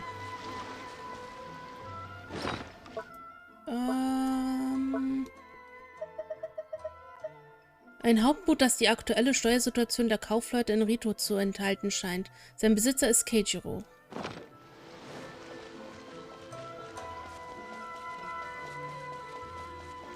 Dann bringen wir das Hauptbuch mal weg. Und dann ist die Frage, wie lange wir das hier noch machen müssen, bis ich mich frei bewegen kann. Also ich kann ja zumindest tägliche Sachen und sowas machen, aber trotzdem. But we really don't have anything left. If this keeps up, our sales will come in at a loss. There'll be nothing left for us to do but starve.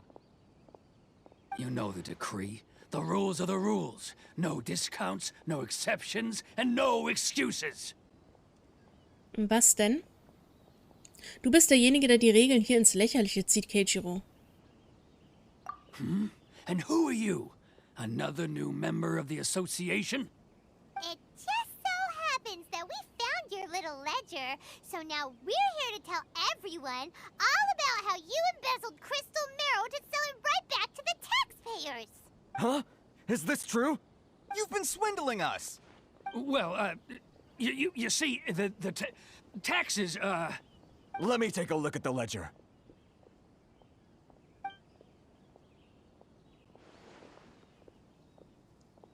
Well, would you look at that? Every payment the association has made is right here in your personal ledger. So, Mr. Keijiro, it seems you have some explaining to do. How shall we settle this, So you think you can use this against me, do you? It's quite obvious that I'm merely trying to earn a modest living for myself, like anyone Ja, aber else. nicht, indem man betrügt. Word has it that samurai and the commission place great importance on reputation and prestige. Though I'm sure commission members won't blame you once word gets out. Huh? Is that a threat? Are you threatening me? No, not at all. I'm simply stating that it would be quite a pity if an illustrious gentleman such as yourself were to have their reputation tarnished.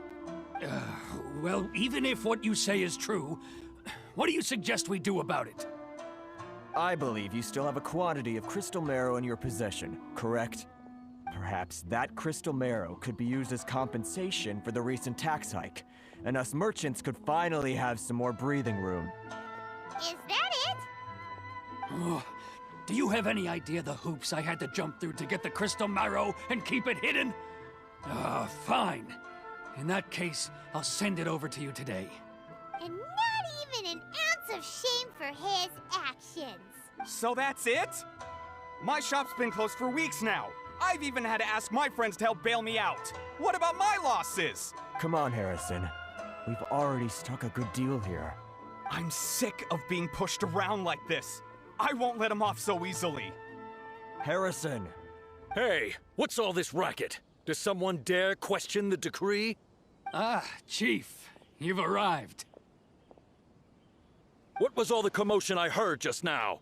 Oh, we were just discussing a minor tax issue. I do my utmost to lend them a helping hand, but they're never grateful. A helping hand? The only thing you're doing is stuffing your greedy pockets with our hard-earned wealth. I assure you that Hirage Shinsuke will hear of this. Oh, and you dare to utter the Commissioner's name. You Outlanders have no respect for the rules. Seize the merchants. We will resolve this dispute back at headquarters. Uh-oh. This is going in a bad direction. Gentlemen, come now. Is there any need for this? If there's a dispute to resolve, let's get a drink and talk it over. Who are you supposed to be? And why in my right mind would I join you for a drink? Ich glaube, Thomas ist mehr, als er zu sagen scheint. You never heard of the Fixer? Kontext, Paimon, Kontext. Dieser Titel hat für die Leute hier keinerlei Bedeutung. Here's my card. Huh. You're from the Yashiro Commission. Shh. Huh. Well, this is Kanjo Commission territory. However powerful the Yashiro Commission may be, you have no business meddling in Rito's affairs. Of course not. Still, perhaps you could show the young... Bitte was? Moment. Könntest du jungen Dame unseres Clans etwas Höflichkeit entgegenbringen? Ein Fächer? Lady of our clan some courtesy. You wouldn't want your name showing up in a petition to the Shogun, would you? That fan. The Shirasagi Himegimi.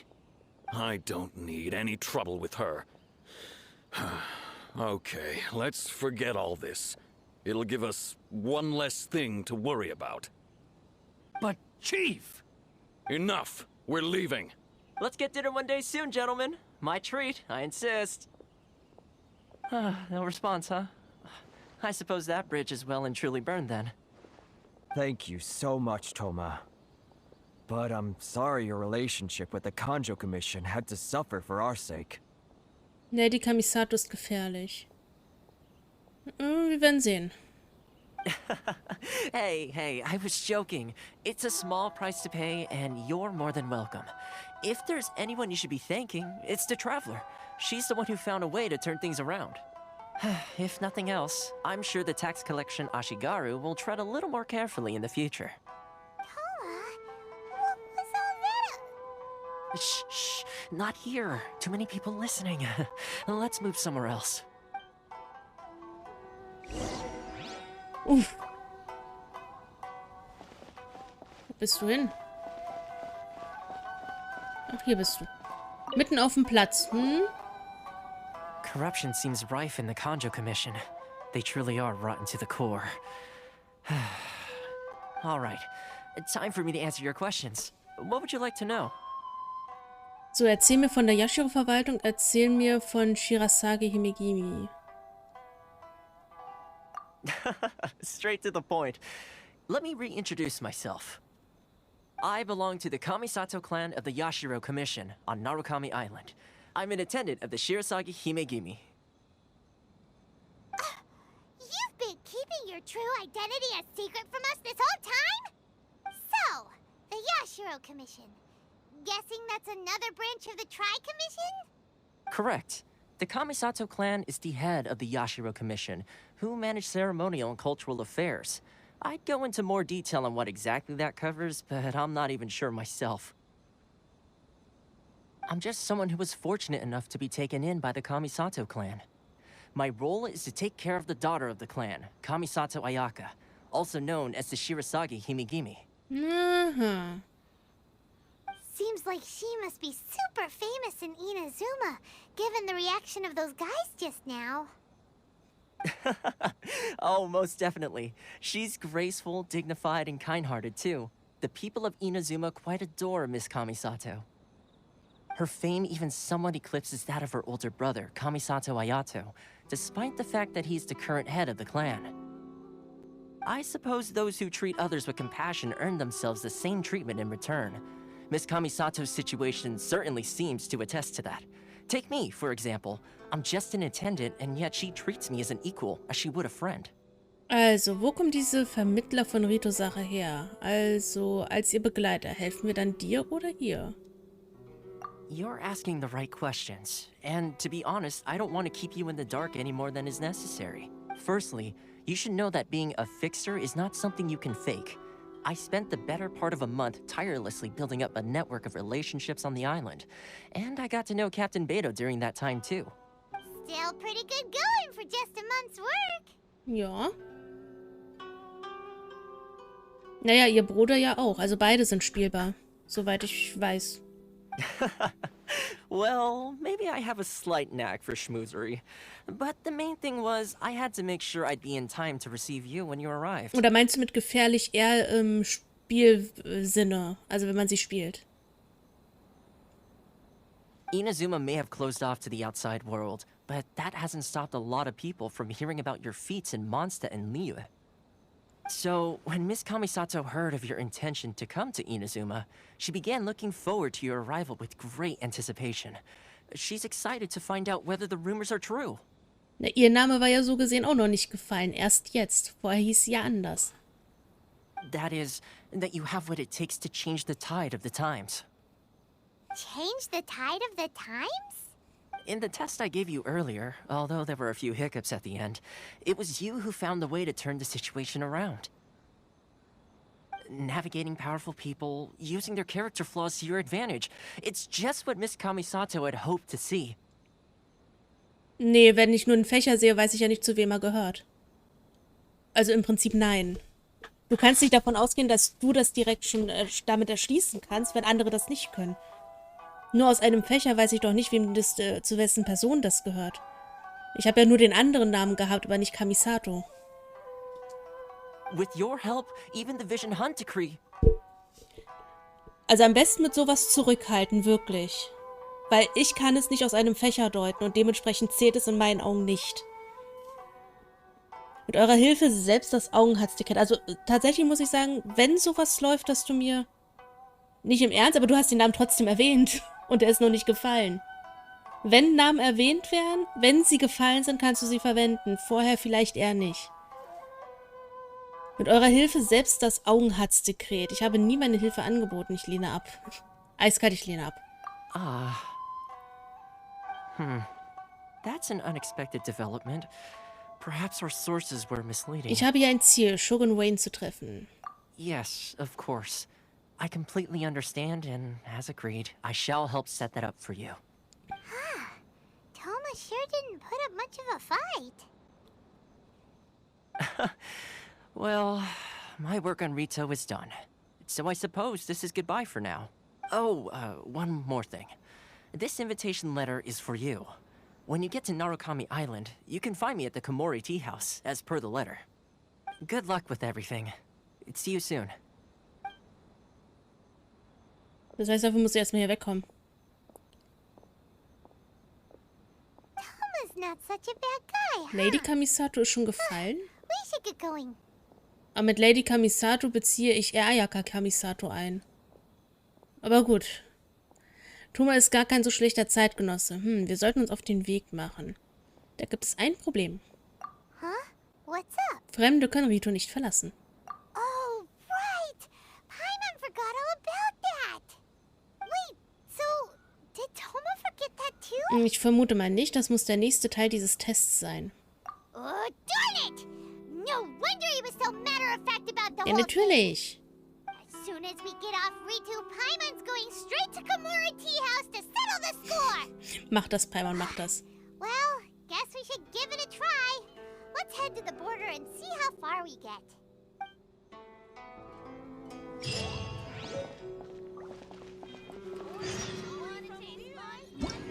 So, das heißt, die Flucht von Rito ist jetzt der erste Akt. Wir haben den Prolog sozusagen auf jeden Fall fertig. Ich habe den Brief bekommen. Was steht denn da schon drin? Wer diesen Einladungsbrief vorzeigt, darf die Teestube Komore betreten. Er ist mit dem Siegel der Yashiro-Verwaltung versehen.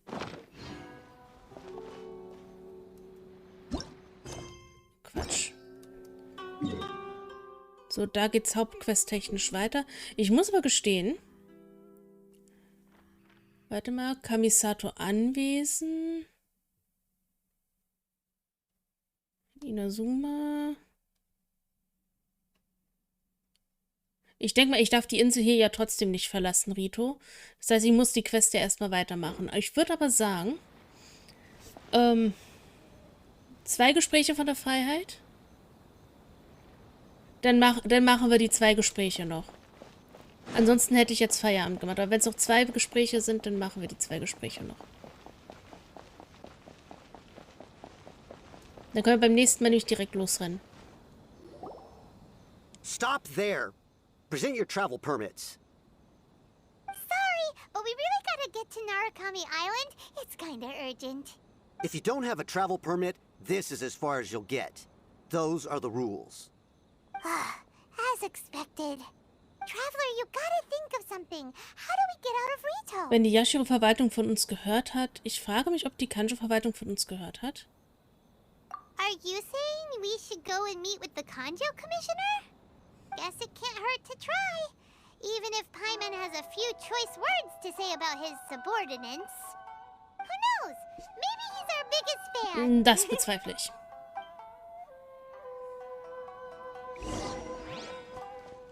Mysteriöse Buchseite. Sobald du... Zerrissene Seite von Geschichten aus der Tokigasse, meine Güte, Prolog. Sobald du alle 10 Seiten gesammelt hast, kannst du die Geschichten aus der Tokigasse Prolog zusammenfügen. Diese Seite weht im Wind und scheint aus einem sehr alten Roman gefallen zu sein. Vielleicht kannst du den kompletten Text rekonstruieren, wenn du an anderer Stelle weitere zerrissene Seiten findest. Kriegen wir ein komplettes Buch damit zusammen? Mit mehreren Kapiteln?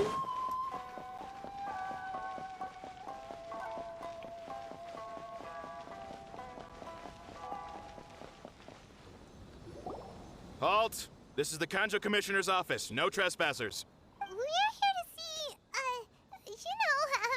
the Kanjo Commissioner? The Kanjo Commissioner seldom entertains Outlanders. Leave now or we'll be forced to... Ah, wait. Oh, Commissioner! These two are honored guests from afar. No need to give them the usual spiel. Uh-huh. Come on in. Let's see what we can do for you. Huh. Did you get all that, mister? So ähnlich, okay. My sincere apologies. Warum dürfen wir da jetzt einfach so rein? Hat er schon von uns gehört? Weiß er, wer wir sind? Dann... Oh, ich liebe das. So diesen asiatischen Stil, der ist so nice.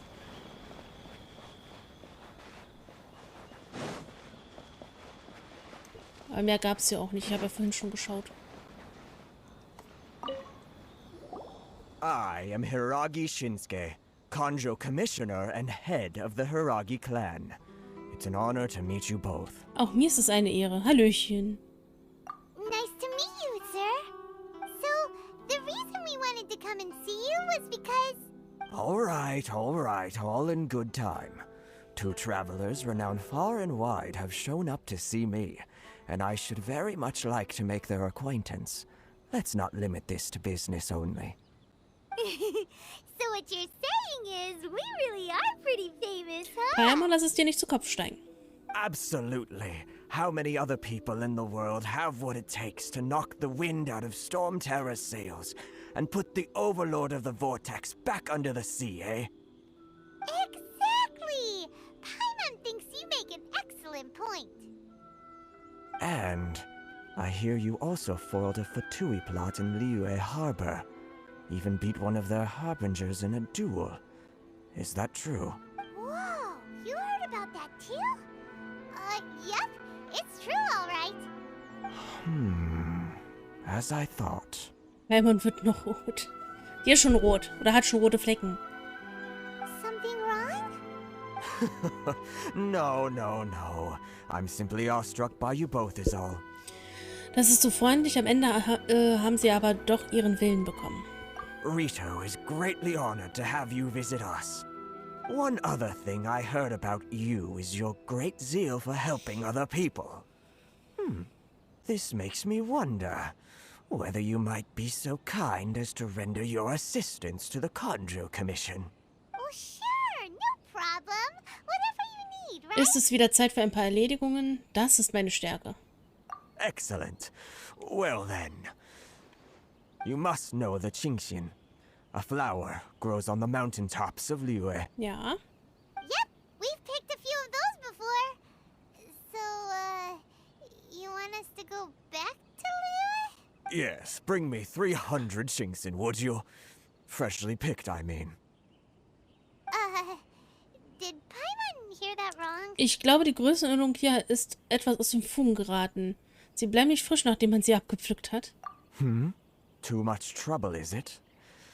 I see. Ich hol mal eben so 300, die ich mit mir rumschleppe. Ja, na klar. Then how about this? We have a few items that need delivering. Perhaps you can help with that? That sounds much more like it. 709 letters, to be precise.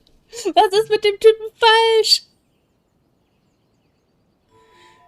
Du hattest 1600 zu der Zeit und du musst 709 Briefe abgeben, ja? Was ist mit dem Typen? Hey, what gives? How come you don't have people to do that already? Terribly sorry. We're just a little short on people lately. What sort of an explanation is that? Traveler, what are we going to do? Should we really help this guy? Wir werden hier gerade voll ausgebeutet. Ich ziehe es in Erwägung. Ich muss erst mehr darüber in Erfahrung bringen. That's the spirit. Don't keep me waiting too long now. Ach du Scheiße. Seriously considering taking this job? The terms are ridiculous.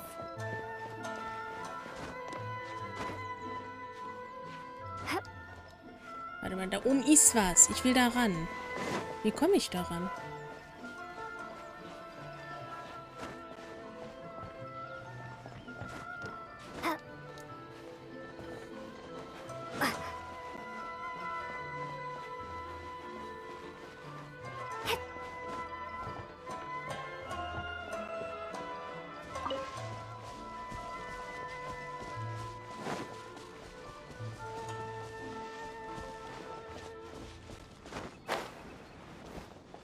So geht das natürlich auch.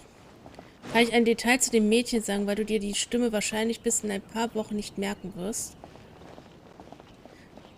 Ich werde gleich mit ihr sprechen, denke ich. Ich will nur gucken, wo ist das Ding, was ich hier einsammeln kann.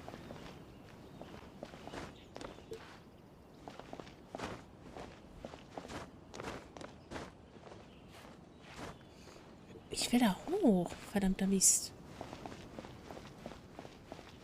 Aber probieren wir es so. Eine Etage höher. Aber noch nicht hoch genug.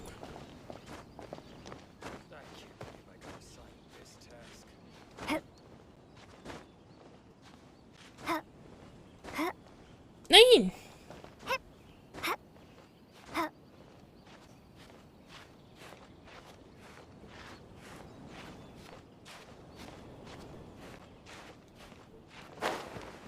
Grrr. Warte mal. Ich will da hoch. Irgendwie.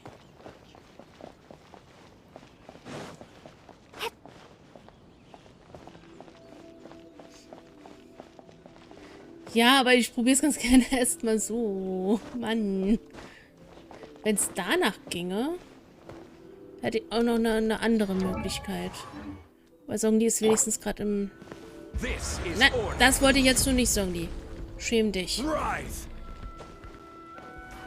Na? Also wird das nichts.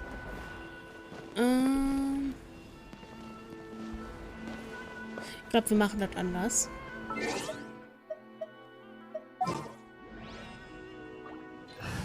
Ich switch mal kurz. Want me to come along?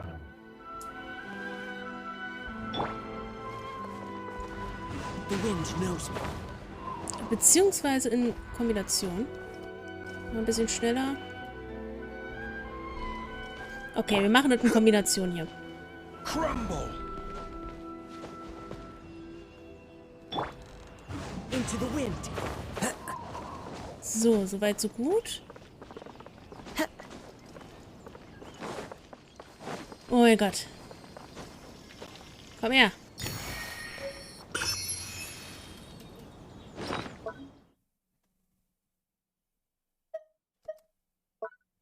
So, was haben wir? Ein Gebilde aus verdichteter Elektroenergie übergibt es der Elektrostadt, um ihre über die Jahre verlorene Kraft wieder aufzubauen. So, dann haben wir wenigstens schon mal eins gesammelt. Das wird schon wieder um. Wenn er im Team ist, haben wir es dann sowieso ein bisschen leichter mit allem. Just what will become... So, verlasse die Kanjo-Verwaltung.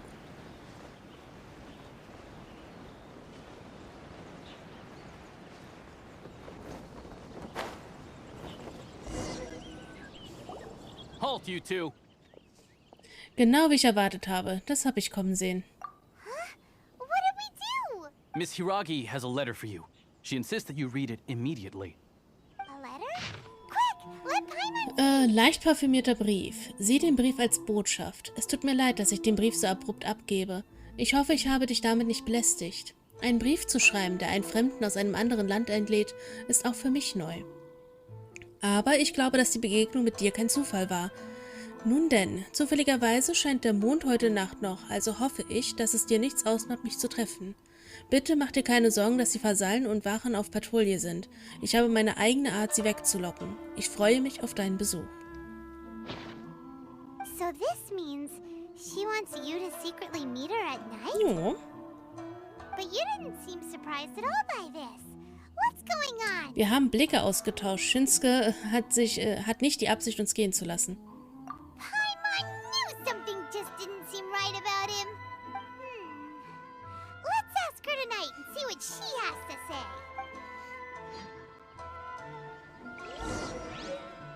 So, den haben wir ja schon gelesen.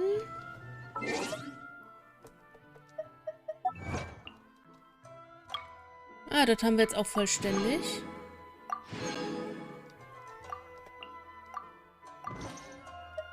Was haben wir denn da freigeschaltet Schönes? Ein Motiv für ein Namenskärtchen. Ein Reisender wird 10.000 Sagen selbst erleben und jede wird ein Teil seiner eigenen Seele sein. Ich bleib bei dem hier. Noch. Irgendwann nicht mehr.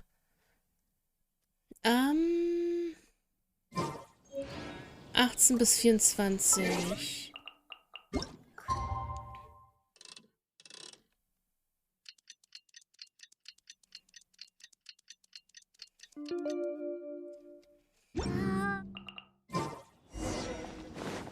Also Freiheit rieche ich momentan noch nicht. Mal gucken, was mit ihr ist.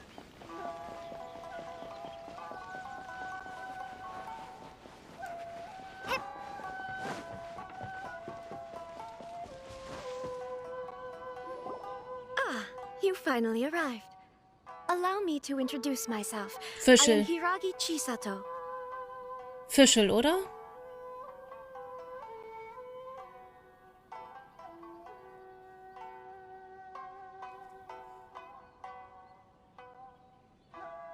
Also sie klingt sehr nach Fischl. This is technically the second time we have met. It's a pleasure to see you again. Wow. She's the daughter of the Hiragi clan, all right. Die Freude ist ganz meinerseits. Kein Stück? Es freut mich sehr, euch wiederzusehen.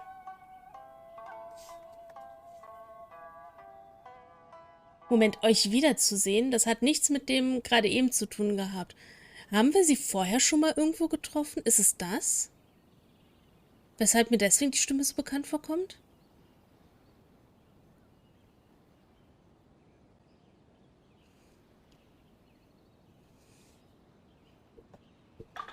No need to be so formal. I've long marveled at your accomplishments. And at last we have the chance to meet. Das ist Nyatko. Wirst ihre Stimme als Shogun wieder... Ach so. Sie spielt die Shogun, okay. Aber haben wir die schon mal irgendwo getroffen? Oder ging es jetzt nur darum, dass wir sie bei dem Treffen eben gesehen hatten?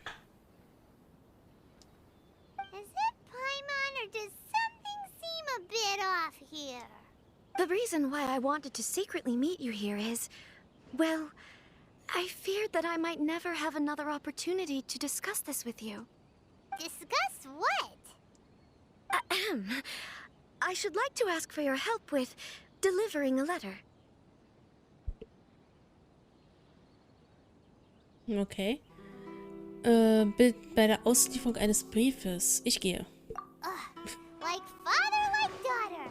Couldn't you be more original? Ich gehe und ich gehe tatsächlich. Oh, nicht schon wieder. So sah es aus. No, you misunderstand me. Please, allow me to explain. Sie hatten Geliebten, wetten? I was hoping that you could deliver a letter to Narukami Island in my stead. It is to be given to Kujo Kamaji of the Tenryou Commission. My father has always forbidden me from communicating with him. He knows that there are prospects for my marriage that would better serve him politically. But my heart is with Kamaji. Was habe ich gesagt? Es ist so typisch. There is no one who would dare defy my father's will on Rito, but you are Outlanders. Outlanders seeking to get to Narukami Island. It would be regrettable to let such an opportunity pass. Oh, Paimon gets the whole picture now. Of course, in doing so, I will also do everything in my power to help you leave Rito. That is my promise. Klingt nach einem vernünftigen Handel. Sieht aus, als hätten wir keine andere Möglichkeit. Nee, er ist vernünftig. To be perfectly honest, as long as you remain in Inazuma, my father will have no intention of letting you leave Rito. Yeah, we figured as much. It was pretty obvious he was just trying to hold us up here. I secretly overheard a conversation between my father and a very arrogant-sounding woman just a few days ago. They seemed to be discussing how to keep you here on Rito. In fact, it was the first time I had ever heard my father speak so respectfully to someone who wasn't the shogun. Eine arrogant klingende Frau. Sieht aus, als müssten wir so schnell wie möglich von Rito weg. Warte, wenn es nicht die Shogun ist, dann ist es doch bestimmt die rechte Hand, nenne ich es jetzt mal, die den Freund von Kazuha erledigt hatte. In Ayatos Quest hat sie wieder einen Auftritt und erst da haben viele erkannt, dass sie und Rain die gleiche Stimme haben. Ah, okay. Oh, da muss ich mal echt den Vergleich mir raushören dann. We don't have much time. I'll tell you my plans to help you off the island. It just so happens that a shipment of goods is... Very well. I'll be waiting for you at the border. I'm counting on you to deliver my letter. Okay, sie hat uns ihre Pläne mitgeteilt.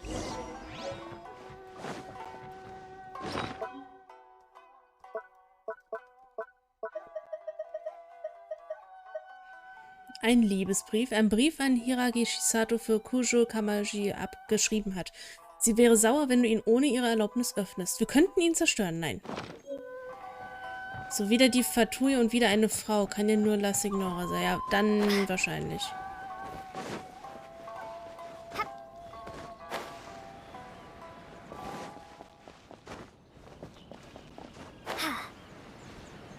So, feiner Herr, darf ich jetzt endlich mal raus hier? Hold on, please. These goods are being sent to Watatsumi Island? My lady, this is an unexpected honor. You are correct. These goods have been repeatedly requested by the Kanjo Commissioner. We must be certain that they reach Watatsumi Island intact. Is there something wrong, Lady Hiragi? No, as you were. My father simply has some concerns of the shipment's safety, and has ordered that myself and an additional qualified escort be dispatched to ensure safe transport of the goods. My lady, you aren't suggesting that you intend to escort this shipment personally, are you? There's certainly no need for you to trouble yourself with such a matter. And as for this qualified escort... Ich freue mich auf eine gute Zusammenarbeit. Du wagst es, an meinen Fähigkeiten anzuzweifeln? Please, do not cause us any further delay. If memory serves me right, my father has already asserted that this shipment must arrive on time. I'm certain punishment will be duly dispensed if it fails to do so. 5 Kilometer entfernt. Yes, of course, my lady. It's just that, well, we don't know who this...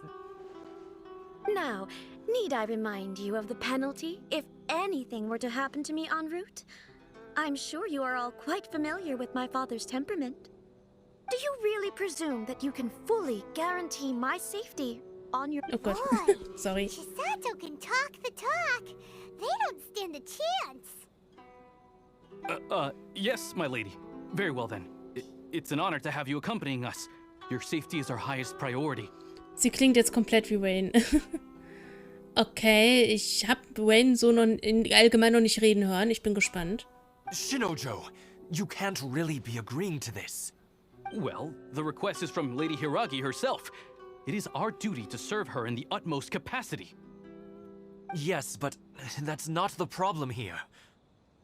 Well then, if we're through here, I suggest we set off at once. Dawdling will only allow potential thieves more time to prepare, no? Yes, my lady. You heard her. There's no time to lose. So, eskortiere die Fracht beim Verlassen von Rito. So, muss ich die Fracht jetzt noch sozusagen rüberbringen, damit wir die Quest erledigt haben? Und dann wirklich frei sind oder noch nicht? Ich beachte jetzt einfach noch.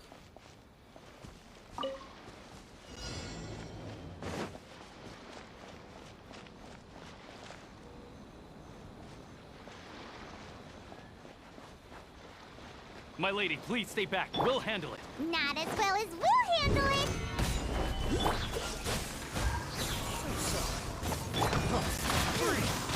Windblade. I'm going in. I got freeze. Freeze. You're open. That tingle solidified.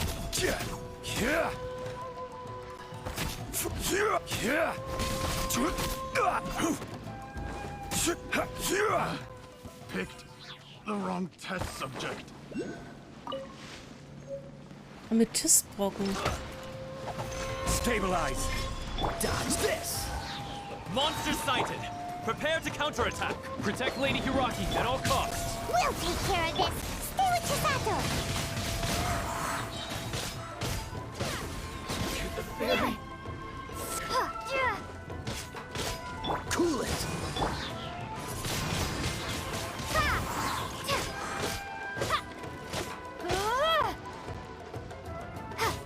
Freeze.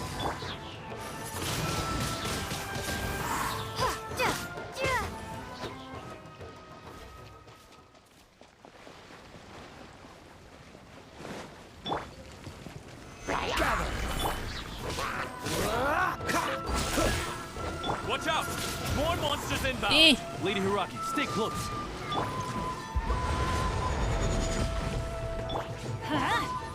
Teamwork is dreamwork. Oh, so sorry. Cool it.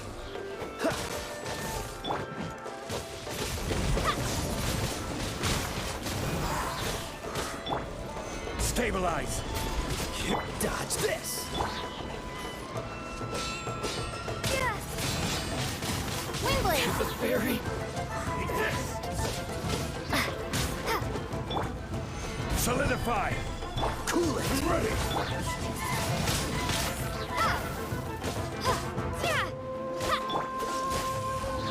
This moment will be frozen in time.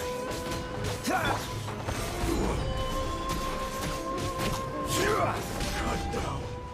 Like this. We can take refuge in the village up ahead. How are you faring, my lady? I'm perfectly all right. You may stop here. The road to Narukami Island is just over there. In my letter, I've requested Kamaji to grant you a special travel permit from the Tenryou Commission. Consider it a token of my appreciation. So, vielen Dank, Chisato. Sei bitte vorsichtig. My lady. So that's how it is. I had a feeling something was amiss, but Shinojo, you... No, Lady Hiragi would never hide anything from us. I'm sure of it. But who is this Kamaji you speak of, my lady? Sind da welche eifersüchtig? I'm not afraid to say that he's the one I love. The one you love? Ist eifersüchtig. Shinojo, did you honestly think that... What? No, I was just clarifying, that's all. I would never in my wildest dreams... Nein, überhaupt nicht. Der Arme. Nicht so schlimmer, als wenn du eine Liebe hast und die vor deinen Augen sagt, ich liebe jemand anderen. Das ist so bitter. You two needn't worry. Please, forget that this ever happened. If my father catches word of it, I alone will be held accountable. Yes, of course. As you wish, my lady. But what will happen if your actions here are discovered, Chisato? Don't fret. My father has always been one to spoil me. The worst he'd do is sentence me to half a day without food or something to that effect. Huh. Paimon never suspected a guy like him could have a soft side. Ich glaube, da wird noch jemand ein Wörtchen mitzureden haben. I wish you a safe journey. I'm sure we will meet again. Bye, Chisato! Come now. Quit your staring and let's get moving. We've got goods to shift. Oh, er tut mir so leid. Er tut mir doch etwas leid. Gunst der heiligen Sakura.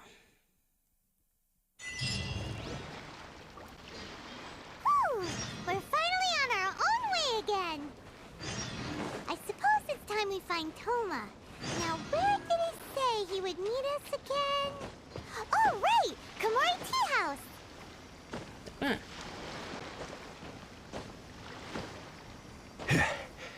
So, wenn das schon da ist, nehmen wir das mit.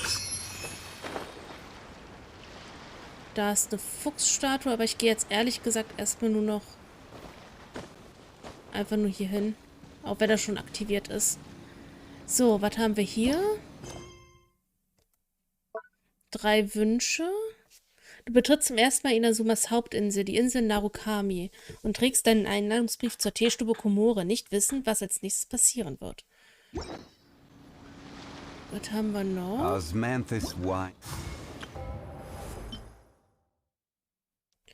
Was ist das jetzt? Shisatos Brief ist ein Nebenquest. Es ist schon eine Weile her seit dem letzten Hyakunin Iki und jetzt taucht Kayabuki wieder in der Summe auf. Wo ist denn das?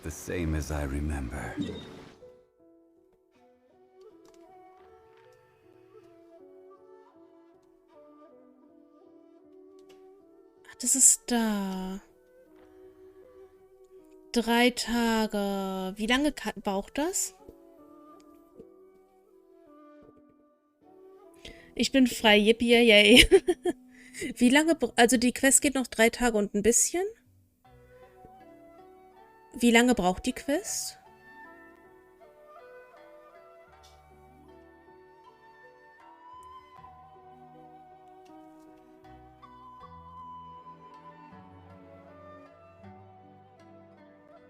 So ungefähr.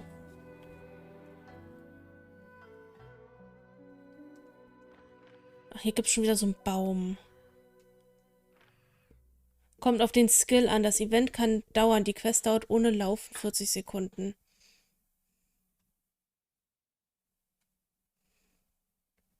Also es kommt halt nur aufs Kämpfen drauf an. Wie viele Kämpfe muss ich machen? Im Zweifelsfalle, dann machen wir das so. Bevor wir Hauptquests technisch dann weitermachen, ich mache meine Dailies. Dann pfeife ich an dem Tag einfach mal auf eine Legendenquest und werde dann stattdessen, also das werden wir dann, das können wir vielleicht gleich nochmal mitnehmen, und dann werden wir direkt hier die Quest dann mal in Angriff nehmen, direkt nach den täglichen Aufgaben und schauen 6 Runden, wie weit wir kommen. Werden wir sehen. Und da kann mir auch keiner helfen dabei, das muss ich alleine machen, richtig? 6 Runden, 3 Minuten. Ja, gut. Werden wir sehen. Wir gucken mal. Wir nehmen das hier noch an. Entschuldige, viel beschäftigte Reisende.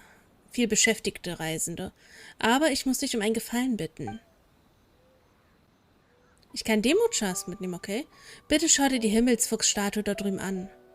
Darin befindet sich ein Omamori, und von dem es heißt, dass er nur von jemandem entfernt werden kann, der Mut hat, Freundschaft schätzt und die Elektrokraft beherrscht. Okay, ich brauche die Elektrokraft, hab verstanden.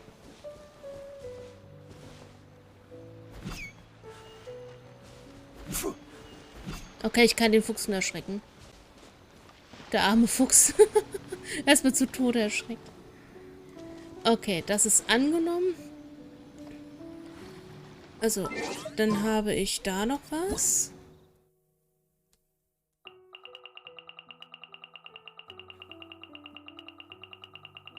Aber wo? Hat sich schon erledigt, okay. Errungenschaften habe ich noch. So. Haben wir auch. Okay. Dann... Ja, alles gut. Dann würde ich sagen, beenden wir das jetzt hier heute. Ich schaue, wen ich jetzt noch wade. Ja, ich trinke auch noch mal Prost.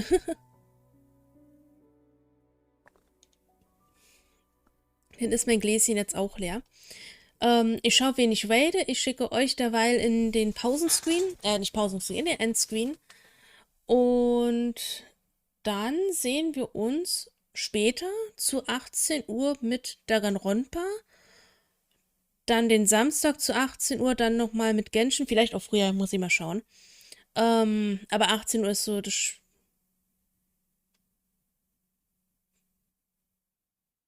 Vielleicht Fans... Bitte was? Was willst du?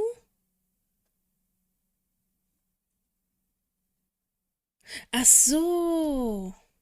Das können wir machen. Ich habe zuerst nicht den Namen nicht richtig verstanden. Ich dachte, das bezog sich auf den nächsten Stream. Nee, das können wir machen. Habe ich kein Problem mit. Dann Wayne will zu Fancy, ja doch, Fancy Evie. Und nur mal kurz durchgehen. Morgen später Danganronpa, Genshin am Samstag, Sonntag dann nochmal Final Fantasy. Wobei ich da aber nochmal schauen werde, wie ich dann halt Montag arbeite. Wenn ich da Frühschicht habe, vielleicht lasse ich das sausen und mache stattdessen einen freien Tag nochmal draus. Wir gucken mal. Aber soweit erstmal der Plan. Dann bedanke ich mich fürs Zuschauen. Wir sehen uns beim nächsten Mal wieder. Ich wünsche eine gute Nacht. Und dann ist ein Plan, genau. Und dann bis zum nächsten Mal. Also ciao, miau und bis bald. Bye, bye.